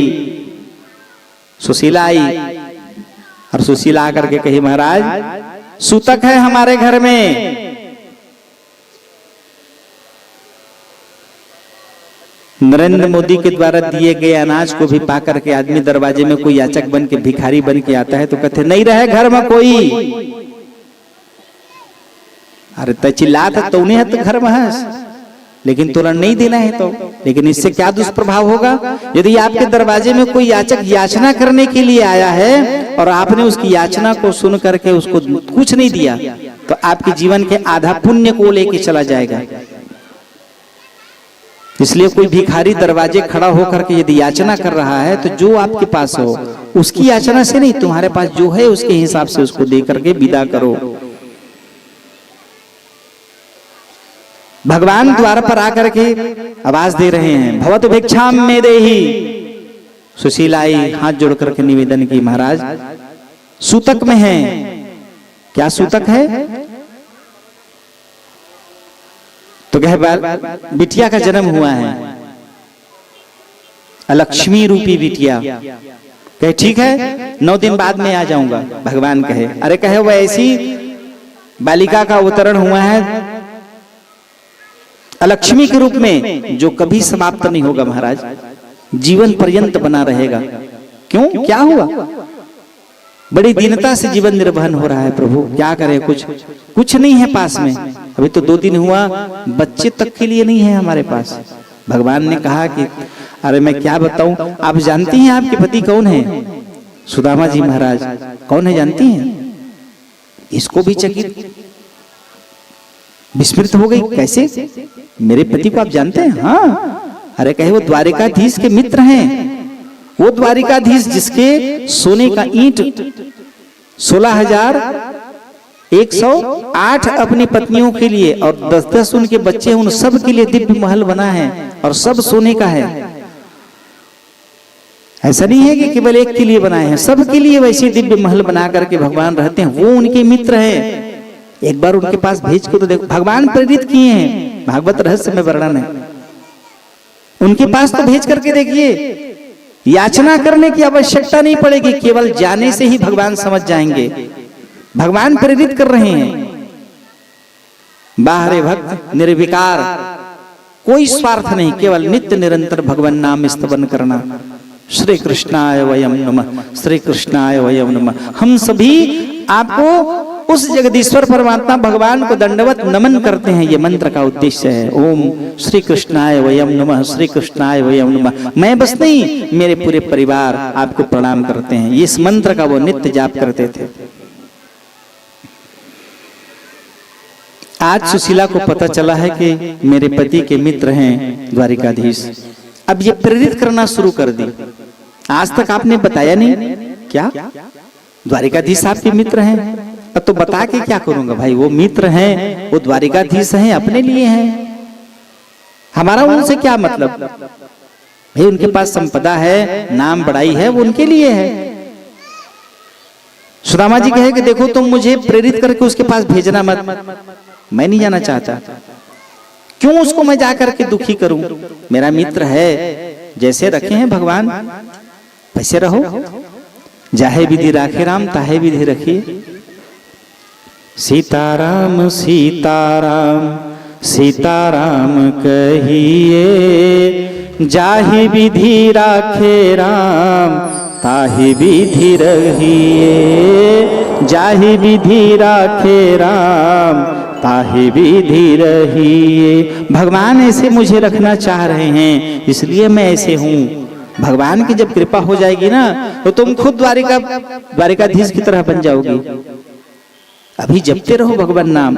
समय नहीं आया है हमारे जीवन में सुख का, पूर्व के किए हुए पाप ताप के प्रतिसाद हमको इस प्रकार का जीवन निर्वहन करना पड़ रहा है। तो तुम जल्दी ले लोगी ना, तो वो जल्दी चला जाएगा। इसलिए धन संपदा सुख वैभव यश कीर्ति नाम मान बड़ाई बहुत दिनों तक टिका रहे, इसके लिए जाप करती रहो। सुशीला ने कहा कि महाराज और कितना जाप करें, 2 दिन हो गया, बच्चे लोग भोजन नहीं पाए हैं। लोगों के द्वारा दी गई सिर सीधा से अमावस्या द्वादशी पंचमी को मिलने वाली सिर सीधा से हम जीवन निर्वहन कर रहे थे। अब तो वो भी कम मात्रा में आना शुरू हो गया, बच्चों का प्रतिपाल नहीं हो रहा है। सुदामा जी महाराज पड़ोस के बच्चों को पढ़ाते थे, जिसमें मिलने वाले पारितोष से उनका जीवन चलता था। बड़े कष्टमय जीवन है इनके, लेकिन कभी भगवान से इन्होंने शिकायत नहीं की। और शिकायत नहीं करने के कारण द्वारिकाधीश के समान सुदामा जी की पुरी को बनाया गया। इसलिए जीवन में शिकायत करना बंद कर दीजिए, शिकायत करना बंद कर दीजिए, प्रसन्न रहिए, निवेदन करना शुरू करिए। जो भी है, हे जगदीश परमात्मा ने भगवान मुझ पर भी कृपा करिए। कोई आपके समान भागवत कथा वेद पुराण किसी में परिचर्चा के द्वारा कोई कष्ट पाने वाले जीव के ऊपर भगवान की कृपा हुई हो, उसके समान अपने आप को समझ करके भगवान से निवेदन करिए कि भगवान इसके समान मेरे जीवन में भी कष्ट है, तो जैसे आप इनके ऊपर में कृपा किए हैं, मेरे ऊपर में भी कृपा करिए। इसका नाम है कल्प वृक्ष। और कल्प वृक्ष का अर्थ है, कल्प वृक्ष की ओट में बैठकर जो ध्यान कर जीवात्मा प्रार्थना करता है, उसकी कल्पनाओं को पूर्ण करने वाला, इसका नाम है कल्प वृक्ष। सच्चे मन से यदि आप भगवान से निवेदन करो तो आपकी मानसिक काल्पनिक क्रिया को भगवान पूर्ण कर देंगे। ऐसे कल्प वृक्ष की ओट में आप बैठे हैं, बट विश्वास अटल निज धर्मा, जितना आप इस पर विश्वास करोगे उतने ही फल की अनुभूति आपको आपके जीवन में प्राप्त होगी। सुदामा जी महाराज सुशीला को समझाया। अब सुशीला कही अब बहुत दिन हो गया महाराज आपको समझाते, आप मैं समझा रही हूँ, एक बार आप अपने मित्र के पास चले जाइए। तो भगवान की प्रेरणा करने पर, बार बार सुशीला के कहने पर, तुम मेरी धर्म पत्नी हो, तुम कह रही हो तो चलो तुम्हारे बात को रखने के लिए मैं मित्र के पास चला जाता हूँ, लेकिन मेरा शर्त है मैं कुछ मांगूंगा नहीं। सुशीला कही आपको जाने की देर है महाराज, आपको देख करके आपके मित्र खुद जान जाएंगे। भगवान कृष्ण 50 वर्ष की अवस्था में 16 वर्ष के समान दिखते थे। भगवान की उम्र 50 वर्ष में 16 साल की तरह दिखते थे भगवान। और सुदामा जी महाराज 50 वर्ष की उम्र में 500 उम्र के बराबर दिखते थे। इतने निसंख उनका शरीर हो गया था। कृष्णकाय इतना दुबला पतला कि हड्डी में चमड़ी चिपक गई थी। उनकी उस दशा को देख करके सुशीला ने कहा कि आप जाओ, आपकी जाने की देर है, आप जाओगे ना तो आपको देख करके भगवान खुद जान जाएंगे कि आप किस दशा में हैं, आपको बोलने की जरूरत नहीं है।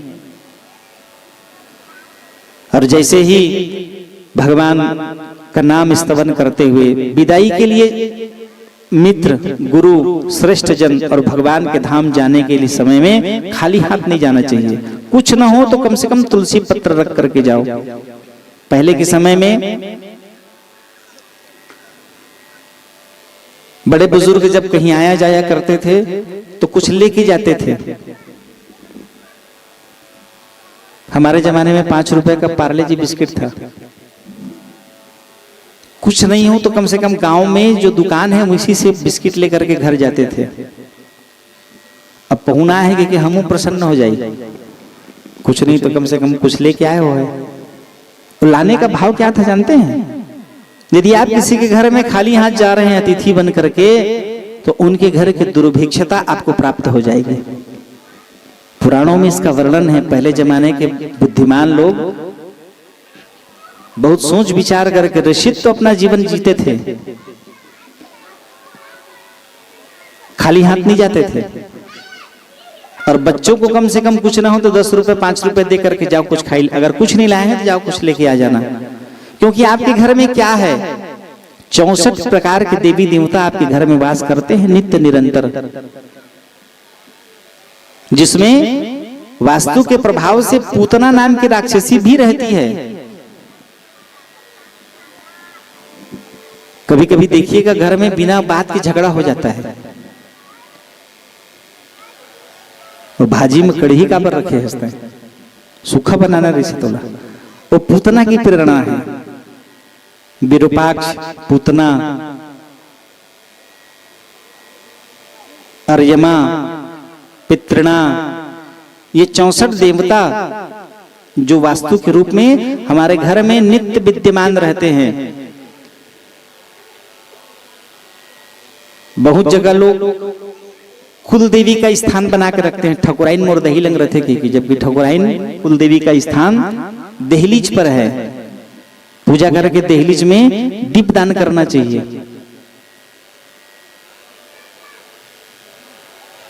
किसी के घर में नियम है ध्रुपमा दे वाला, जानता है नहीं, जेठ बेटा के बिहाव में उसी स्थान पर दीप दान करना चाहिए, दिया जला करके। सुशीला सुदामा जी के लिए कहे इनके पास जाना है तो खाली हाथ कैसे जाऊंगा? कहे आप जाने का मन बना लिए हैं, मेरे लिए यही बहुत बड़ी बात है।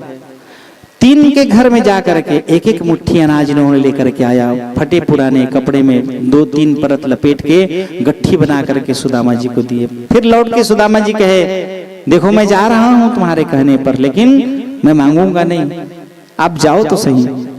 भगवान नाम स्तवन करते हुए सुदामा जी महाराज प्रस्थान किए। भगवान ने कहा है कि तू मेरे लिए 1 कदम बढ़ा के देख, मैं 100 कदम तेरे लिए बढ़ाने को तैयार हूं। जैसे ही ये प्रस्थान किए, जो तू मिटाना चाहे जीवन की तृष्णा, सुबह शाम बोल बंदे कृष्ण कृष्ण कृष्णा। सुशीला को कह के कि जीवन की तृष्णा इस कृष्णा नाम से मिट जाती है। निष्ठा पूर्वक इस नाम को तू जपती रहना जब तक कि मैं आ न जाऊं। सुशीला ने कहे प्रभु आप प्रस्थान करिए, इस नाम को मैं जपते रहूंगी, आप भी जपते हुए प्रस्थान करिए। जैसे ही सरहद में अपने सुदामापुरी को पार कर सुदामा जी महाराज जैसे ही क्षेत्रपाल का जो स्थान रहता है पार किए, बाकी बिहारी भगवान गाड़ीमान बन करके आ गए। अपनी गाड़ी में बिठा करके निवेदन किए, चलो महाराज जी कहाँ जाएंगे? तो कहे द्वारिकाधीश के पास जाना है, मेरा बचपन का मित्र है, वो तो भगवान है, वो जान रहे हैं। बैठाए और भगवान का दिव्य भजन करते हुए, जो तू मिटाना चाहे जीवन की तृष्णा, सुबह शाम बोल बंदे कृष्ण कृष्ण कृष्णा। बढ़िया कीर्तन करते हुए सुदामा जी महाराज चले जा रहे हैं। प्रेम से बोलो भक्तवत्सल भगवान की जय। जोर से बोलना पड़ेगा राधे राधे, और जोर से बोलना पड़ेगा राधे राधे श्याम में राधे। बोलिए श्री द्वारिकाधीश भगवान की जय। एक बार सब आप बोलिए ना राधे राधे। हाँ, दोनों हाथ बिल्कुल पसार के बोले राधे राधे। हो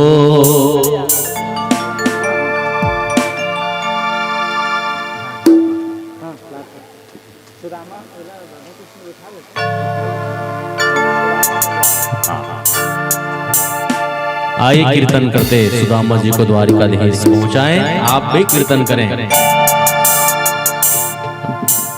हरे राम राम राम सीता राम राम राम सीता राम राम राम राजा राम राम राम सीता राम राम राम सीता राम राम राम सीता राम राम राम सीता राम राम राम सीता राम राम राम सीता राम राम राम सीता राम राम राम सीता राम राम राम सीता राम राम राम सीता राम राम राम सीता राम राम राम सीता राम राम राम ओ सीता राम राम राम राजा राम राम राम सीता राम राम राम राजा राम राम राम सीता राम राम राम राजा राम राम राम सीता राम राम राम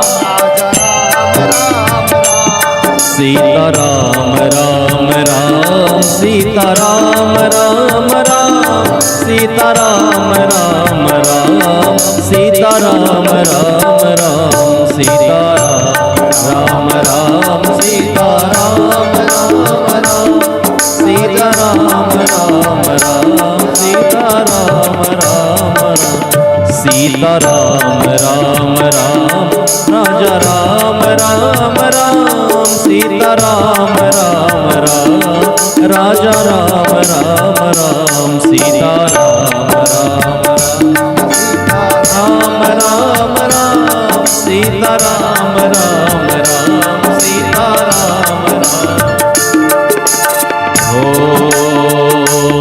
तेरी द्वारिका नगरिया बड़ी दूर कृष्ण प्यारे तेरी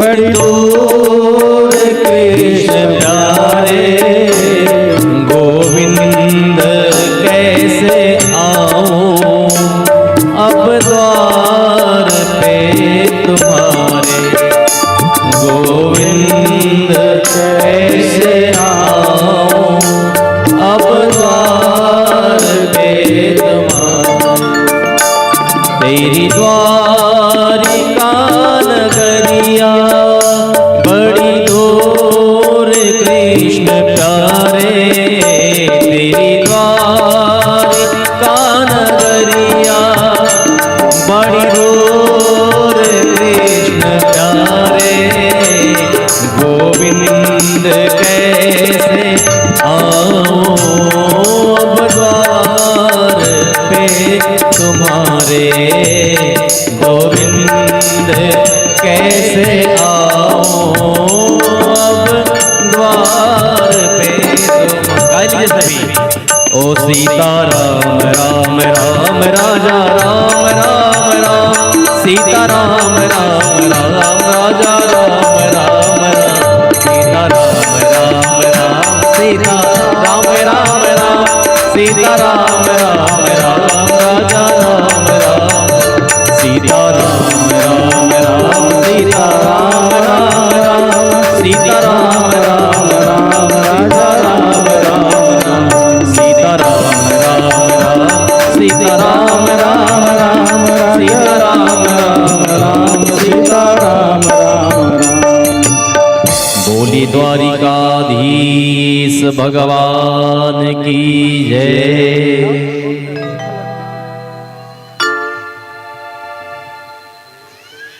प्रेम से बोलो भक्त वत्सल भगवान की जय। बड़े आनंदित होकर के भगवान नाम स्तवन करते हुए सुदामा जी महाराज द्वारिकापुरी पहुंच गए। द्वारिकापुरी पहुंचते ही गाड़ीवान ने उनको पहुंचने की सूचना दी। बड़े प्रसन्न है सुदामा जी महाराज के बरसों बाद आज मैं अपने परम मित्र से मिलूंगा। विनोद भाई, विनोद पांडे, व्यवस्था करा दीजिए थोड़ा सा। द्वारिकाधीश भगवान अपने मित्र से द्वार पर मिलने के लिए जाएंगे तो उनका जगह बना दीजिए, दौड़ते हुए जाएंगे।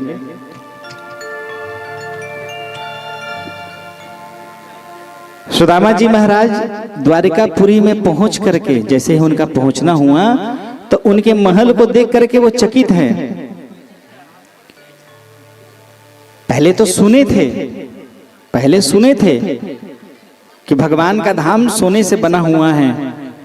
पहुंच करके जब देखे तो उस महल की दिव्यता को देख करके और अपनी परिस्थिति को देख करके वो विचार कर रहे हैं कि हे परमात्मा ने भगवान, मैं अपनी पत्नी सुशीला के प्रेरित करने पर यहाँ तक तो चले आया, लेकिन मेरी दशा इतनी दीन है कि मैं यहाँ अपनी दशा देख करके और आपके इस वैभव को देख करके संकोच महसूस कर रहा हूं।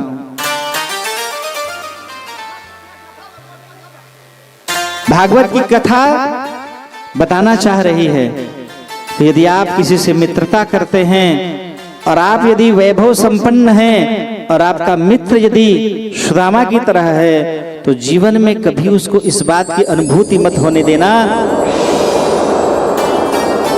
कि मेरा तुम्हारे से ज्यादा वैभव है, संपन्नता है, श्रेष्ठता है। क्योंकि जो तुमको प्राप्त हुआ है परमात्मा ने तुमको दिया है। जीवन में कब परिवर्तन हो जाए, सुदामा द्वारिकाधीश बन जाए और द्वारिकाधीश सुदामा बन जाए। मिले हुए धन संपदा को कभी अहंकार की दृष्टि से मत देखना, नहीं तो कब कैसे नष्ट होगा पता नहीं चलेगा। बड़े बड़े राजा रंक बन गए हैं,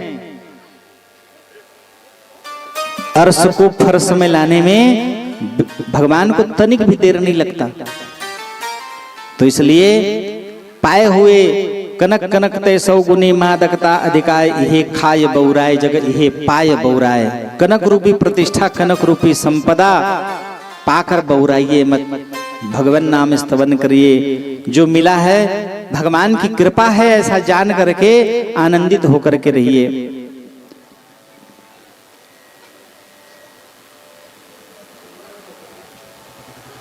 दुख में यदि मित्र का काम ना आए तो वो संपत्ति बेकार है।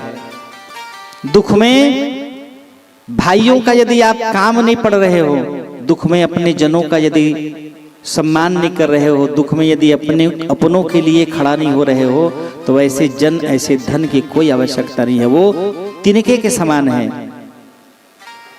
जैसे ही सुदामा जी महाराज वहां पहुंचा और पहुंच करके सुदामा जी ने भगवान के वैभव को देखा तो सकुचा गया, लज्जित हो गया।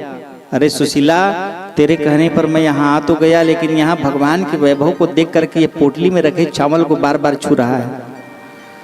अपनी दशा को देख करके विचार कर रहा है कि कैसे जाऊं मैं अंदर। बड़े सहमे हुए से जाकर के द्वारपाल से पूछा कि प्रभु द्वारिकाधीश कहाँ रहते हैं, उनकी दशा देख करके, सुदामा जी की दशा देख करके द्वारपाल ने कहा कि कौन है आप? द्वारिकाधीश तो यहीं रहते हैं, कौन है आप? अरे कहे द्वारिकाधीश मेरे बचपन का मित्र है भाई, हम दोनों एक साथ संदीपनी आश्रम में शिक्षा दीक्षा ग्रहण किए हैं। सिर से पांव तक के उस द्वारपाल ने उनको देखा और देख करके कहे कि द्वारिकाधीश जानते हैं द्वारिकाधीश का? हजारों हजार महल हैं उनके, एक एक महल सोने से बना हुआ है, और आप अपने आप को मित्र बता रहे हैं उनका। समय की बात है भाई, बचपन में एक ही साथ हम दोनों विद्या अध्ययन किए हैं, एक ही साथ रहे हैं, तुम जाकर के उसको बता दो कि सुदामा बचपन का मित्र द्वार पर आया हुआ है। द्वारपाल विचलित मन से आया और आकर के भगवान को सूचना दी। जगतपति परमात्मा भगवान सिंहासन पर विराजित हैं, बैठे हैं, भगवान चिंतन कर रहे हैं अपने मित्र का, और जैसे ही वो चिंतन में लगे हुए हैं उसी समय द्वारपाल आकर के बताया कि प्रभु शीस पगान झगातन पे अरुपाह उपाहन की नहीं सामा, धोती फटी सिलटी दुपटी प्रभु जाने को आए बसो वही धामा। द्वारपाल ने आकर के बताया बांके बिहारी भगवान को। मनोज तिवारी जी महाराज, मनोज मिश्रा जी द्वारपाल को भेजिए।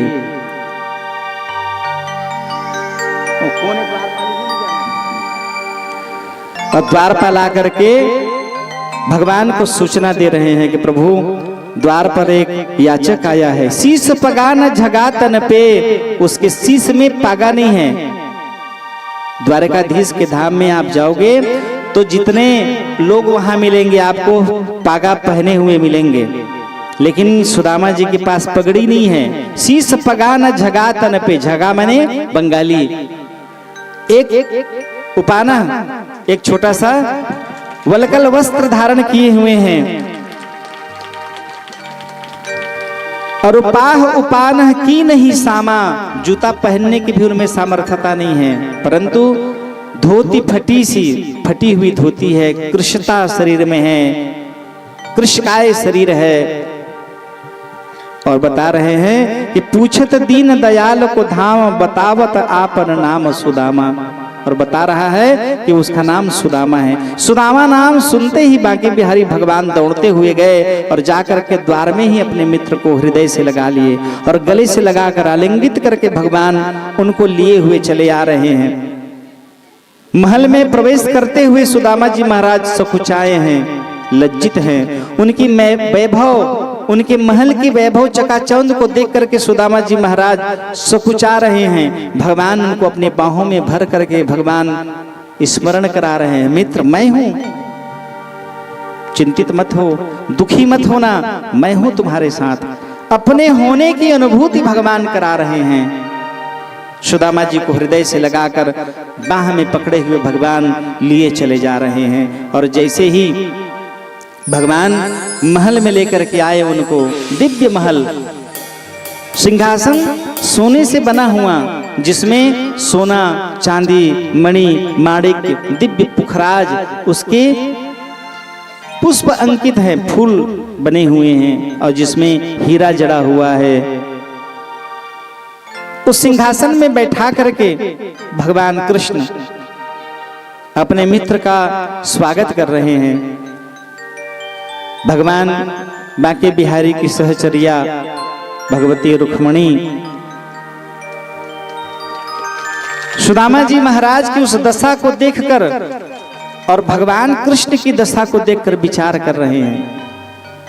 ऐसे बेहाल बेवाइन सो पुनि कंटक जाल लगे पुनि जोए, हाय महा दुख पायो सखा, तुम आय इते न किते दिन बीते।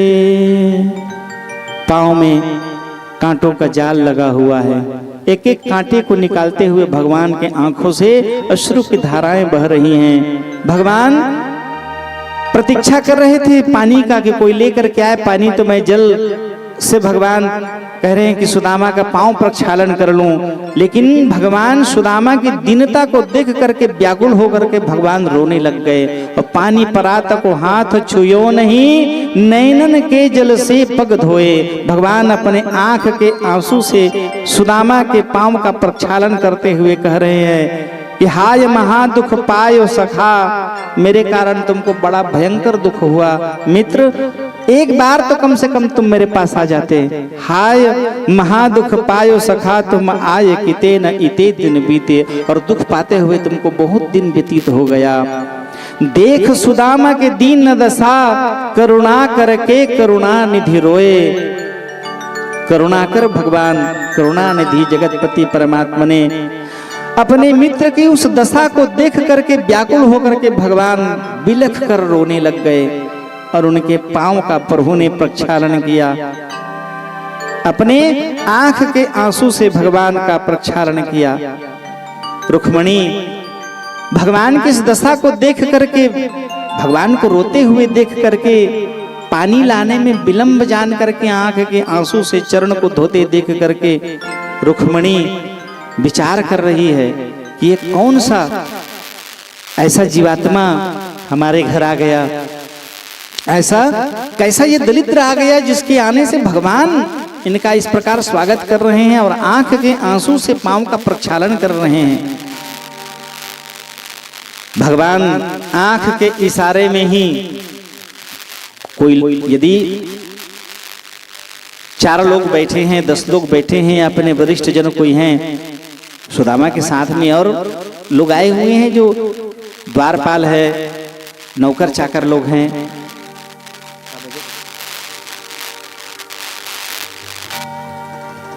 तो सब लोगों के बीच में कैसे बात करनी है, भगवान आंख के इशारे में ही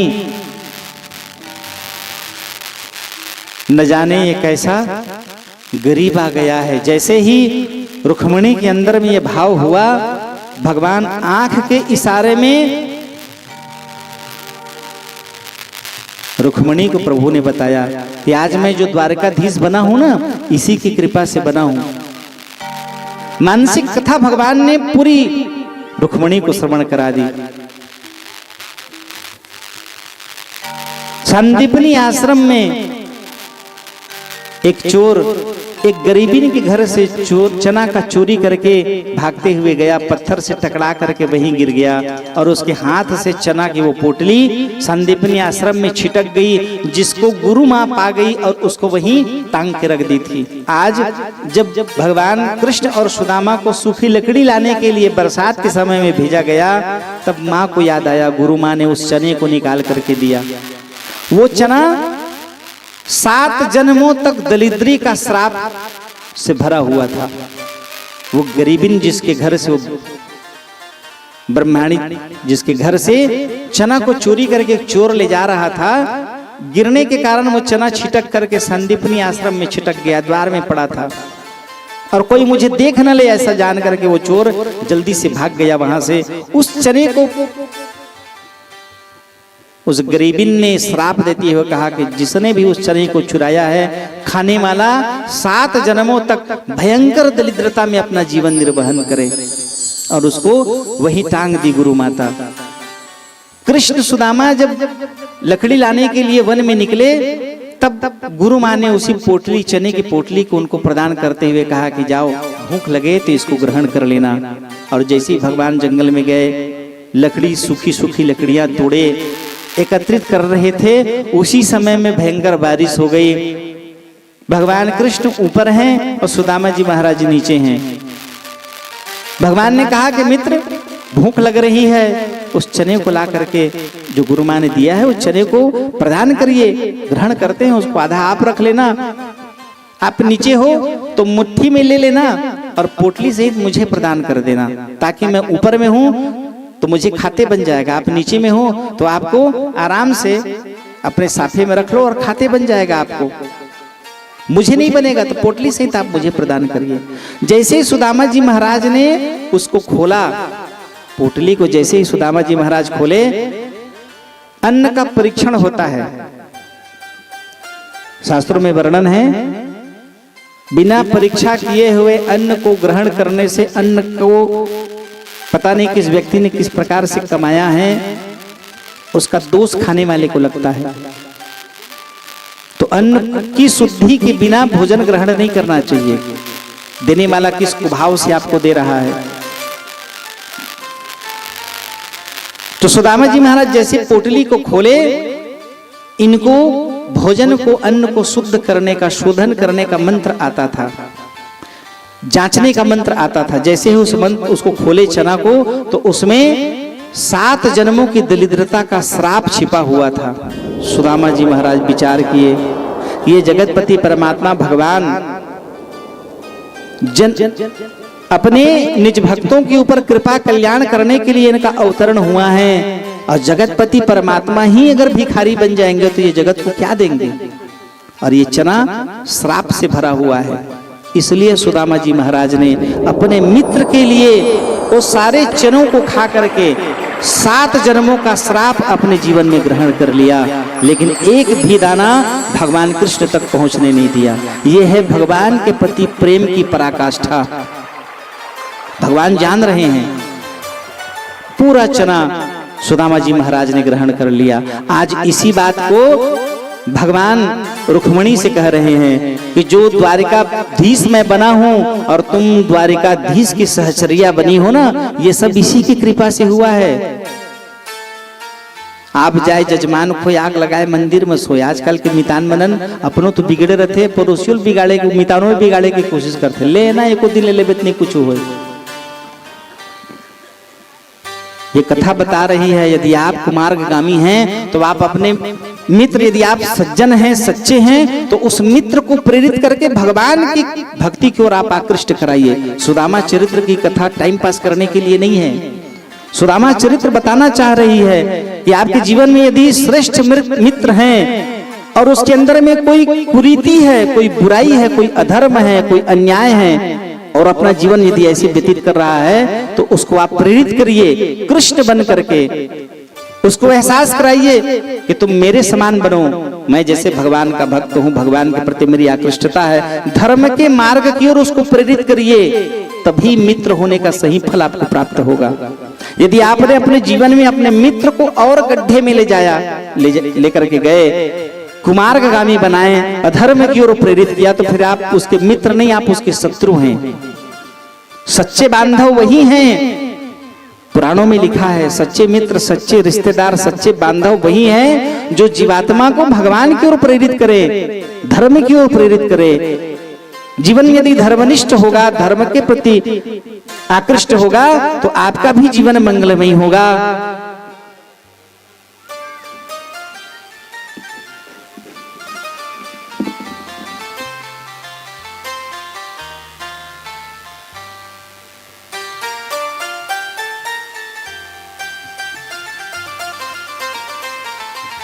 सुदामा जी महाराज बड़े प्रसन्न होकर के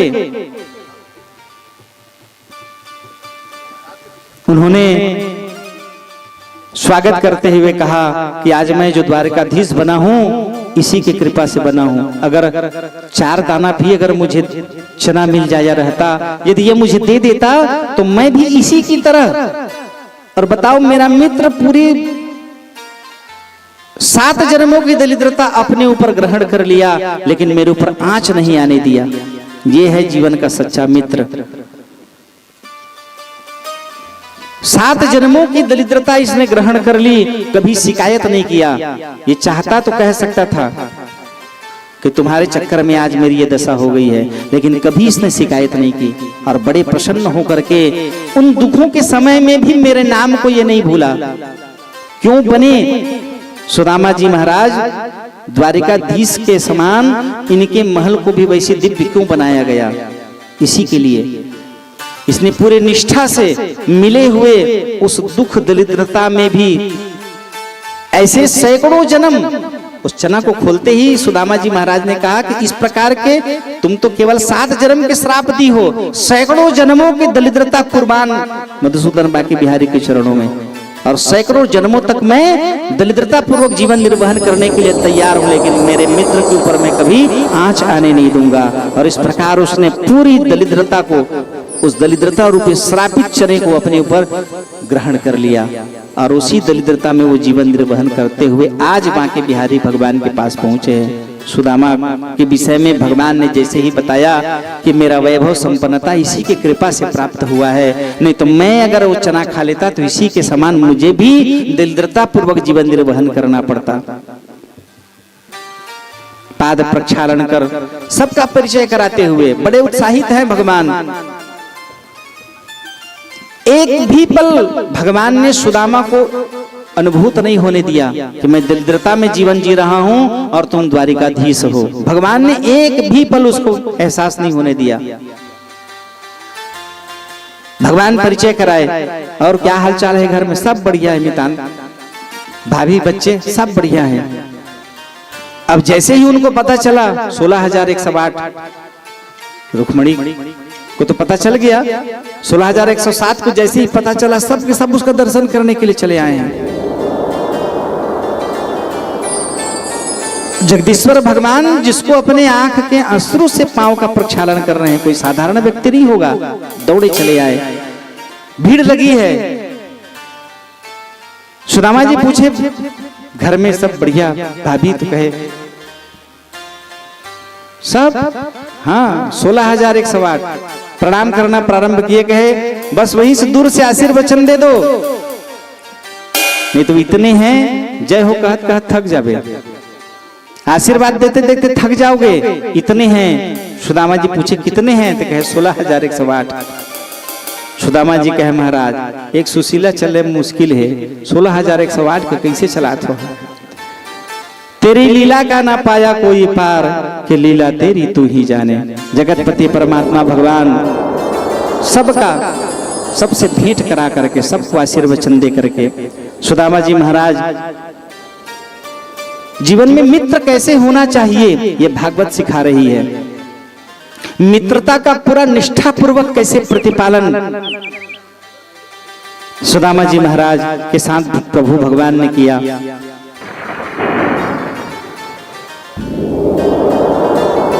द्वारकाधीश के पास में इतनी व्यवस्था थी, वो चाहते तो 4 नाई लगा करके, एक नाई एक पैर में, एक नाई एक पैर में, एक नाई एक हाथ में, एक नाई एक हाथ में मालिश कर सकते थे।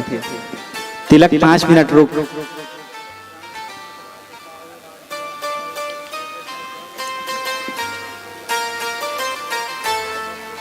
चाहते तो सेवा के लिए और किसी नौकर चाकर को बुला सकते थे, लेकिन भगवान कृष्ण ने, द्वारिकाधीश भगवान कृष्ण ने स्वयं अपने हाथ से बाके बिहारी भगवान कृष्ण ने सुदामा का तिल मालिश किया, पांव दबाए, और पांव दबाते हुए घर की हालचाल स्थिति को पूछ रहे हैं।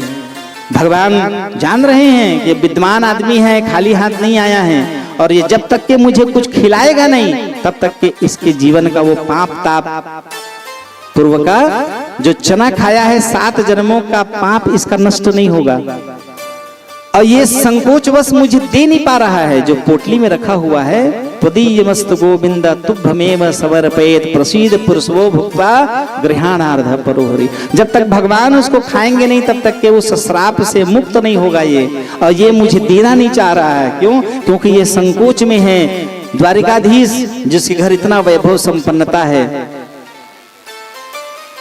यदि मित्र आपके घर में, मितान यदि आपके घर में आने से संकोच महसूस कर रहे हों, यदि मित्र आकर के लज्जा के भाव यदि उसके मन में आ रहा हो,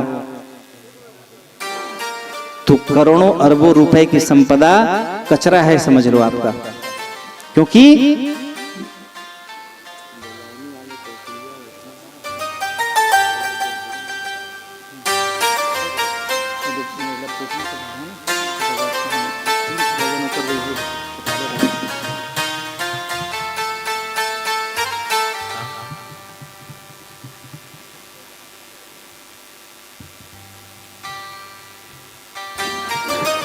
जगतपति परमात्मा भगवान पूछ रहे हैं कि मित्र, भाभी ने कुछ दिया है भेंट में, कुछ लेकर के। अचानक अब वो जान रहे हैं, सब चार नहीं दे रहे हैं। भगवान हाथ बढ़ा करके खुद उसको लिए और देख करके भगवान गट्ठी खोले, 3 मुट्ठी जो चावल की तंदूरी चावल, उसको देखकर भगवान कहे कि ये तो मुझे अति प्रिय है। सुदामा जी महाराज संकोच से भरे हुए हैं और भगवान उसको उठा करके कृष्णाय तुभ्यम नमः ग्रहण किए। 1 मुट्ठी चावल ग्रहण करते ही विश्वकर्मा और कुबेर सुशीला के द्वार पर पहुंचे, आवाज लगाए। सुशीला बाहर निकली, प्रणाम किए। कैसे प्रभु, कौन है आप? तो कहे मैं भगवान का मिस्त्री विश्वकर्मा और ये कुबेर जी महाराज। जैसे द्वारिकापुरी बनी है उसी तरह से सुदामापुरी बनाने के लिए भगवान ने हमको आवाहन किया है। सुशीला ने कहा कि पहले आप उनका घर बनाइए जिनके द्वारा दी गई 1 मुट्ठी चावल से मेरे पति सुदामा के द्वार तक पहुंचे हैं, जिनकी कृपा से वो दिए हुए चावल, क्योंकि हमारे पास जाने के लिए कोई व्यवस्था नहीं थी, उन्हीं के द्वारा दिए गए उस 1 मुट्ठी के दान से मेरे पति वहां तक पहुंचे हैं। तो पहले आप उनके घर को बनाइए। मैं यहाँ पर द्वारिकाधीश के समान यदि संपन्न मान बन जाऊंगी तो संसार के लोग क्या कहेंगे? इसलिए जिनके द्वारा दिए गए 1 मुट्ठी तंदूर से मेरे पति वहां पहुंचे हैं, उनकी आप पहले घर को बनाइए। तो इस प्रकार से द्वारिकापुरी की तरह सुदामापुरी का सबके घरों का निर्माण किया गया। दूसरा मुट्ठी भगवान जब ग्रहण किए, नाना प्रकार के धन वैभव सुख संपन्नता की प्राप्ति हुई।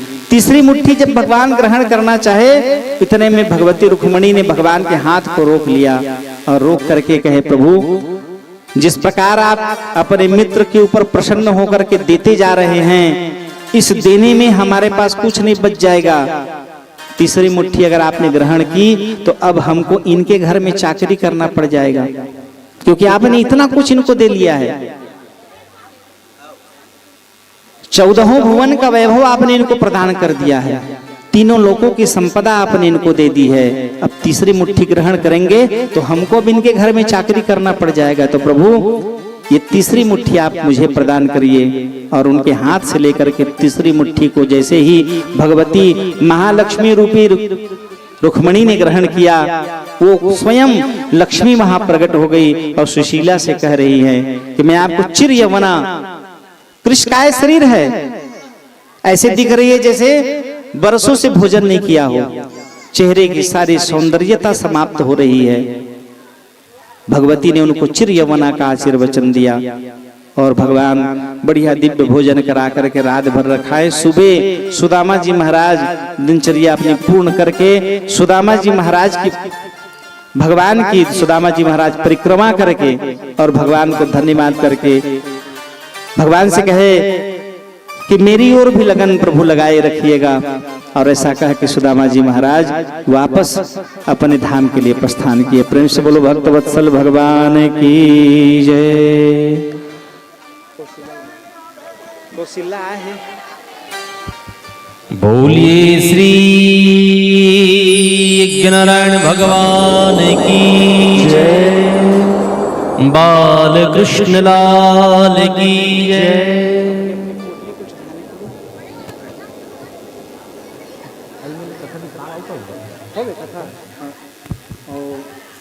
तो आइए आज की मंगलमयी कथा यही विराम हो रहा है और कल कथा का विराम दिवस और विराम दिवस में खूब आनंद और उत्साह के साथ कल ठीक 1 बजे अपनी पावन उपस्थिति दें। और यह मंगलमयी कथा का कल विश्राम होगा। कल परीक्षित मोक्ष और परीक्षित मोक्ष के पश्चात कल ही चढ़ोतरी होगी।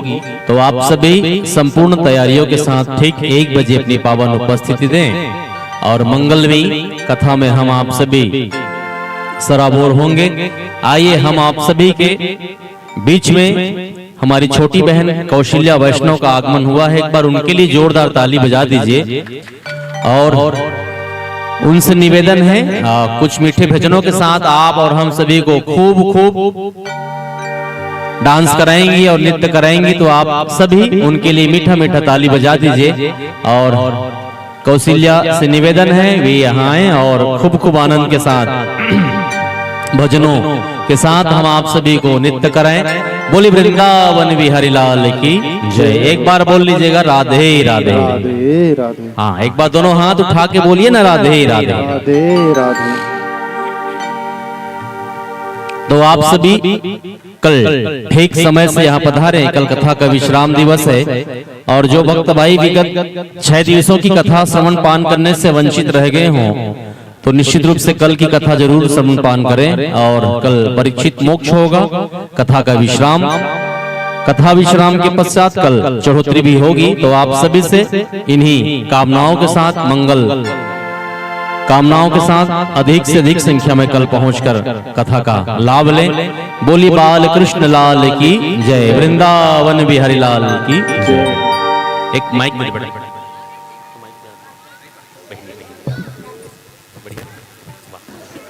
कल कथा विश्राम, चढ़ोतरी होगी और तुलसी वर्षा, हवन, ब्राह्मण भोजन परसों।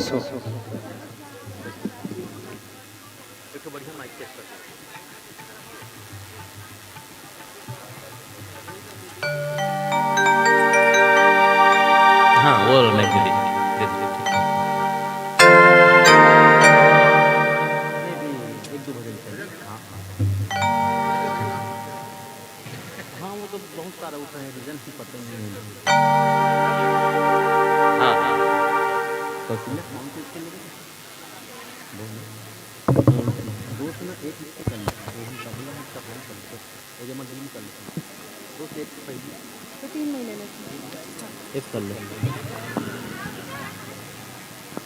एक बार एक साथ दिखा दे तो सुर लगा। Hello hello hello. Shri Radhe Shri Radhe Shri Radhe Shri Radhe.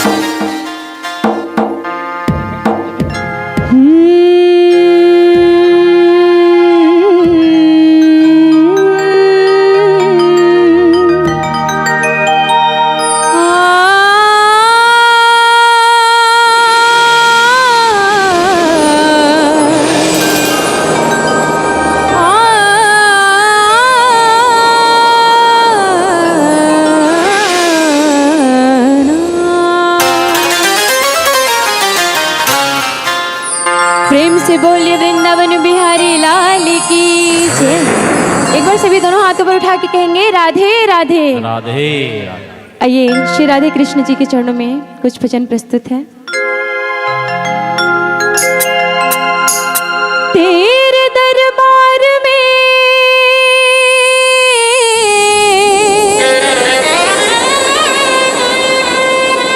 तेरे दरबार में हमने बात जब देखी इनायत के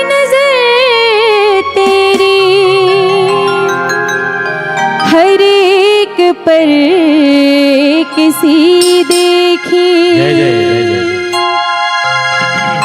बिगड़ जाए जो किस्मत वो तेरे दर पर बनी देखी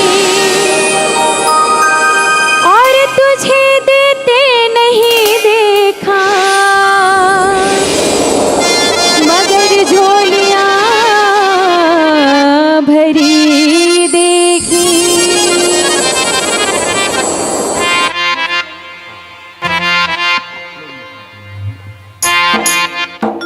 प्रेम से बोलिए बाकी बिहारी लाल की जय। दिल में तो श्याम नाम की,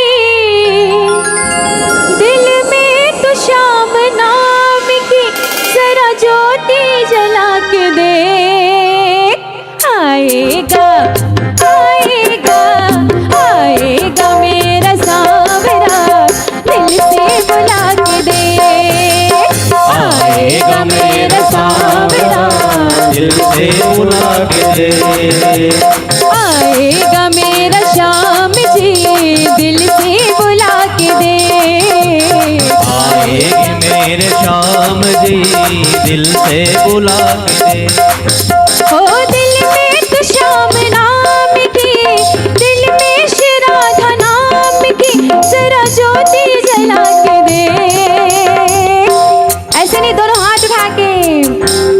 आएगा आएगा आएगा अपना सांवरा दिल से बुला के दे। आएगा मेरा सांवरा दिल से बुला के दे। जय हो।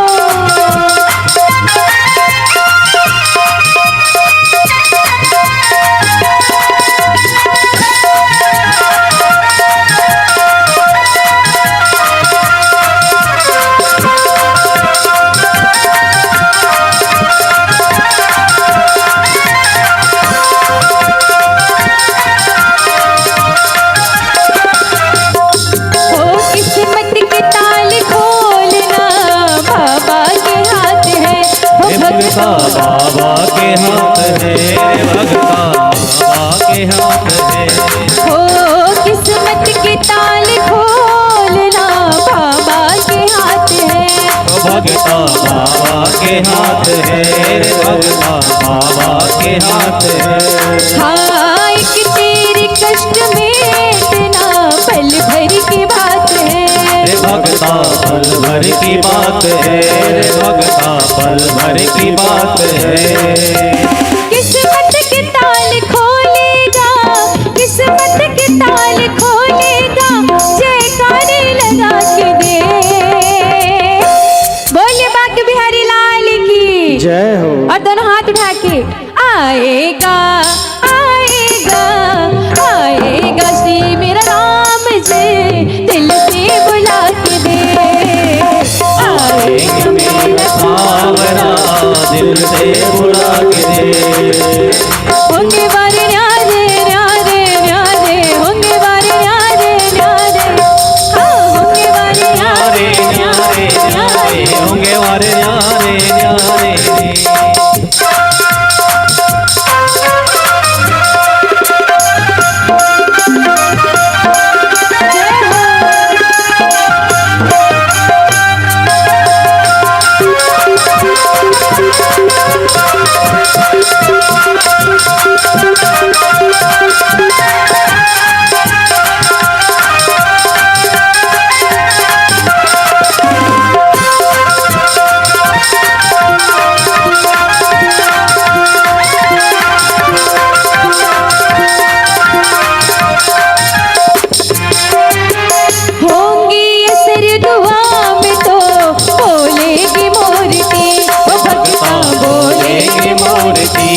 भगता बोलेगी मूर्ति। हाँ होंगी असर दुआ में तो बोलेगी मूर्ति। ओ भगता बोलेगी मूर्ति, रे भगता बोलेगी मूर्ति। ओ जीवन में जो कमी होगी कर देगी पूर्ति हो भगता कर देगी पूर्ति ओ भगता कर देगी पूर्ति। दिल की मुराद सुन लेगा, दिल की मुराद सुन लेगा, जरा ताली बजा के दे। और जो कान्हा के दीवाने दोनों हाथ उठा के कहेंगे बोलिए बाकी बिहारी लाल की जय हो। हे मेरा दिल शाम का दीवाना, हे मेरा दिल शाम का दीवाना, ओ दीवाना दीवाना शाम का दीवाना, दीवाना दीवाना शाम का दीवाना। आता है हमको भक्ति में मिट जाना, मुश्किल है प्यारे शाम से बच पाना। हे मेरा दिल, हे मेरा दिल शाम का दीवाना, दीवाना दीवाना शाम का दीवाना। हे मेरा दिल शाम का दीवाना, दीवाना दीवाना शाम का दीवाना, दीवाना दीवाना शाम का दीवाना, दीवाना दीवाना भक्ति का परवाना, दीवाना दीवाना शाम का दीवाना, दीवाना दीवाना शाम का दीवाना।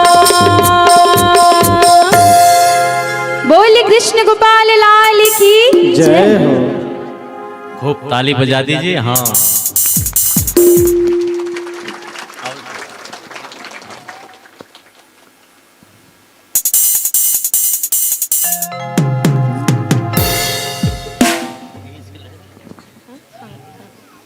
तरुण अब एक आठ तो बोलना गा।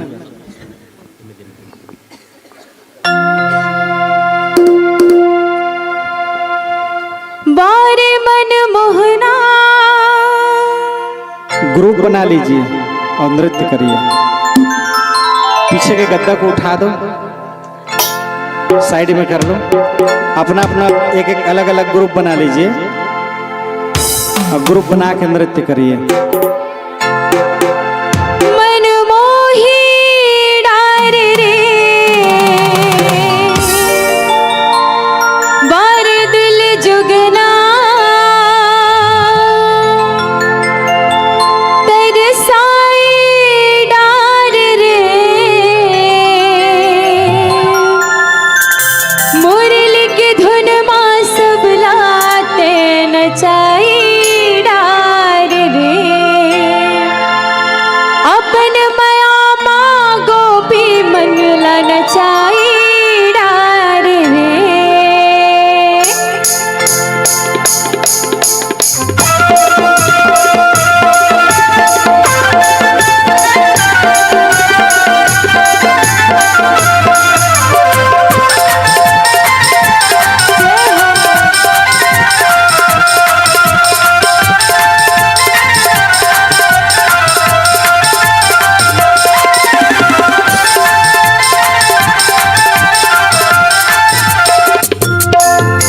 बर मन मोहना मन मोही डार रे, बर दिल जुगना दिल जो ही डार रे।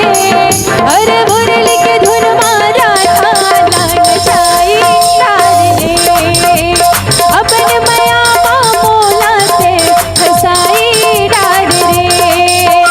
बर मन मोहना मन मोही डार रे, पर दिल जुगना दिल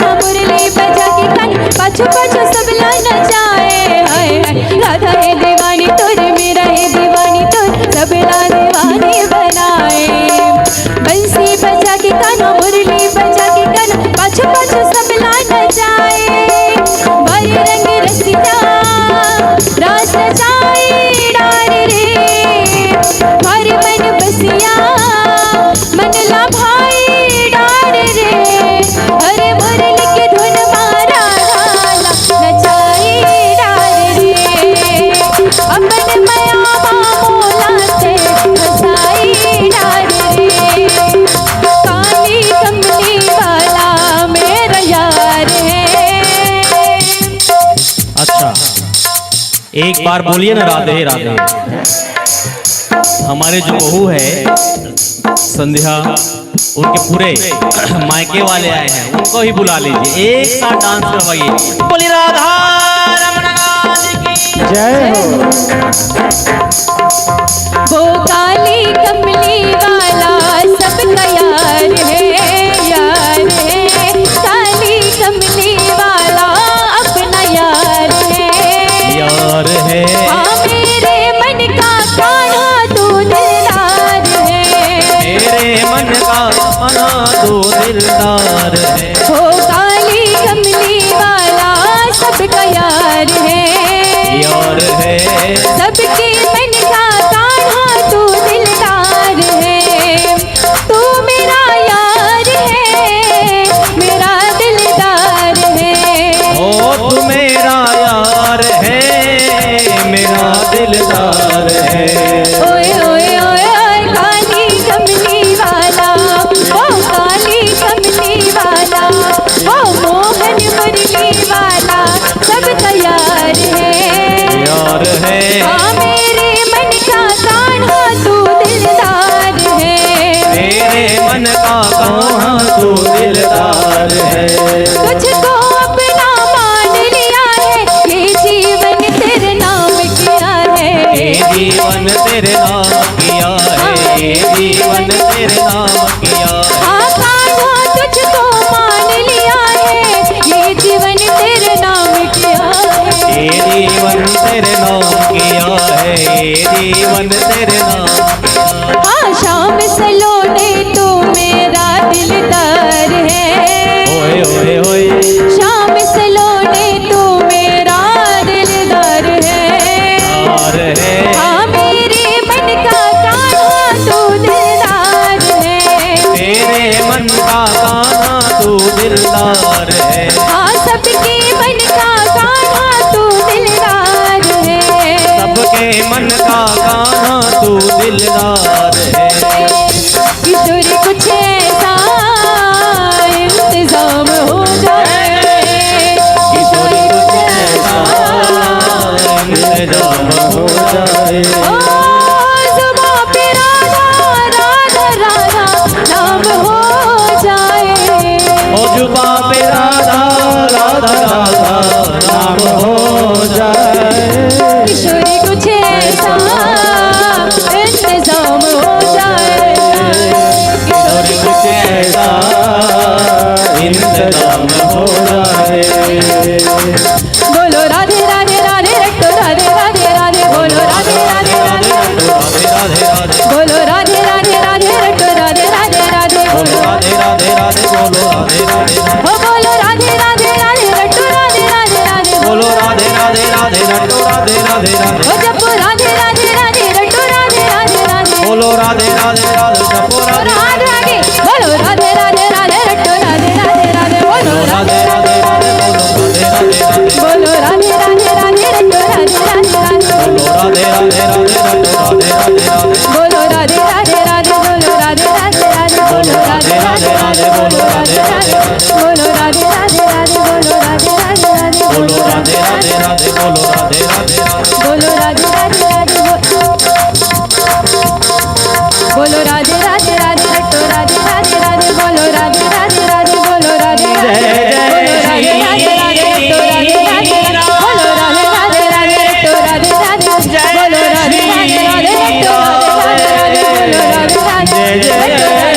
राधे, राधे राधे राधे रट्टो राधे राधे राधे, बोलो राधे राधे राधे, बोलो राधे राधे, शिव राधे राधे राधे, शिव राधे राधे राधे।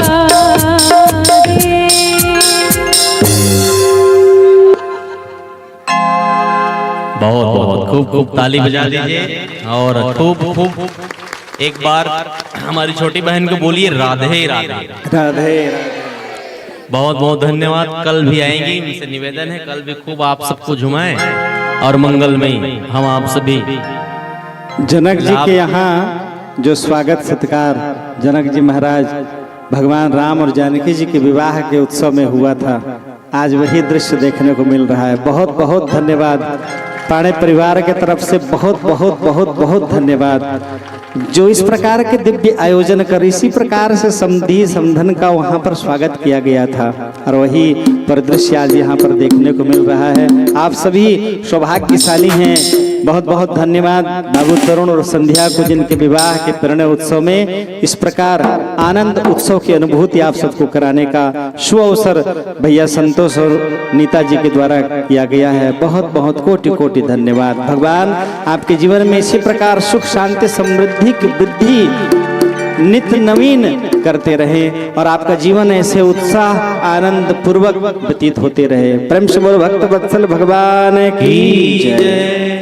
अच्छा, मैं एक फरमाइश आपके बड़े भैया को पूरा कर देता हूँ। वो पचरा गीत बोले थे इसे, आओ 5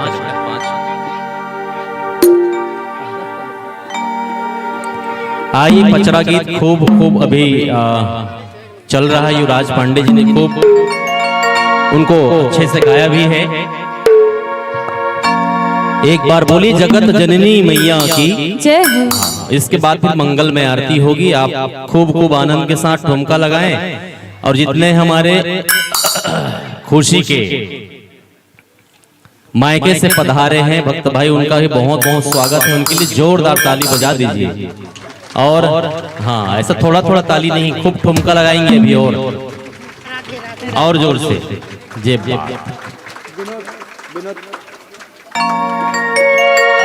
विनोद पांडे जी की तरफ से को 101 रुपए का सप्रेम भेंट।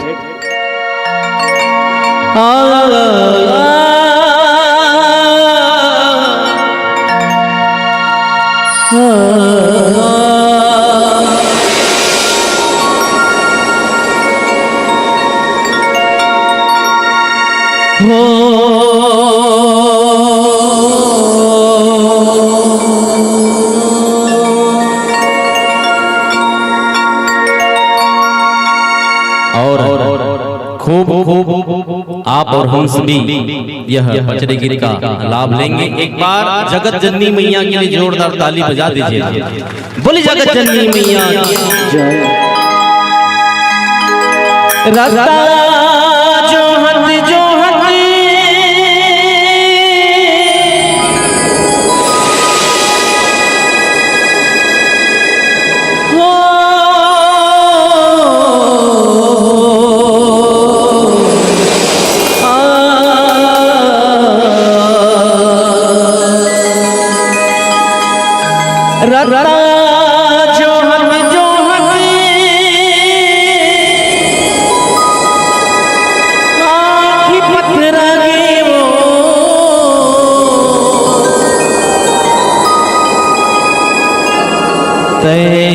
कब आवे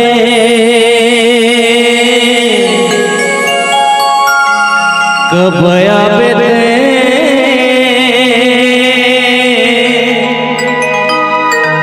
दर्शन दिखा दे मैया वो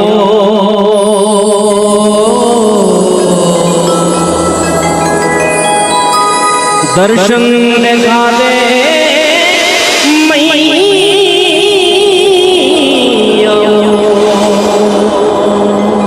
एक बार बोलिए ना, बोली राधा रानी सरकार की जय, आनंद कंद भगवान की जय हो।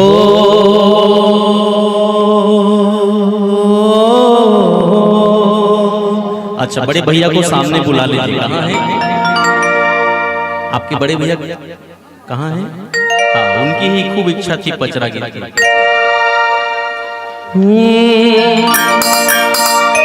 सेवा में बाग लगाए हो मैया, सेवा में बाग लगाए और एक साथ दोनों हाथ ऊपर, पूरे हाथ ऊपर, 1 2 3 4। सेवा में बाग लगाए हो मैया, सेवा में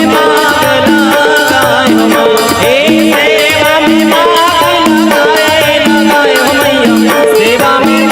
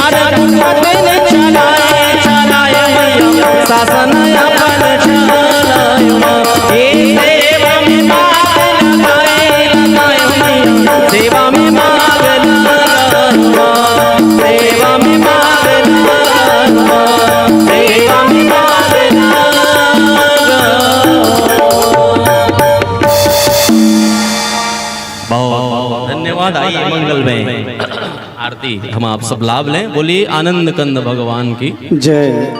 जय। चलिए दीप जलाइए। कल खूब 1 बजे अपनी पावन उपस्थिति यहाँ तक दें। और कल कथा का विश्राम दिवस है और विश्राम दिवस में हम और आप सभी मंगलमय कल कथा का लाभ लेंगे। और जो विगत 6 दिवसों से कथा का लाभ नहीं लिए हैं वो निश्चित रूप से कल पधारें और आपको पूरे साप्ताहिक ज्ञान यज्ञ का लाभ मिलेगा। तो इन्हीं मंगल कामनाओं के साथ आप अधिक से अधिक संख्या में पधार कर ये मंगलमय कथा का कल विश्राम दिवस में आप पुण्य के भागी बने। बोलिए उमापति महादेव की जय। वृंदावन बिहारी लाल की जय। चलिए दीप प्रज्वलित करें।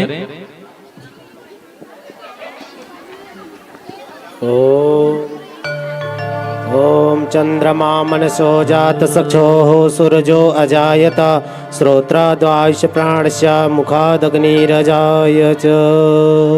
ॐ इदगुं हविः प्रजननं मे अस्तु दशवीरगुं सर्वगणगुं स्वस्ताये आत्मशनि प्रजाशनि पशुशनि लोकशन्यभयशनि अग्निः प्रजं बहुलं मे करोत्वन्नं पयोरेतो अस्मासु दत्ता।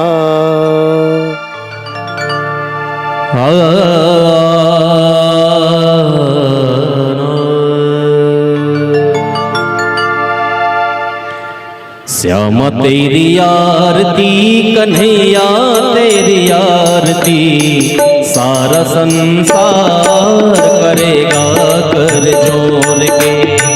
श्याम तेरी आरती कन्हैया तेरी आरती सारा संसार करेगा कर जोर के। श्याम तेरी आरती कन्हैया तेरी आरती सारा संसार करेगा कर जोड़ के। श्याम तेरी आरती कन्हैया तेरी आरती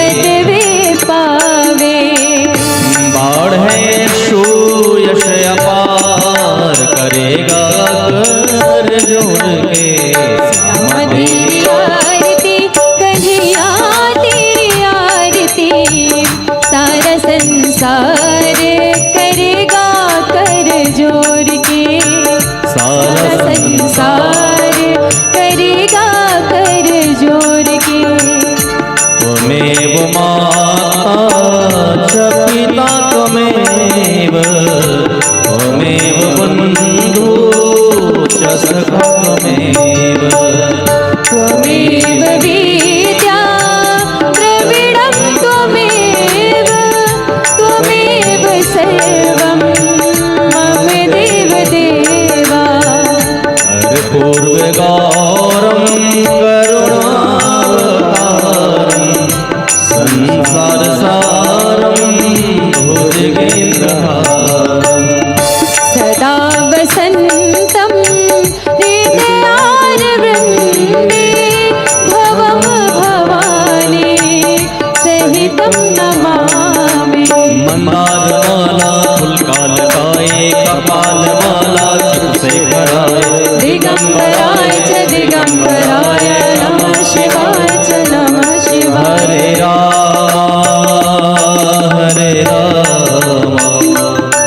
राम राम हरे हरे हरे कृष्णा कृष्ण कृष्ण हरे हरे ओ हरे राम मेरे राम राम राम हरे हरे हरे कृष्ण कृष्ण कृष्ण दोनों हाथ ताली से बकते गाइए हरे राम राम राम हरे हरे हरे कृष्ण कृष्ण कृष्ण हरे हरे हरे राम हरे हरे हरे कृष्ण हरे हरे हरे राम हरे हरे हरे कृष्ण हरे हरे ओम भूर्भुवस्सुः आरर्तिक्यं वस्मे कुरु मे वरदो भवः जलेन शीतले कर्णं पुष्पै देवादिवंदनम्। अपने अपने स्थान में प्रदक्षिणा लगा लेंगे।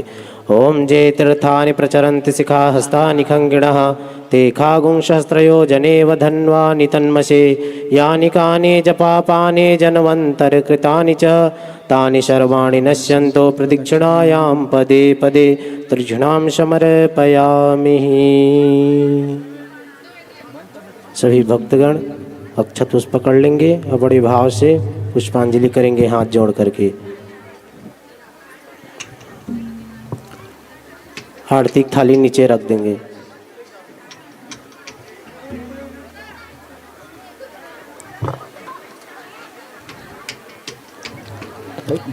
हरि ओम मा जज्ञे न जज्ञामाय जंत्र देवस्थानि धर्माणि प्रथमान्या सन्नाते अनाकं महिमानः सचंत्र यत्र पूर्वे साध्या सन्ति देवाः।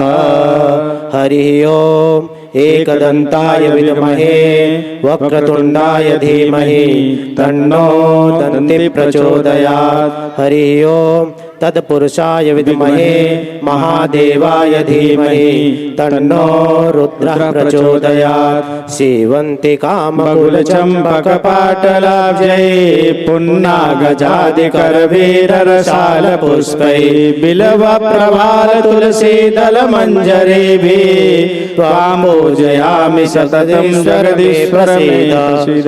नानासुगन्धिपुष्पाणि यथा कालोद्भवानि च पुष्पाञ्जलिर्मया दत्तं गृहाणां परमेश्वर गृहाणां जगदीश्वर मंत्र पुष्पांजलिं समर्पयामि। चलिए जयकारे सब लगाइएगा। बोलिए आनंद कंद भगवान की जय। श्रीमद् भागवत महापुराण की जय हो। जननी मैया की की जय हो। सांचे दरबार की जय हो। वीर बजरंग बली की जय हो। वेदव्यास भगवान की जय हो। अपने अपने माता पिता गुरु गोविंद की जय हो। धर्म की जय हो। धर्म का नाश हो। प्राणियों में सद्भावना हो। विश्व का कल्याण हो। गौ माता की जय हो। गौ हत्या बंद हो। सत्य सनातन धर्म की जय हो। धर्म सम्राट करपात्री जी महाराज की जय हो। नमः पार्वती पतये हर हर हर हर महादेव शंभो। जय जय श्री राधे। जय जय श्री राधे। जय जय श्री राधे श्याम। आप सभी आरती का जरूर लाभ लें। आरती के बाद प्रसाद का लाभ और प्रसादी पाकर के कल ठीक 1 बजे अपनी अपनी पावन उपस्थिति यहाँ तक देंगे। तो आप और हम सभी आइए आरती और प्रसाद का सब लाभ लें और मंगलमयी व्यासरी जी को उनके आश्रम तक आप सभी कीर्तन करते हुए उनको पहुंचाने जाएं। बोले बाल कृष्ण लाल की प्रेम से बोलो भक्त वत्सल भगवान की जय। एक बार फिर कोटि कोटि धन्यवाद संतोष भाई और नीता जी को। कोटि कोटि धन्यवाद बाबू तरुण और संध्या और जिनके विवाह उत्सव में इस प्रकार दिव्य कथा का आयोजन कर हम सबको आनंद रूपी भागवत रूपी इस दिव्य गंगा में गोते लगाने का जो सौभाग्य प्राप्त हुआ। जितने जनों के हृदय में जितने पल के लिए बांके बिहारी भगवान हृदय में विराजित हुए होंगे इस कथा को रसपान करते समय श्रवण करते समय, जितनी हृदय में आनंद की अनुभूति हुई होगी उतने करोड़ करोड़ बार इनको बहुत बहुत बधाई शुभकामनाएं। इनका जीवन इसी प्रकार आनंद मंगल में आनंदित होता हुआ जीवन निर्वहन हो। प्रेम से बोलो भक्त वत्सल भगवान की जय। आनंद कंद भगवान की जय।